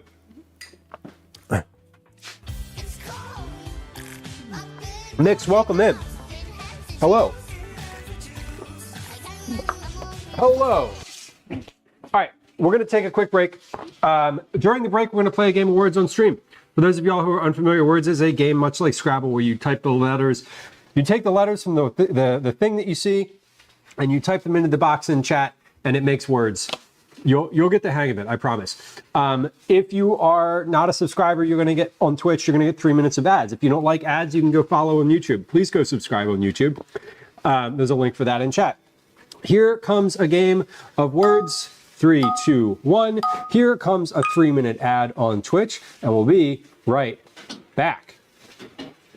BRB. Hi. Welcome to another edition of Commercials I Hate. Let's clean some stuff. Clean the blender first, because that one's sharp and dangerous. Let me also clean the ladle. Wipe the ladle. You know, I'm not gonna like. There we go. All right, that's fine. And we got some stuff that can go in the dishwasher. Lou, don't get caught up loading the dishwasher. You said you wanted to clean the pots. I am. And I think we have time, but you don't, because you always underestimate how short words on stream is. Okay, I will clean the blender. Okay, at the start of the next game, I gotta let the dog out, because the dog is banging at the door. She's like, let me out, I'm gonna pee. If you don't let me out, I'm gonna... Yes, I hear you. Yes, I hear you. Daisy, I need 25 seconds. You can hold your bladder for 25 seconds. I know you can. I believe in you, girl. I believe in you, girl. Yes, I do. Yes, I do. She's like, F you, I'm gonna pee on the floor. She's not. I know when she's about to go pee on the floor because she leaves, she like walks away from the door. It's really clear. If she walks away from the door, we have to move instantly. Okay, let's start this next game. We're gonna let Daisy out and then we're gonna go clean the Dutch oven. Okay. Continue. Okay, Daisy, I'm gonna come let you out. Hold on, here we go. At some point in this next couple moments, my microphone is going to die.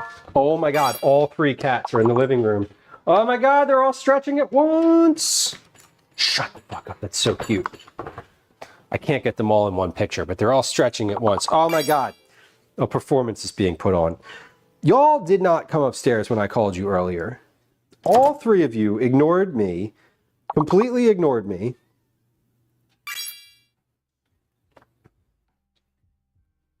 You all completely ignored me. Yes, all of you. I'm a little upset at all of you. Except you, Ash. Because I didn't call you.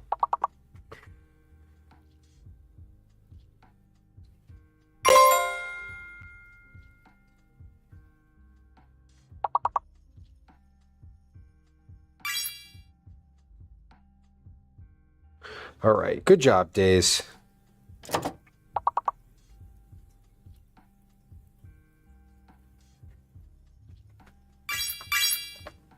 Okay. Hey, Daisy, that was extremely efficient. Come on back in.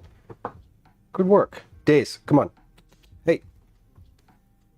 What are you doing? Daisy.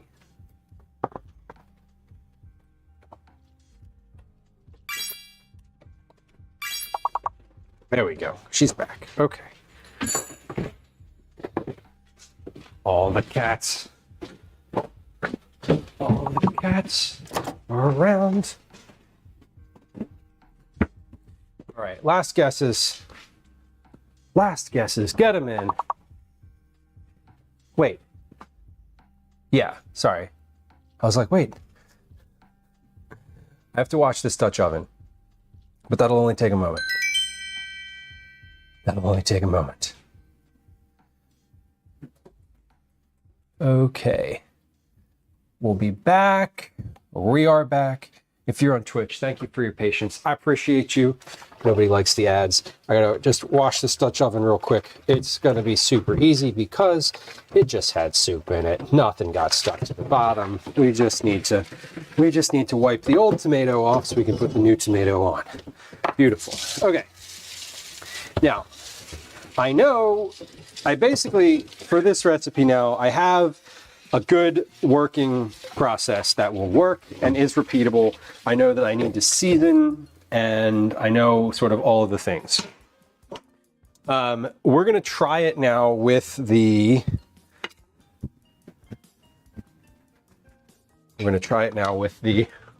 regular version. Do we know why you guys know how? Oh, because I forgot to put it on when I started cooking. That's why. Literally, I just forgot. I meant to put it on. And I didn't.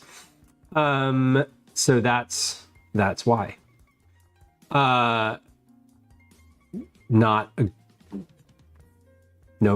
good reason. No subversive reason. Karaka, welcome in. Karaka? Please let me know if I'm saying your name right. I'm going to say Karaka, but I am probably saying that incorrectly. And if you pronounce it differently, or prefer to hear your name pronounced somewhat differently, if you could put the phonetic spelling in chat, that'd be amazing.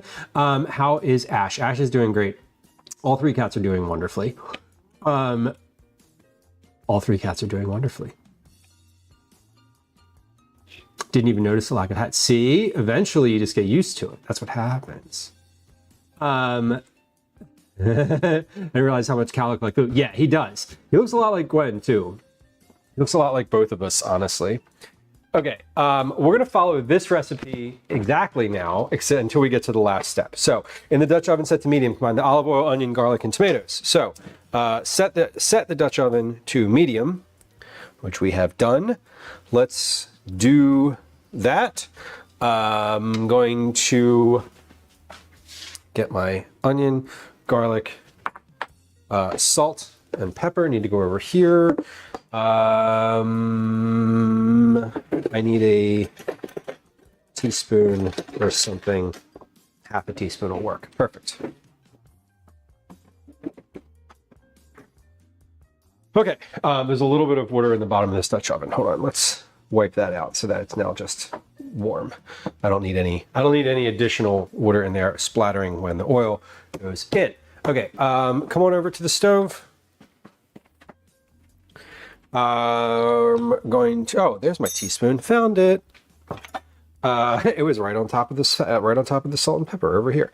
Okay, tablespoon of oil in. We're going to add the onion. Now again, this is the same exact recipe that I just made. Like literally, I'm just doing the same exact thing. I'm just testing it with a different format of tomatoes. Onion and garlic. Salt is 2.5 teaspoons. 1, 2.5. Pepper is 1 teaspoon.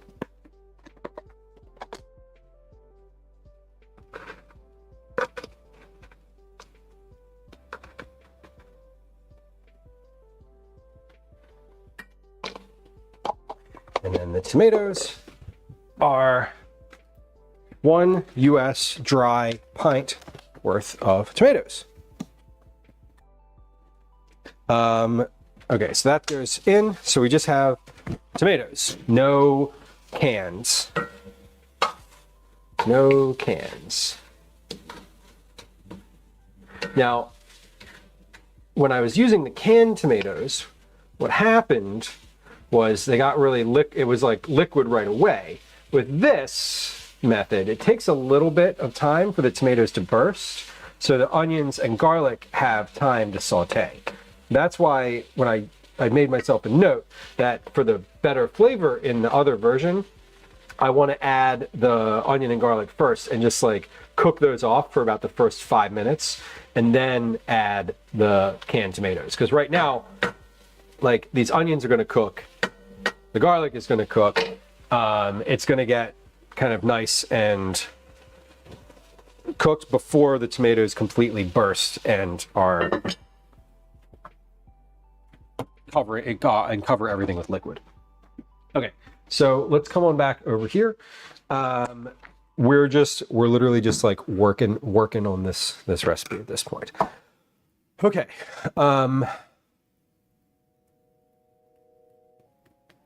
What am I doing next here? Let's put some stuff away because I've got like I have a bunch of stuff out on the counter. So these are my lentils and my stock. These are going in next. Pepper is finished. What are we having for dinner tonight? I think we're having tomato soup. I think we're gonna have tomato soup. I think we'll just eat this tonight. What I'll probably end up doing is I'm feeding myself and Calvin, and my mom is here. She and Calvin are out right now. They're doing a bunch. They're just out. They went out for the day. She was here right at the very, very, very beginning of stream. They will probably be back. I'm guessing they'll be back like right at the end of stream. Like they may return before I'm finished here. But I think we'll just do tomato soup. I could make grilled cheese and tomato soup. I have the ingredients for that. So I'll see if they want grilled cheese. I will text when they leave wherever they are. I will text and see if that's what they would prefer. Or we could always do pasta with cheese, or pasta in the tomato soup, which I think I have some macaroni in here. So we're like, now we've moved on. We're deciding what dinner is going to be, because I'm like, I've started my soup recipe. So we could do rice. I don't love that. I should have a thing of, yeah, I do. Awesome. I think what we're going to do, we'll probably just put, shoot, no. We'll see. I'm going to ask her. We'll probably opt for the sandwiches. She has some like restrictions around too much bread, and I don't know what they had for lunch. Hot dogs were mentioned. So tomato soup might be a very approachable dinner, generally speaking. Okay, do I need this teaspoon for anything? No, I got this out, did not use it. Let's put that back. What's this for? This is no longer in use. And I think I used this spoon, but I don't know. We'll put it in the sink anyway, or we'll put it in the dishwasher. And then, all right, so we're pretty well cleaned up here, generally speaking. This is going, do I have to stir this 15 minutes until the tomatoes are burst? Damn it, no, I didn't put them in. Okay, so let's just say, how long have they been in there? 3 minutes. Let's start a 12-minute timer. That's 120. Nope. Great. I think we might have a cat here in just a moment. Mick says I look like whichever parent I'm standing next to.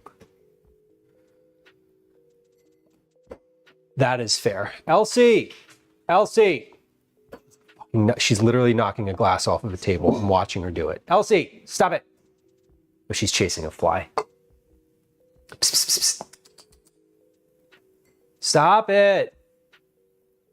The table is above the couch, so if it falls off, it just falls onto the couch. It's fine, and it's empty.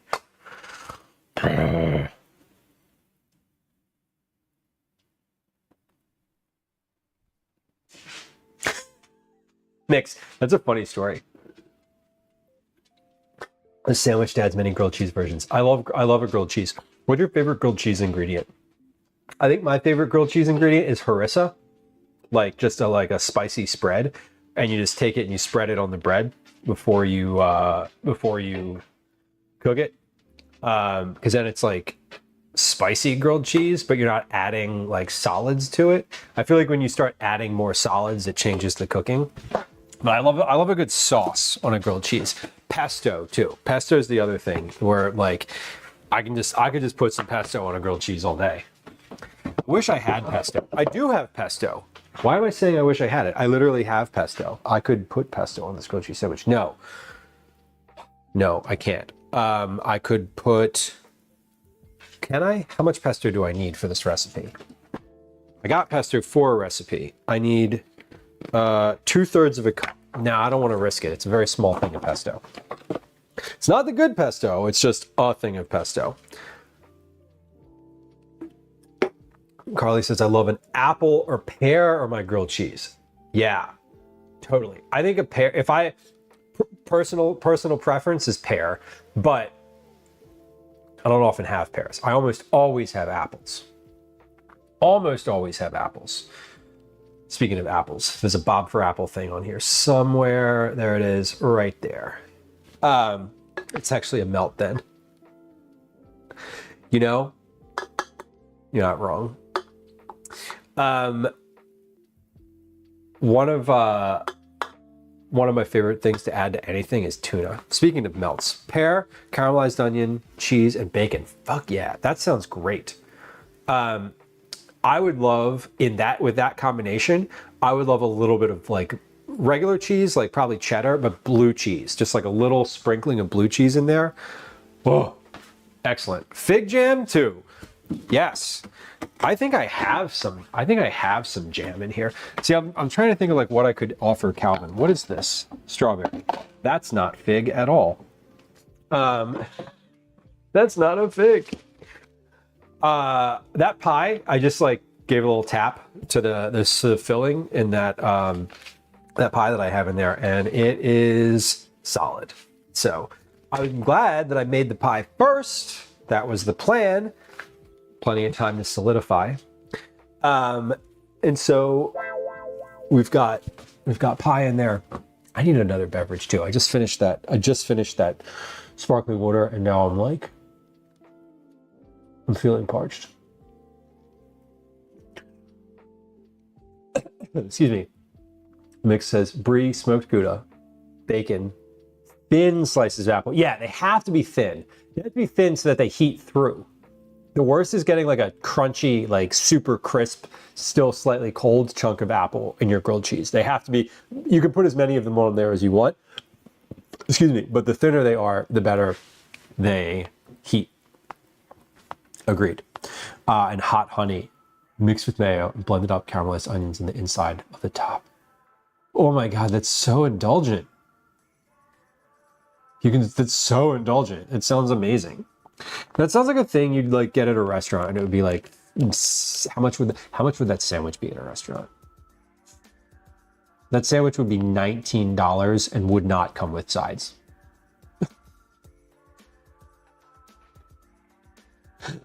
August, welcome in. I crave SpaghettiOs. Yeah. Well, let's put some pasta in here and we'll call it a day. I'm very happy with how this soup turned out with the canned stuff, by the way. I think that it was good. I wanted to add a slight, it needed just like another little bit of salt. I took that half teaspoon out of there, and you really needed that half teaspoon. It literally would have made the difference. It's a real can-do kind of attitude. Oh my God. Oh my God. I'm trying to decide which sound do I want to play for that. Which sound do I want to play for that? I kind of want to play that one, but I kind of want to play this one. But mainly this one. Okay.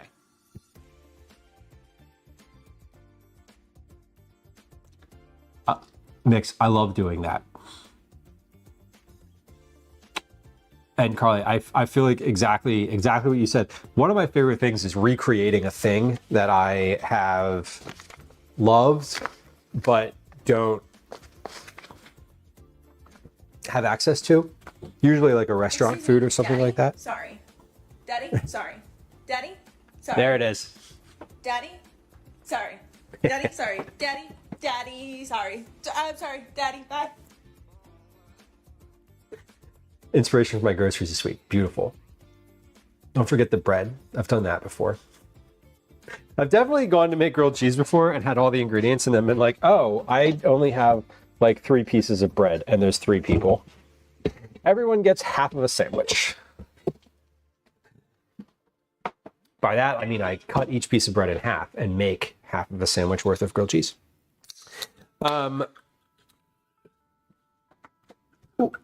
Yesterday, let's talk about like recreating stuff. Yesterday, I spent easily an hour going down a rabbit hole to try to find, okay, this is slightly embarrassing. It's not that embarrassing. Total non sequitur, but it is beastly hot in this house right now. And I know that's because no one's home and the air has turned off completely. Like the fan is totally off. I need to turn the fan on in this house before I quite literally pass out.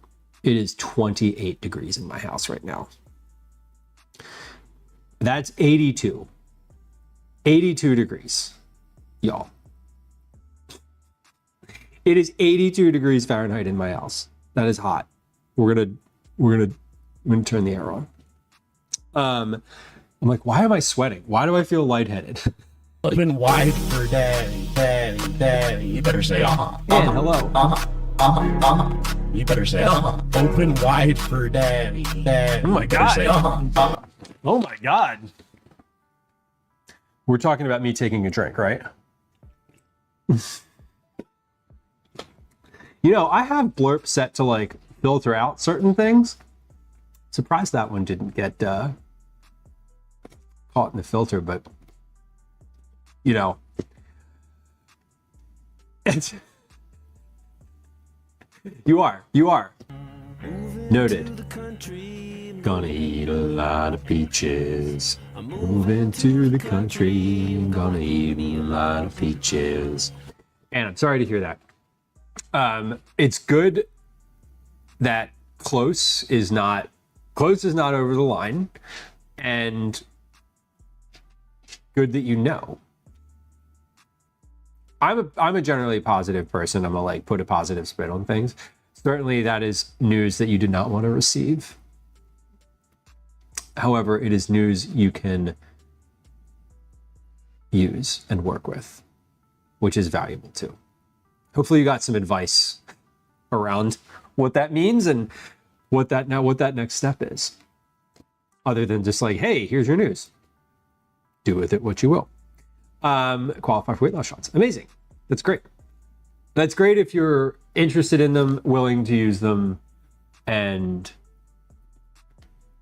can include that in your life. Migs, congratulations on 4 years on the farm. That's huge too. That's a lot of seasons. That's many seasons that you've gone through. I'm sure it's getting harder. I understand that farm life doesn't get easier. It gets more complicated.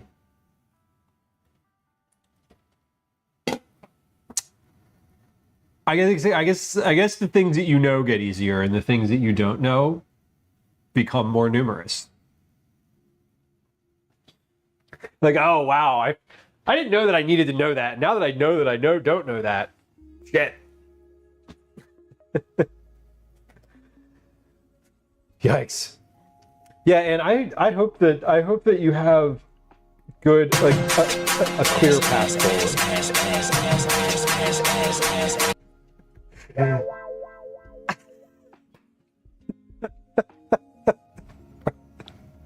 The bot is like so innocent. Diet changes in order. Yeah, definitely. You know, I had a cholesterol test a while ago. I've had like a bunch of cholesterol tests, and they were like, the first one I had, they were like, your cholesterol's really high, and I was like, okay, I'll change my diet, and I did, and it like didn't get any lower.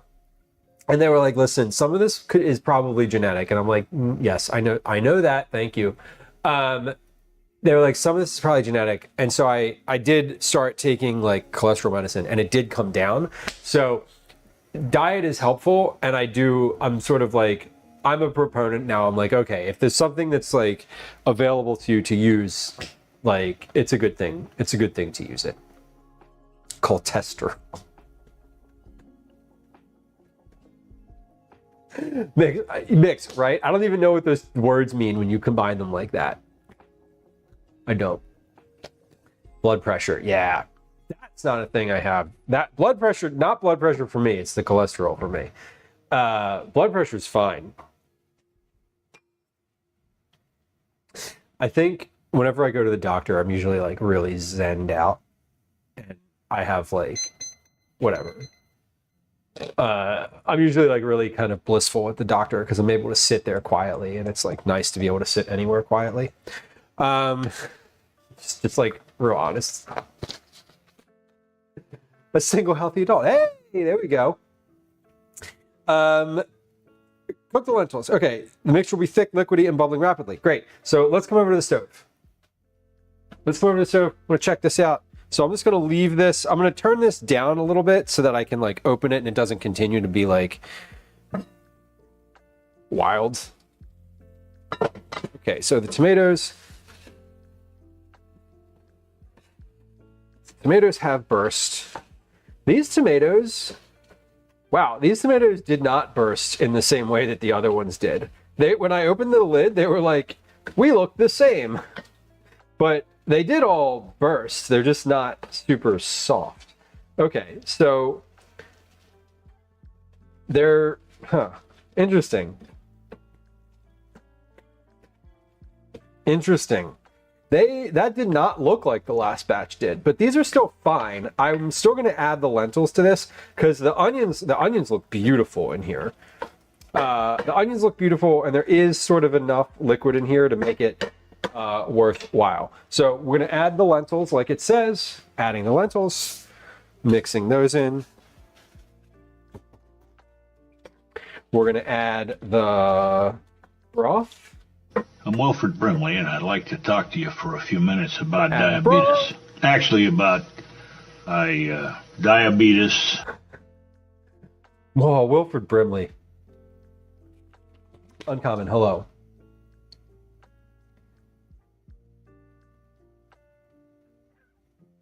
Yeah, mix. And that's the thing. You don't ever sometimes it has nothing to do with your diet.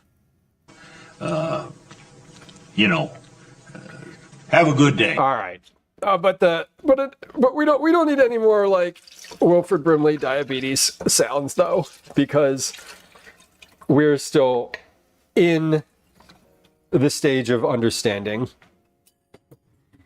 And I appreciate the light that you're shedding.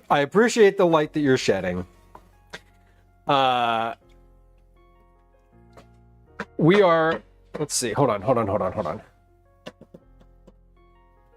We're going to turn this back up. Too soon, I know, right?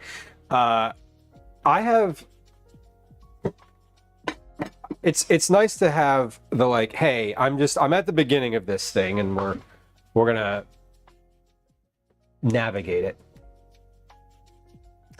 And yeah, to Mix's point, like health is a weird thing. Genetics are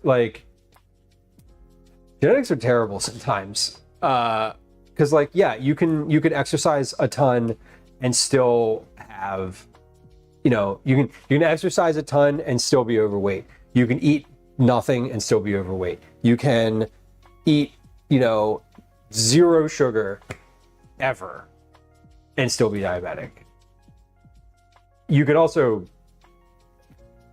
you can also cause things with your diet, but diet is not the fault. Diet is never the only reason for someone to have something.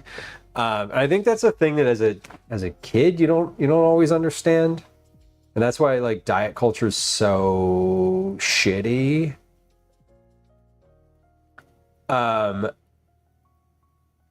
Because it's not helpful. Uncommon says, I remember being 20 and having gout, and the doctor looked at me and was like, you can't possibly have gout. Yeah, and you're like, yes, but I do. Yes, but I do. So, what? Very Scottish stock. Mix, that's really funny.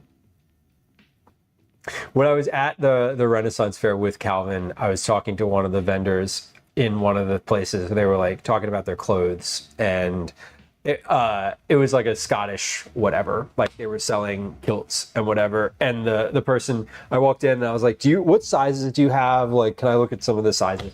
And the person looks at me and she goes, honey, you're gonna be a small, or maybe an extra small. And I was like, okay. Like hearing that, whatever, because 40 years of diet culture has cultured me to think that that's good. And she was like, yeah, she's like, we do Scottish sizing here. So you're definitely going to be a small. You don't need anything bigger than that. And I was like, okay, thank you. And she was like, we don't have any smalls in stock. And I was like, great. A Pride Cargo utility kilt. Hell yeah. Those things are badass. I love a kilt. I don't own a kilt, but I would wear one if I did. We're gonna cook these lentils for 15 minutes more, stirring halfway through with a wooden spoon. So let's set a timer for 7 minutes and 30 seconds. Oh, I did not. Did I add salt and pepper to these? Yes, I did. I added it at the beginning. Did I add it at the beginning? I did. I did. Everything's in there now. Okay, I don't need to add anything to this. So all we're doing with this recipe, I know this is going to turn out okay. I know. Also, I should note here that this may. The mixture will be thick, liquidy, and building rapidly. I'm going to put maybe. Because it's not that version. And I just had those tomatoes were not those had not burst like the other ones did. A real practical grate kilt is not wrapping. That is not a practical day-to-day thing. I will say that I appreciate all the little like bags that people had, like all the little like leather bags and like things to put things in. I love that. Like and Mix, this is why we have this conversation this is what brought us to cargo shorts. Like this is why cargo shorts exist, because people stopped wearing belts with leather bags hanging from them. Like, can we go back to that? No like shade on cargo shorts if that's your thing, but like never again in my life will I wear cargo shorts. There's too much fabric down there. I do love me a pocket though. I love me a pocket. That's why I carry like a purse around everywhere, because like it's because I gotta have a place to carry my things. You know, I need to carry my things. How long are we at? We're about 5 hours here. Okay, cool. I'm checking. My mic should be dying. My mic should be dying anytime now. Yeah, it's in the red. Let's just replace that now so it doesn't totally crap out. Bad. For Badger. Welcome in, Badger. Cargo bag. Reasonable. But yeah, 5 hours. 5 hours. That mic is shot. We know it. I want man purses to become a thing. It's not judged. Yo, I literally carry a purse around that is from like the purse section. A friend got it for me.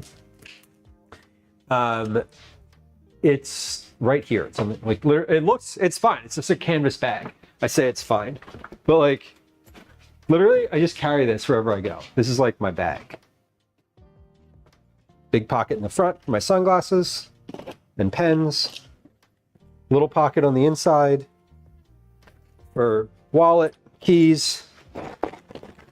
My my emergency pastry. Y'all think I'm kidding? This is a pastry in this bag. But like, it's a little purse, right? Goes wherever. I can fill it with my things.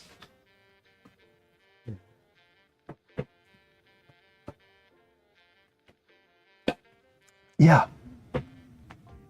I call it a purse. For the same reason I like to use the word partner, because it makes people who are uppity about that kind of shit uncomfortable. I like making people uncomfortable where I think that they needn't be. Oh, the word partner?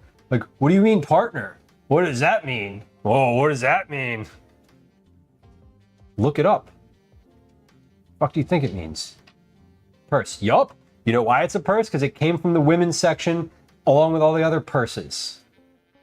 It's literally canvas and leather. Get a hold of yourself. The sporran is worn separately. It's like a waist purse, and its main purpose is to be a purse, but to be heavy enough that when you sit down, it depresses the kilt fabric. Interesting. Oh, Mix. Now I know what you're talking about. Okay. See, that word came up on stream, and I think I asked what it was a couple times, or I know I asked at least once what does that mean on stream, and I'm sure that it got answered in chat, but I didn't actually see that chat.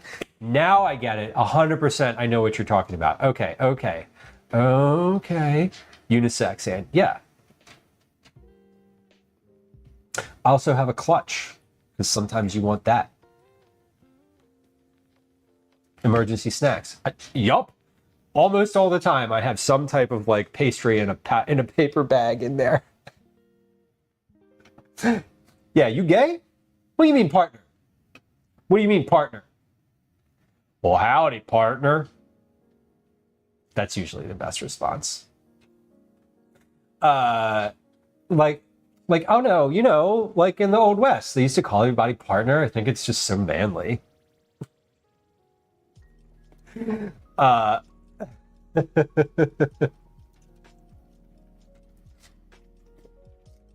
offered etymology moment. We love an etymology moment. Yeah, culturally in this country, men are just super like, well, you gotta be a man. Someone at the Renaissance Fair, when I took Calvin this year, was like, told him to man up. And I gave myself a headache rolling my eyes. A unisac. There you go. The first gay caveman. Oh God. Yeah, and the machismo. It's so silly. These people are just so fucking fragile over everything. Like every little thing. So fragile. And then when you like call them on it or say like, who cares? Just like whatever. I saw something the other day that said this was like a meme or whatever. This was somewhere on the internet that said the biggest reason that men have pictures of themselves like holding fish on their like dating profiles, straight men, is because it's one of the only socially acceptable times for a man to ask another man to take their picture. And I have to tell you that is sad. Like that is a sad state of affairs if that is. And I know I read that and immediately like recognized that as like, oh, that's gotta be true. Like that's gotta be like there's definitely some truth to that statement. All right, 7.5 minutes. We are bubbling away. Doing good.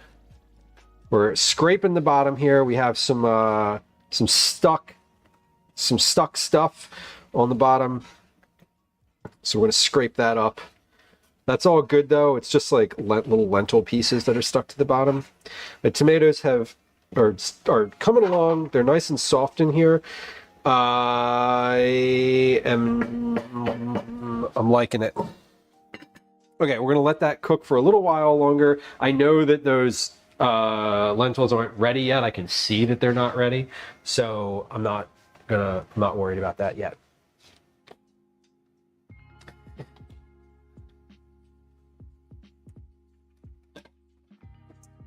Precocious mix. Thank you. I think I've heard that statement before. What did I use the word uppity regarding? I don't remember, but point taken. Thank you for the clarity / reminder and information. The word uppity was a descriptor for women of color who spoke too much at one point. So as much as it is a normal part of our language, its roots are a bit gross. If someone is acting puffily offended over nothing, look towards like acting precocious or delicate sensibilities. Point taken. Yeah, Bill, I don't care what you call it. I don't care what you call it. Do you have snacks in it?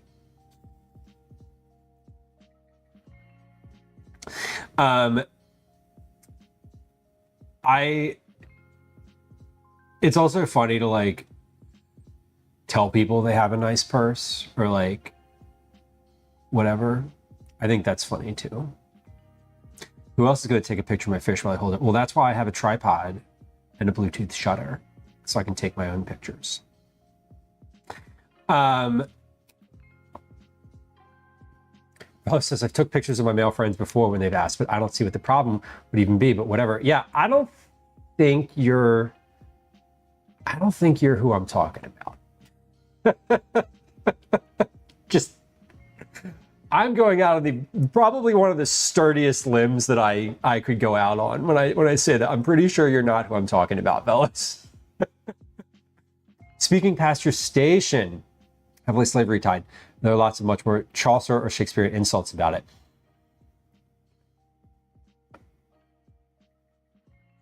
Interesting. Yeah, I think, and if I'm like getting my, if I'm like going into my like mix, as you're like saying this, I'm like, yeah, I think I've heard this. Like, I've definitely heard this before.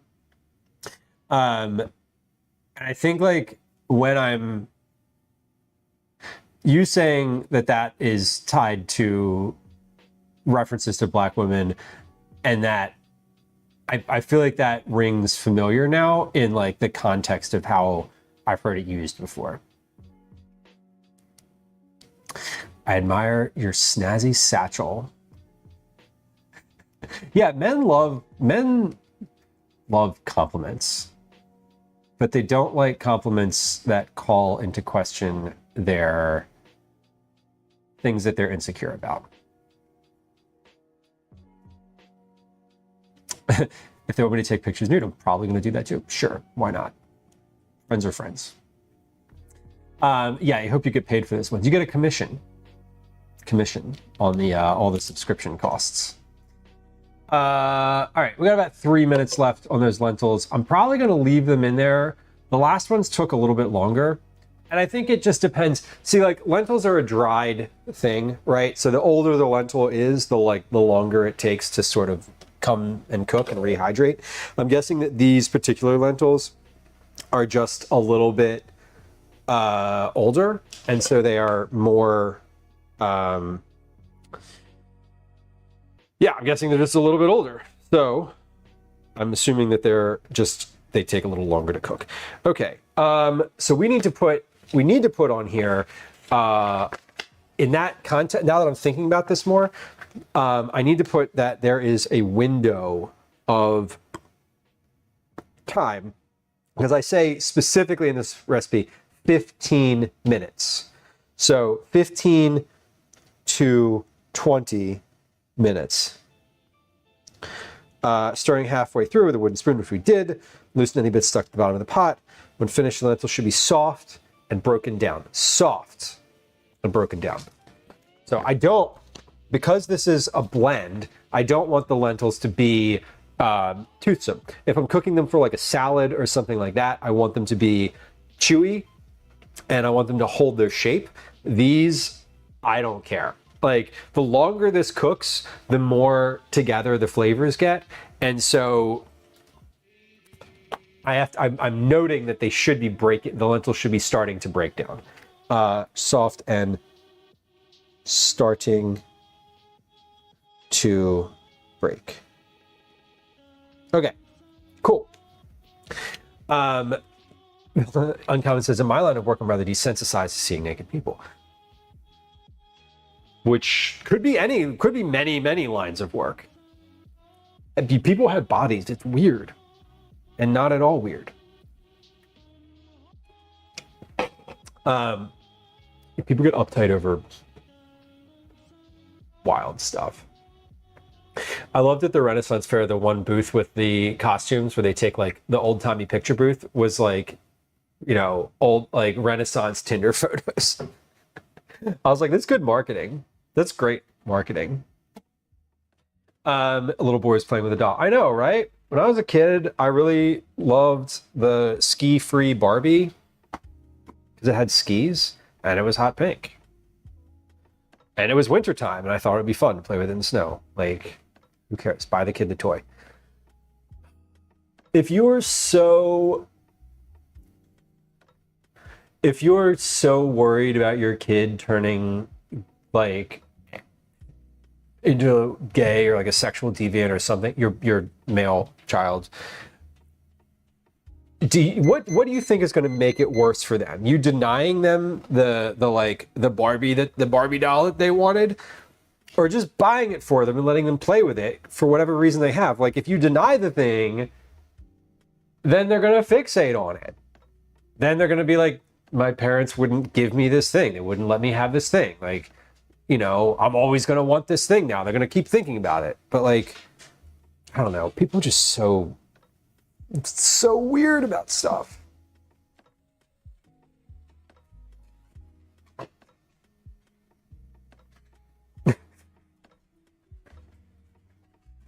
Mix, yeah. It can be weird to pose if you're not like in the mood or in, what's the word? In situ. Right. Imagine your boy child having the desire to like play kitchen or play house. Sheesh. People are so just like, I don't get it.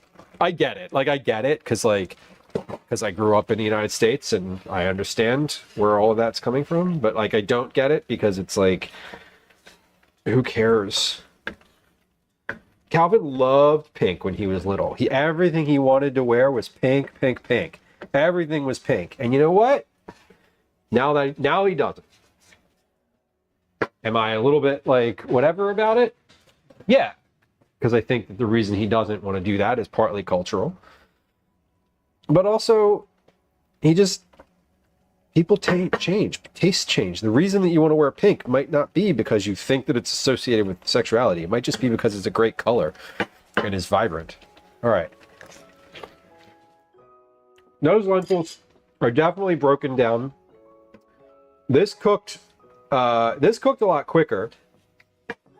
The reason this cooked a lot quicker, I'm pretty sure, was because it has more liquid in it, or less liquid. Sorry, and not that the amount of liquid changes how quick something cooks, but what happened with this is the last one rather, is that it took longer to heat up because there was more liquid, because there was liquid from the can. Okay, so we're putting things together here. We're figuring it out. Okay, so we're good. That was 15 and 15. So 30 minutes on the stove. That's ready. We're gonna put this in the blender now, and we're gonna blend it for 4 straight minutes. 4 continuous minutes. Sorry. The conversation that was having was, I thought it, anyway. Okay, we're gonna move on from that statement.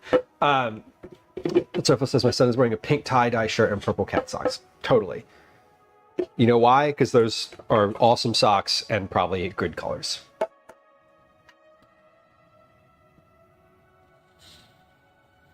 Yeah, Mix, it's wild. It's wild.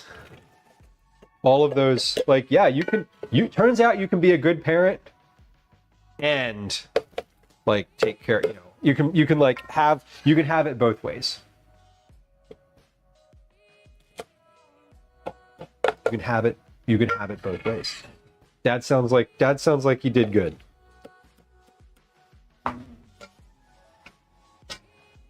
I was spoiled and had high expectations of men. Well, yeah. I don't really care anything about Calvin in that way. I just like want him to be a good person. I don't really care. Like, I care about how he treats other people. And like, that's far more important to me than any of the ways that he like shows up in the world for himself. Like, just don't be a jerk. Don't be a jerk. It's not hard. It is hard. It is hard because you still have to interact with all those other people who can be. All right, we're going to put this in the blender. We're going to blend this for 4 minutes, and then we're going to see where we're at. If this is roughly the same as the canned one, I am going to call for the tomatoes because I kind of like the tomatoes. If it is a lot more viscous than the canned version, we'll call for the canned version and just leave it at that. And that'll be fine. Okay. Let's do let's do this. Here's what we're gonna do. I'm gonna blend this for 4 minutes. So we are gonna take a little break here. I'm gonna put some words on stream up because there's gonna be like 4 minutes of zero talking, zero talking while this blends. So we might as well run an ad during that time. There's a few minutes worth of time left, but we're gonna have to run one pretty shortly anyway. And so we're gonna do that while this blends. When we come back, we're gonna test this and see how it is, and compare the two.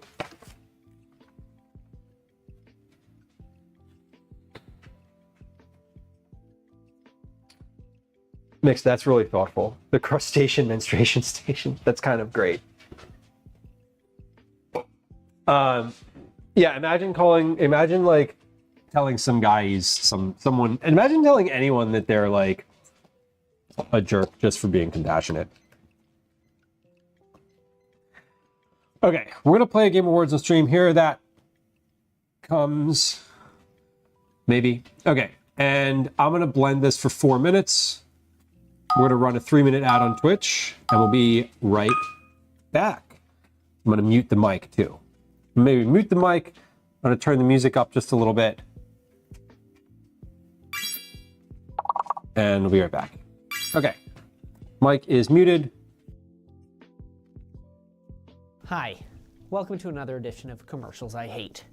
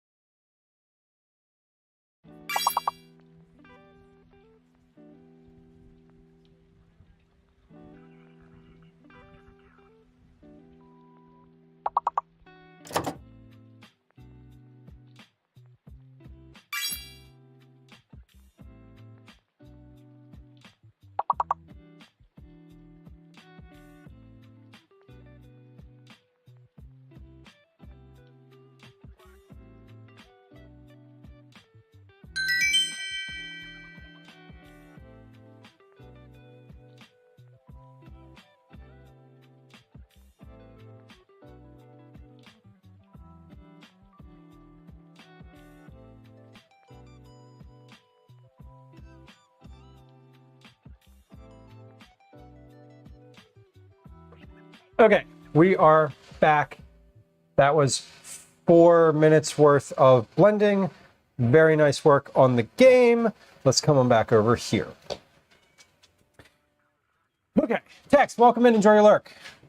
Daisy, leave. You can't hear me. Hey, I caught one. Y'all, I got one. First cat of the stream. First cat of the stream. Welcome in, Elsie. Elsie's here.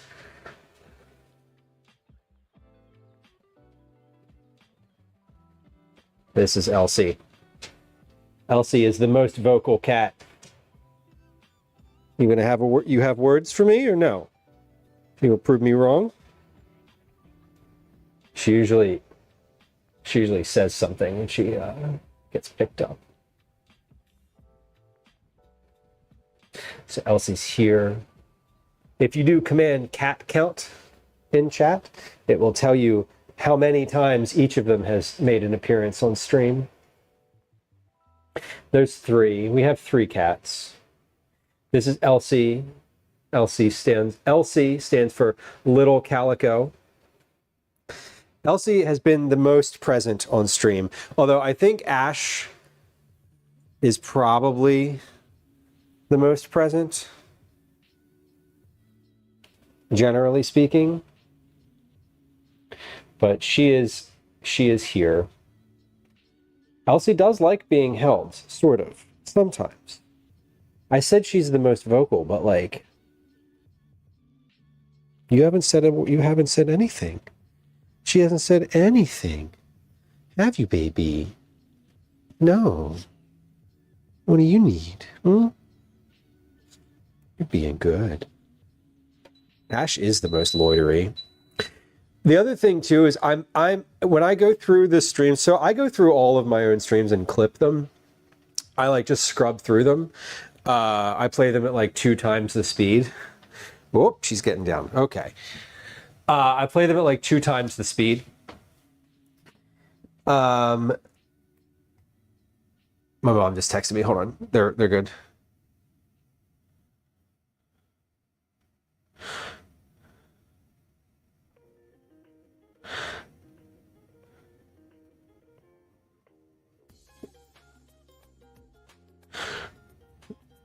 Or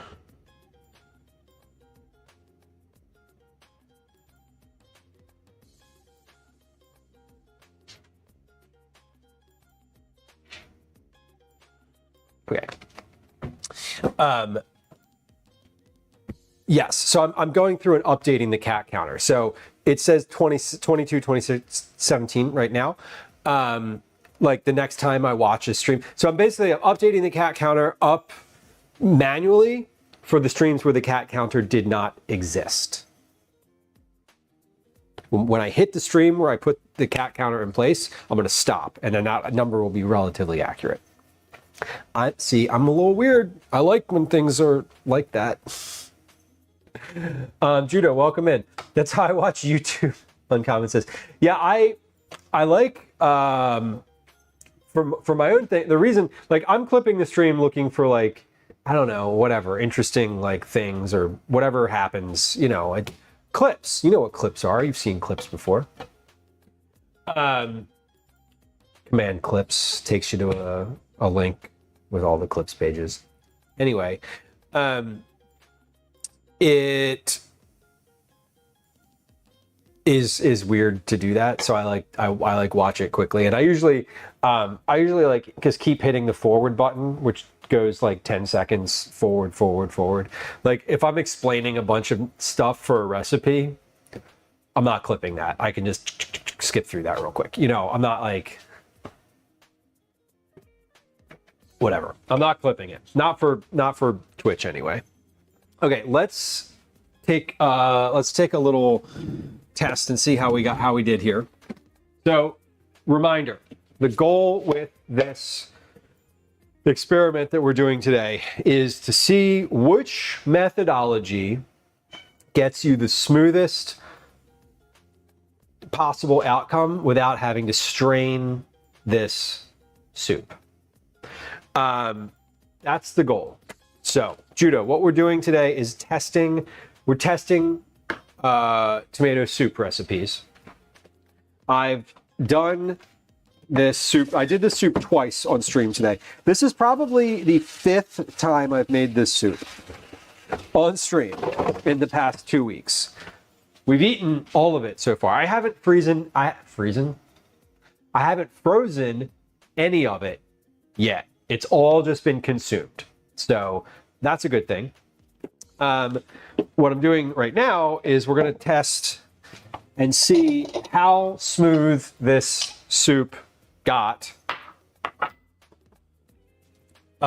based on a longer blend time.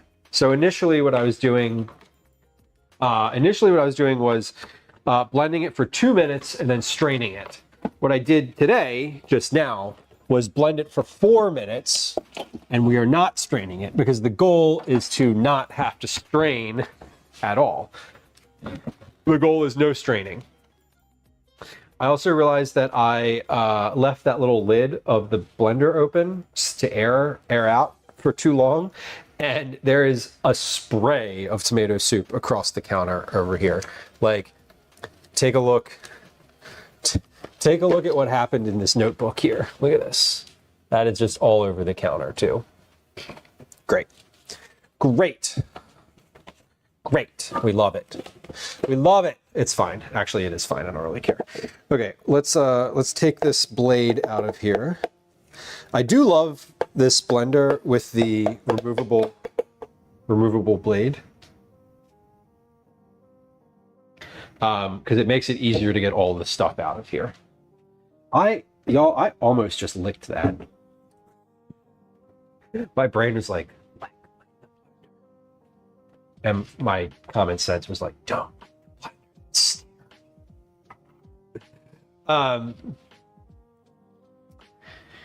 Will it affect the taste? I don't know. I don't think so. Cito, welcome in. Did I say hi? Hi. Hello. Okay, so we have that, but let's get a little, we're gonna get a little bowl to taste and compare. It shouldn't affect the taste too much. So I made 2 versions of this today, and you're gonna see they definitely have different colors. They have slightly different textures, it looks like. But we're gonna do a side by side with these. And eventually, like not eventually, but I'm gonna write this up tonight. I'll finish this one tonight and kind of come to a decision here. Okay, so what do we got? We got 2 different soups, 2 different ways. Let's just pour, hold on. We're gonna stir this to sort of reconstitute it.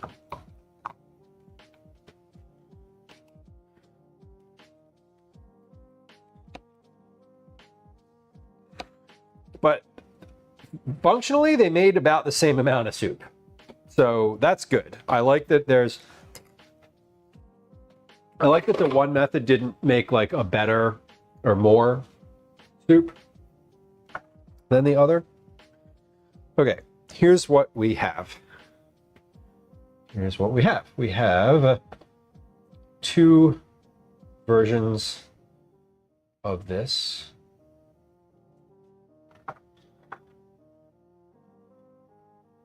We'll zoom in just a little bit on here. So 2 different versions. This one, there's no carrots involved. So ingredients in this soup are onion, garlic, tomato. This one has canned whole tomatoes. This one has grape tomatoes. Dry red lentils, vegetable broth, salt and pepper. That's it. So there's not much in there. Why are they orange? Let's see. That right there is probably the closest to their, like, I'm looking at it on screen. If you have your like screen just set to like normal colors, that's probably yeah, right there is probably about the actual color.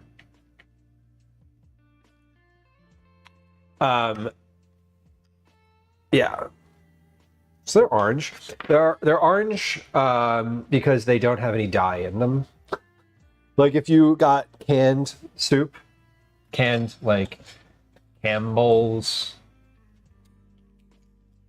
whatever. This one has canned tomatoes. This one is fresh tomatoes, and they both have red lentils in them. So the reason that they're a little less just red is probably the lentils, if I'm guessing.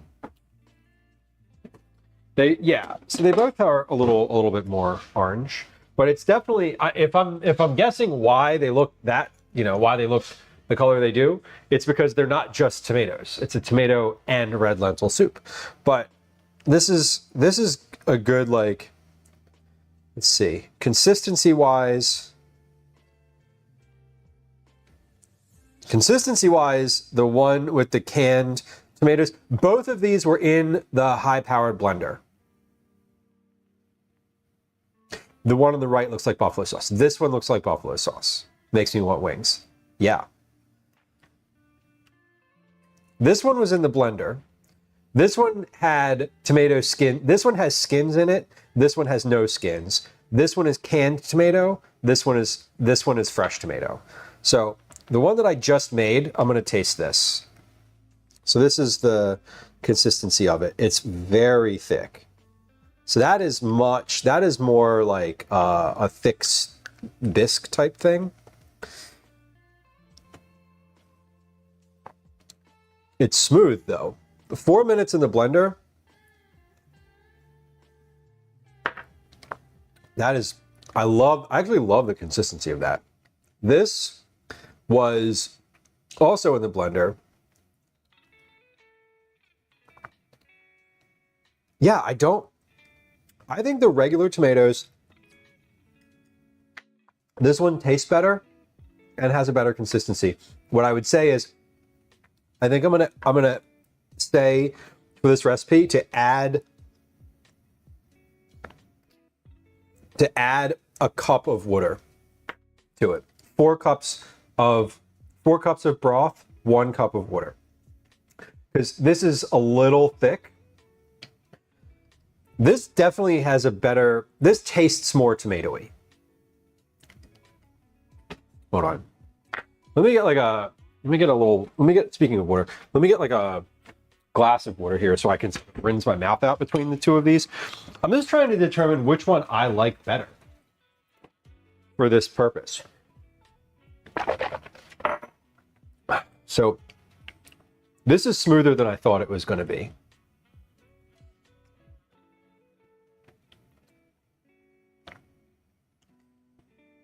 Still a little bit of chunk, but not bad. It's very thick.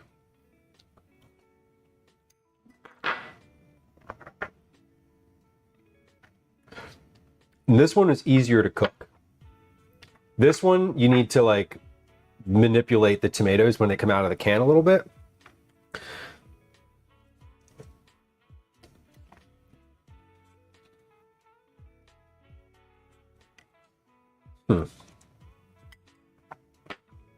Now, which one tastes more like lentils? That's the question.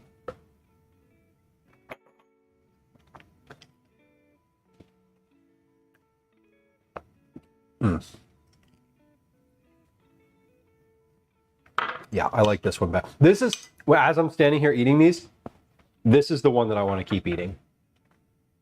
This one tastes like canned tomatoes. That's it. This one tastes like it has canned tomatoes in it because it does.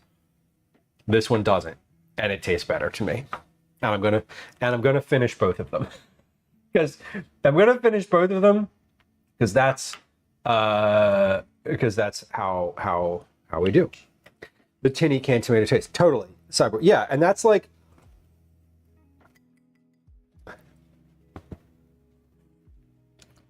The thing with the canned tomatoes is you're going to get consistency there.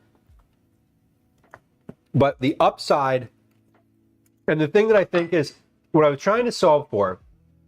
So if I could have used canned tomatoes to get this consistency, to get the consistency with the immersion blender in the pot, clear winner. Flavor aside, clear winner, because it's far less effort because you don't need to take anything out of the pot. If I'm taking stuff out of the pot, right? If I already have to take it out of the pot no matter what, I'd rather have better flavor. If it's the same level of effort, which in this case it is, better flavor. So all of that experimentation today boils down to use the exact recipe that I have, blend it longer, and you don't need to strain it. That's it. That's what we learned today. And that was my hypothesis to start. So good. I feel like my instinct was rewarded.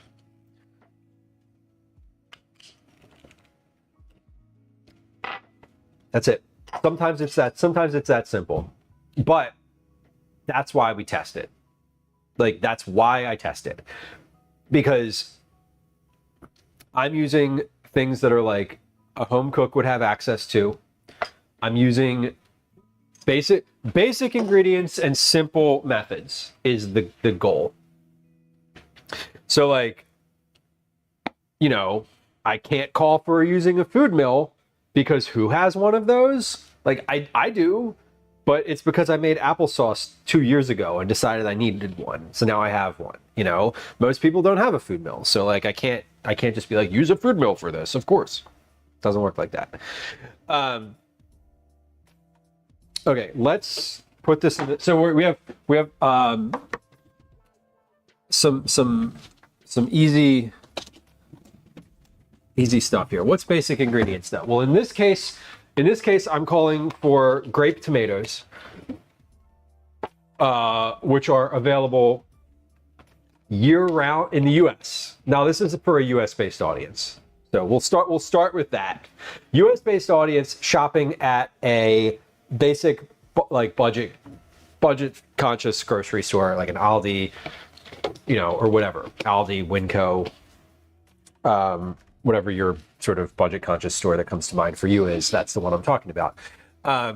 This recipe calls for an onion, some garlic, one medium onion, 4 cloves of garlic, 1 dry quart of grape tomatoes, which are available basically in any grocery store year-round. Broth, vegetable broth, a box of basic vegetable broth. You could use water in here too if you wanted to use water. Like, totally an option. Wouldn't be as flavorful, but would still be good. Salt and pepper and dry red lentils, which again are you know, for a lot of like American households, like dry red lentils are not super common, but in the grocery store they are very common. Like most grocery stores you can get red lentils. And I'm also going to note in here, you can use any lentil you want. The flavor will change. Like green lentils taste like green lentils. Like they're very it's a strong flavor. But you know, if you have brown lentils, great, fine. The only thing that you need to note is your soup will be browner. That's it. They will change the color. That is the biggest difference, will be the color. Lentils are amazing. I know. I keep pitching recipes that have lentils. I just wrote like 10 new pitches last night, and they like 4 of them had lentils in them. Okay, which one of these was canned? This was canned.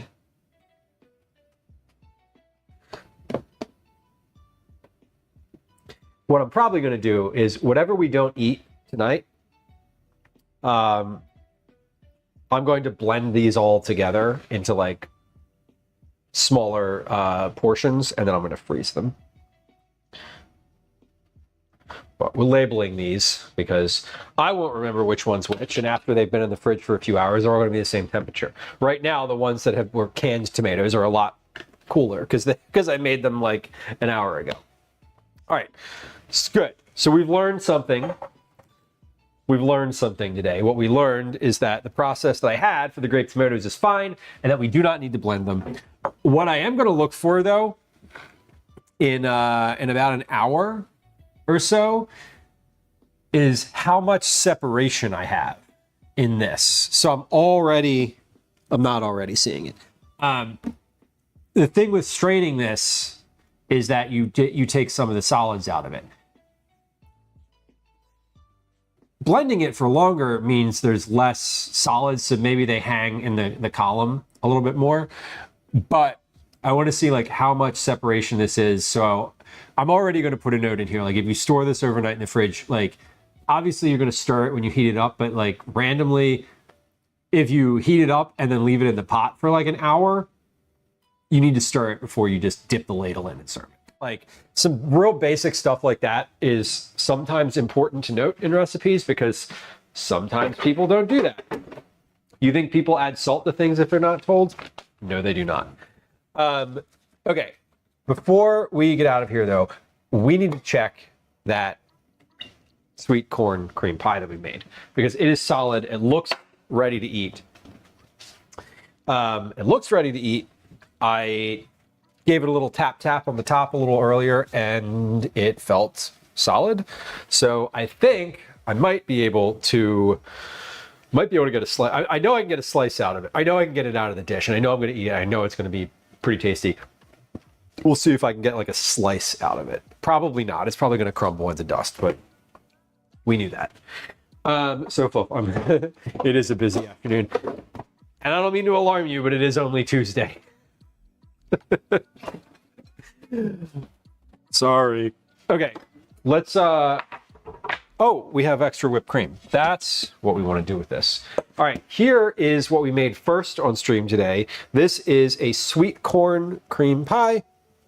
It has a corn flake crust and cornflake, butter, sugar, salt crust, crumb crust, and a corn heavy cream and sugar filling stirred together, filtered, and then add whipped cream to it. I have a little bit of extra whipped cream for the top. Let's take we're going to do two things here. One, I'm going to take a picture of this before I cut it, because after I cut it, it's going to look awful. Because that's how it works. It always looks awful. And it will inevitably look worse after I cut it than it does right now. So let's go ahead and take a picture of it. I'm going to put a little towel behind it because it's brown. The cutting board is brown. And brown on brown is sort of, thematic often here. So we got to add a little bit of contrast behind here.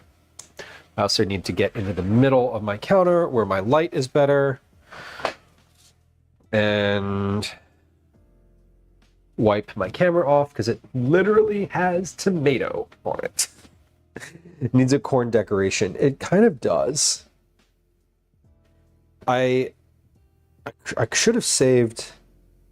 I could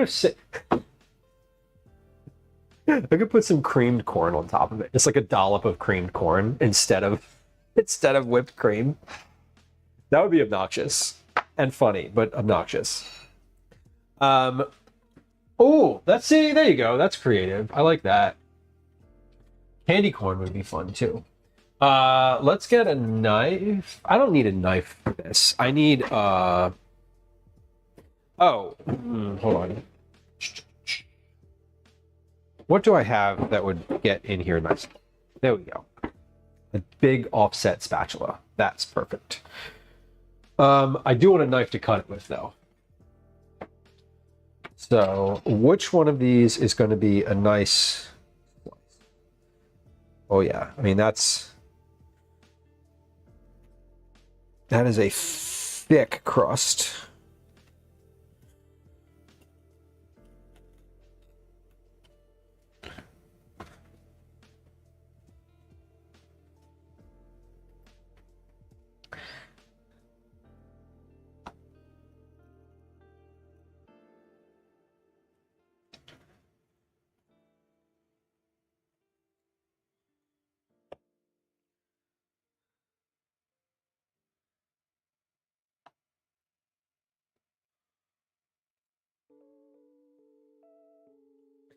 I'm feeling like I might be able to get a slice out of here. I'm like, it's feeling like maybe that's the case.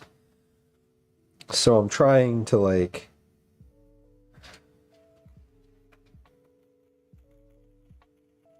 I'm definitely gonna have to sharpen this knife after this. It's like, I'm pressing the tip of this knife. I'm trying not to get my fucking thumb underneath, behind the knife too. There we go.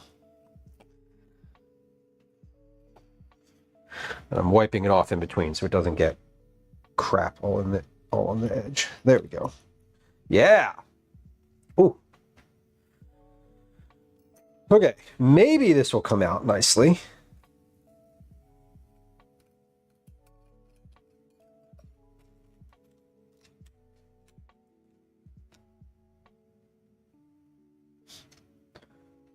Whoa.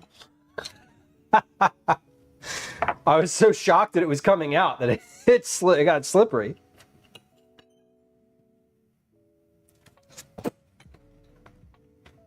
Well, it came out. And it's solid. The crust is solid.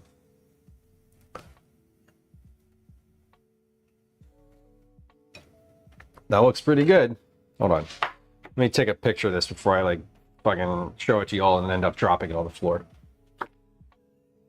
Because that is the most likely of the outcomes here, is me dropping this on the floor. It's very slippery, but the crust came through.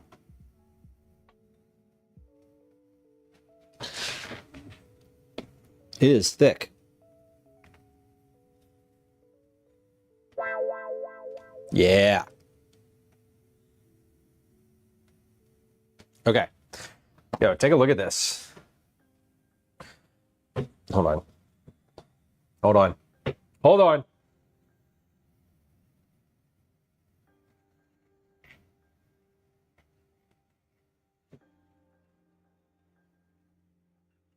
That is pretty solid.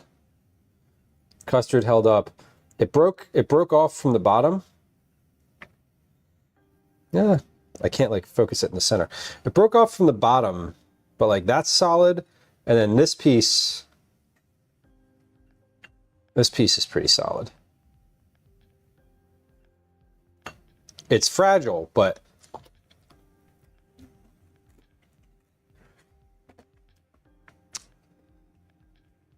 it's going. Let's give it a try here. Let me try the crust first.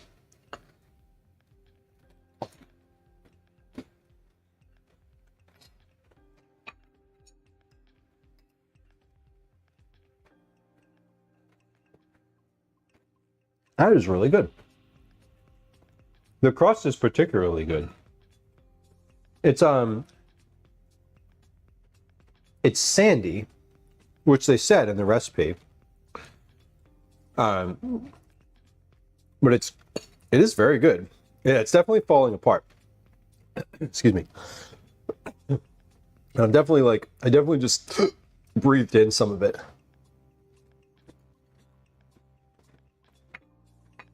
But it worked. It held together long enough that I could get it out of the the pie tin. Liz, you're right on time. Amazing. How is it? It's great. It tastes really good. The crust is very tasty, and the actual, it held up pretty well. So there's a little bit of the inside of the inside of the thing. The custard's set, and set pretty nicely. And it is nice. I would probably recommend, I'm going to write this down too. I would quite literally double the filling. Like for this pie crust, this made a whole lot of crust, and the filling was very low on here. Like you see how much space there is between the edge of the crust and the bottom of that filling, like that's pretty even. Yeah, Ninja, the crust is a bit thick. So the crust is very thick. You could make this in a much larger dish, or like a 10-inch pie pan, I think. But I also think that if you made the crust too thin, you wouldn't be able to like get it out of here and have it hold up as a single slice. It would probably fall apart. Yes. I think I would probably double the amount of filling. Oh yeah, muffin tins would be fun because then you could kind of like get them out. As long as you could get them out. But this is not sticking to the. It's not sticking to the pie pan. It's very buttery. Could double and be fine. Crust was thick. I think if you were to make the crust a lot thinner, you would just have to know that you wouldn't be able to like hold it up, right? Like this is being held together by the custard right now, but if this was any thinner, it wouldn't work like that. It's very sweet. The only savory part is the custard, which is definitely corn forward. Like this highlights corn in the custard for sure. For sure. Next, your question about how you're eating the cookies. The feedback that I got was that a lot of folks are just eating them directly. Just eating them directly without doing anything to them. I would say my best bet would be to not put them in the oven for too long. I'd probably put them in a preheated oven. I would spritz them with a little bit of water, like spritz them with some water, like a mist of water, and put them in the oven for like 2 minutes, if that.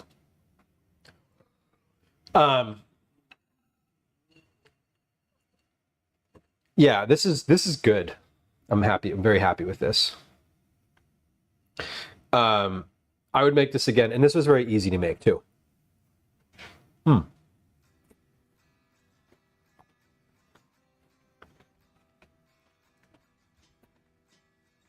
Excuse me. I did make them. I made the some of the cookies that I had left over, the cookie balls. I made some last night, and you can. I made some last night, and I cooked them for like a minute longer than the recipe said, because they were frozen, and it was too much. Like they definitely overcook quick too. I'm hoping the shell recommendation is good. I know I'll like it because I know what's in it. And I know that I already know that I like all the ingredients that are in it. I think it'll be fun. It's pasta. They almost always like pasta. Except randomly recently, Calvin, we had that gnocchi, the sheet pan gnocchi, and he was like, I don't like this. I don't like the gnocchi in this. And I was like, really? Weird. The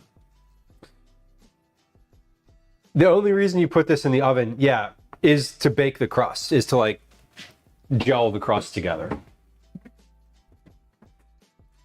Well, this was good. I'm happy. I'm happy with this. What did I decide for dinner tonight? I don't know. Tomato soup. Definitely just tomato soup.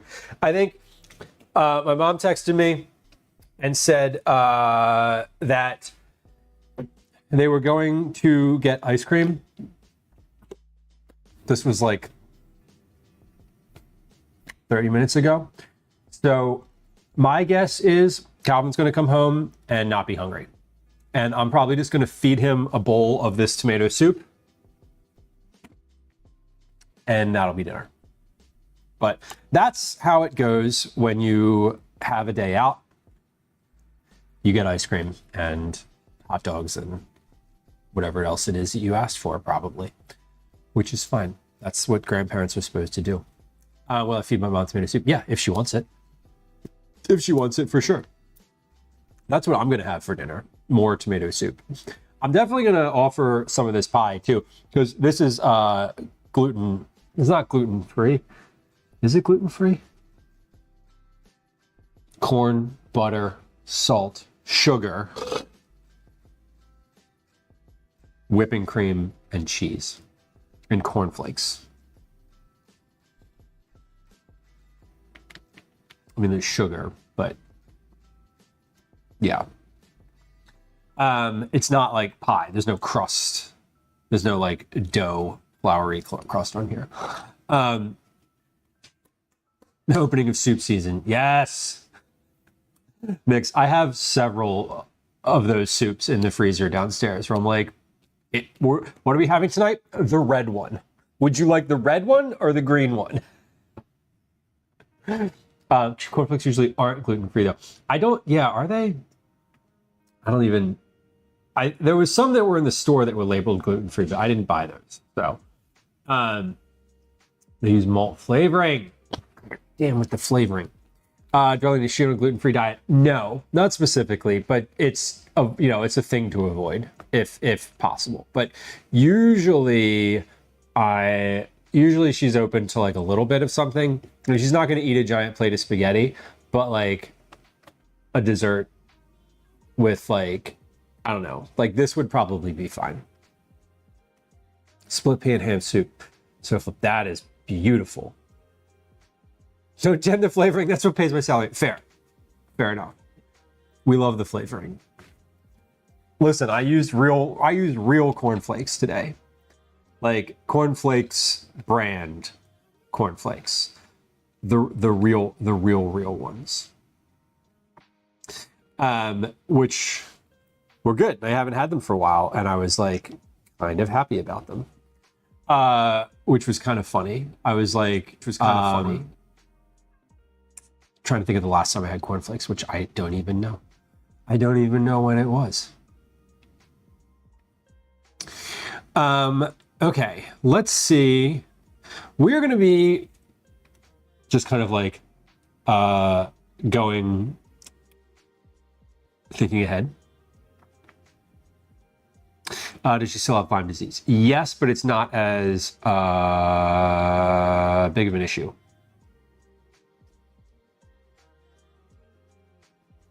It's not as present all the time. It's managed, but it's not gone. It never really like goes away. Cool. Okay, I know what we're rating today. We're rating a streamer who usually streams much later in the evening and is live right now. Let me see, how long have they been live for? They've been live for an hour. Okay, cool. So they're still definitely going to be live. They rated us recently. Newer food and drink streamer. I don't know if her partner is streaming with her today or not, but usually there's two of them on stream. We're going to rate Meg After Dark. Meg After Dark is typically live much later in the evening, thus the name, and is usually on with her partner of some capacity. I don't, whatever. Partner's great. Partner's a great word. That's why we use it, friends, because it covers a lot of bases. Anyway, it's inclusive and makes people uncomfortable, and it makes certain people uncomfortable. Anyway, we covered all this. We covered all these bases earlier. King Crafts, hello. Good to see you. Meg, while it's still light. I love it. It is apparently her birthday. She says, come celebrate with me as I make a cake. So we're going to come celebrate with Meg After Dark. Newer food and drink streamer. We're going to be back live again on Thursday. Thursday this week, what are we doing on Thursday? Thursday, we're going to... Hold on. Shit. I just closed the window where I was about to hit raid. 1 second. I can't multitask. There we go. Okay. And I think she just rated us recently, like a week or two ago. Maybe 2 weeks ago. I don't even remember. Thursday this week, what are we doing on Thursday? Thursday, we're going to make 2 things. We're going to do some cookies. We're going to make some pineapple. Let me change this. We're making pineapple upside down cookies, pineapple cake upside down cookies. I don't know. Pineapple upside down cake is like my favorite cake. I've made it once in the past couple years. There was a recipe posted to Discord that was like pineapple upside down cookies. And I was like, hell yeah, let's do it. So we're going to make pineapple upside down cookies. I have no idea how they're going to turn out. The recipe is fascinating. We're using 2 recipes on Thursday. The recipe is one of those that doesn't call for any weights, so it makes me nervous. And some of the details in it were like a little bit fuzzy, but as I'm sure you know this about me, that I'm going to read it and make my own notes and make sure I understand and kind of know how to do it. I have a different pineapple scented cookie if you want it. I do want it. Please send it. Because I have maraschino cherries already. I have pineapple rings. I have crushed pineapple.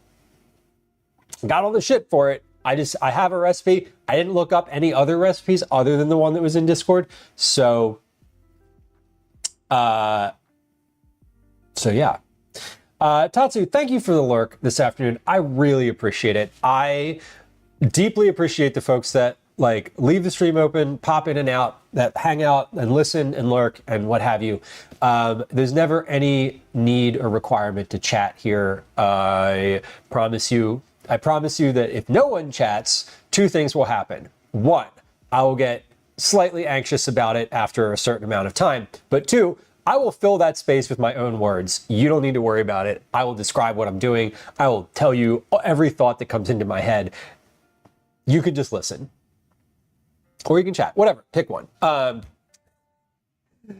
Anyway, we'll be back on Thursday. We're going to do that recipe, and then we're going to make a stuffed shells. We're going to make stuffed shells with corn and zucchini, ricotta cheese, some herbs, and some other stuff. So that's going to be Thursday. We have raid messages in the chat. Thank you for posting raid messages. We have a couple links to social media situations in chat as well. There's Instagram, of course. There's YouTube. Please go subscribe on YouTube. I would appreciate it. There's Blue Sky. And then there's Twitch. If you're not following on Twitch and you've enjoyed your time here, now is a good time to hit follow. Follows are silent. There's no alerts. There's no chat messages. You will not be perceived. Unless you want to be, in which case, like, you should say something now because we're about to raid. Let's go say happy birthday to Meg. I am going to clean up in the kitchen here a little bit before people get back home. I'm expecting folks back home again in like 20, 30 minutes. So it's been lovely to hang out this afternoon with y'all. I appreciate it. Thank you for your company. Thank you for your suggestions. Thank you for your camaraderie, your humor, your buying in to listening to my nonsense as well. Dan, good to see you. I hope you have a lovely rest of your day. And if I don't see you before then, or Thursday, I'll see you in chat. Okay, bye.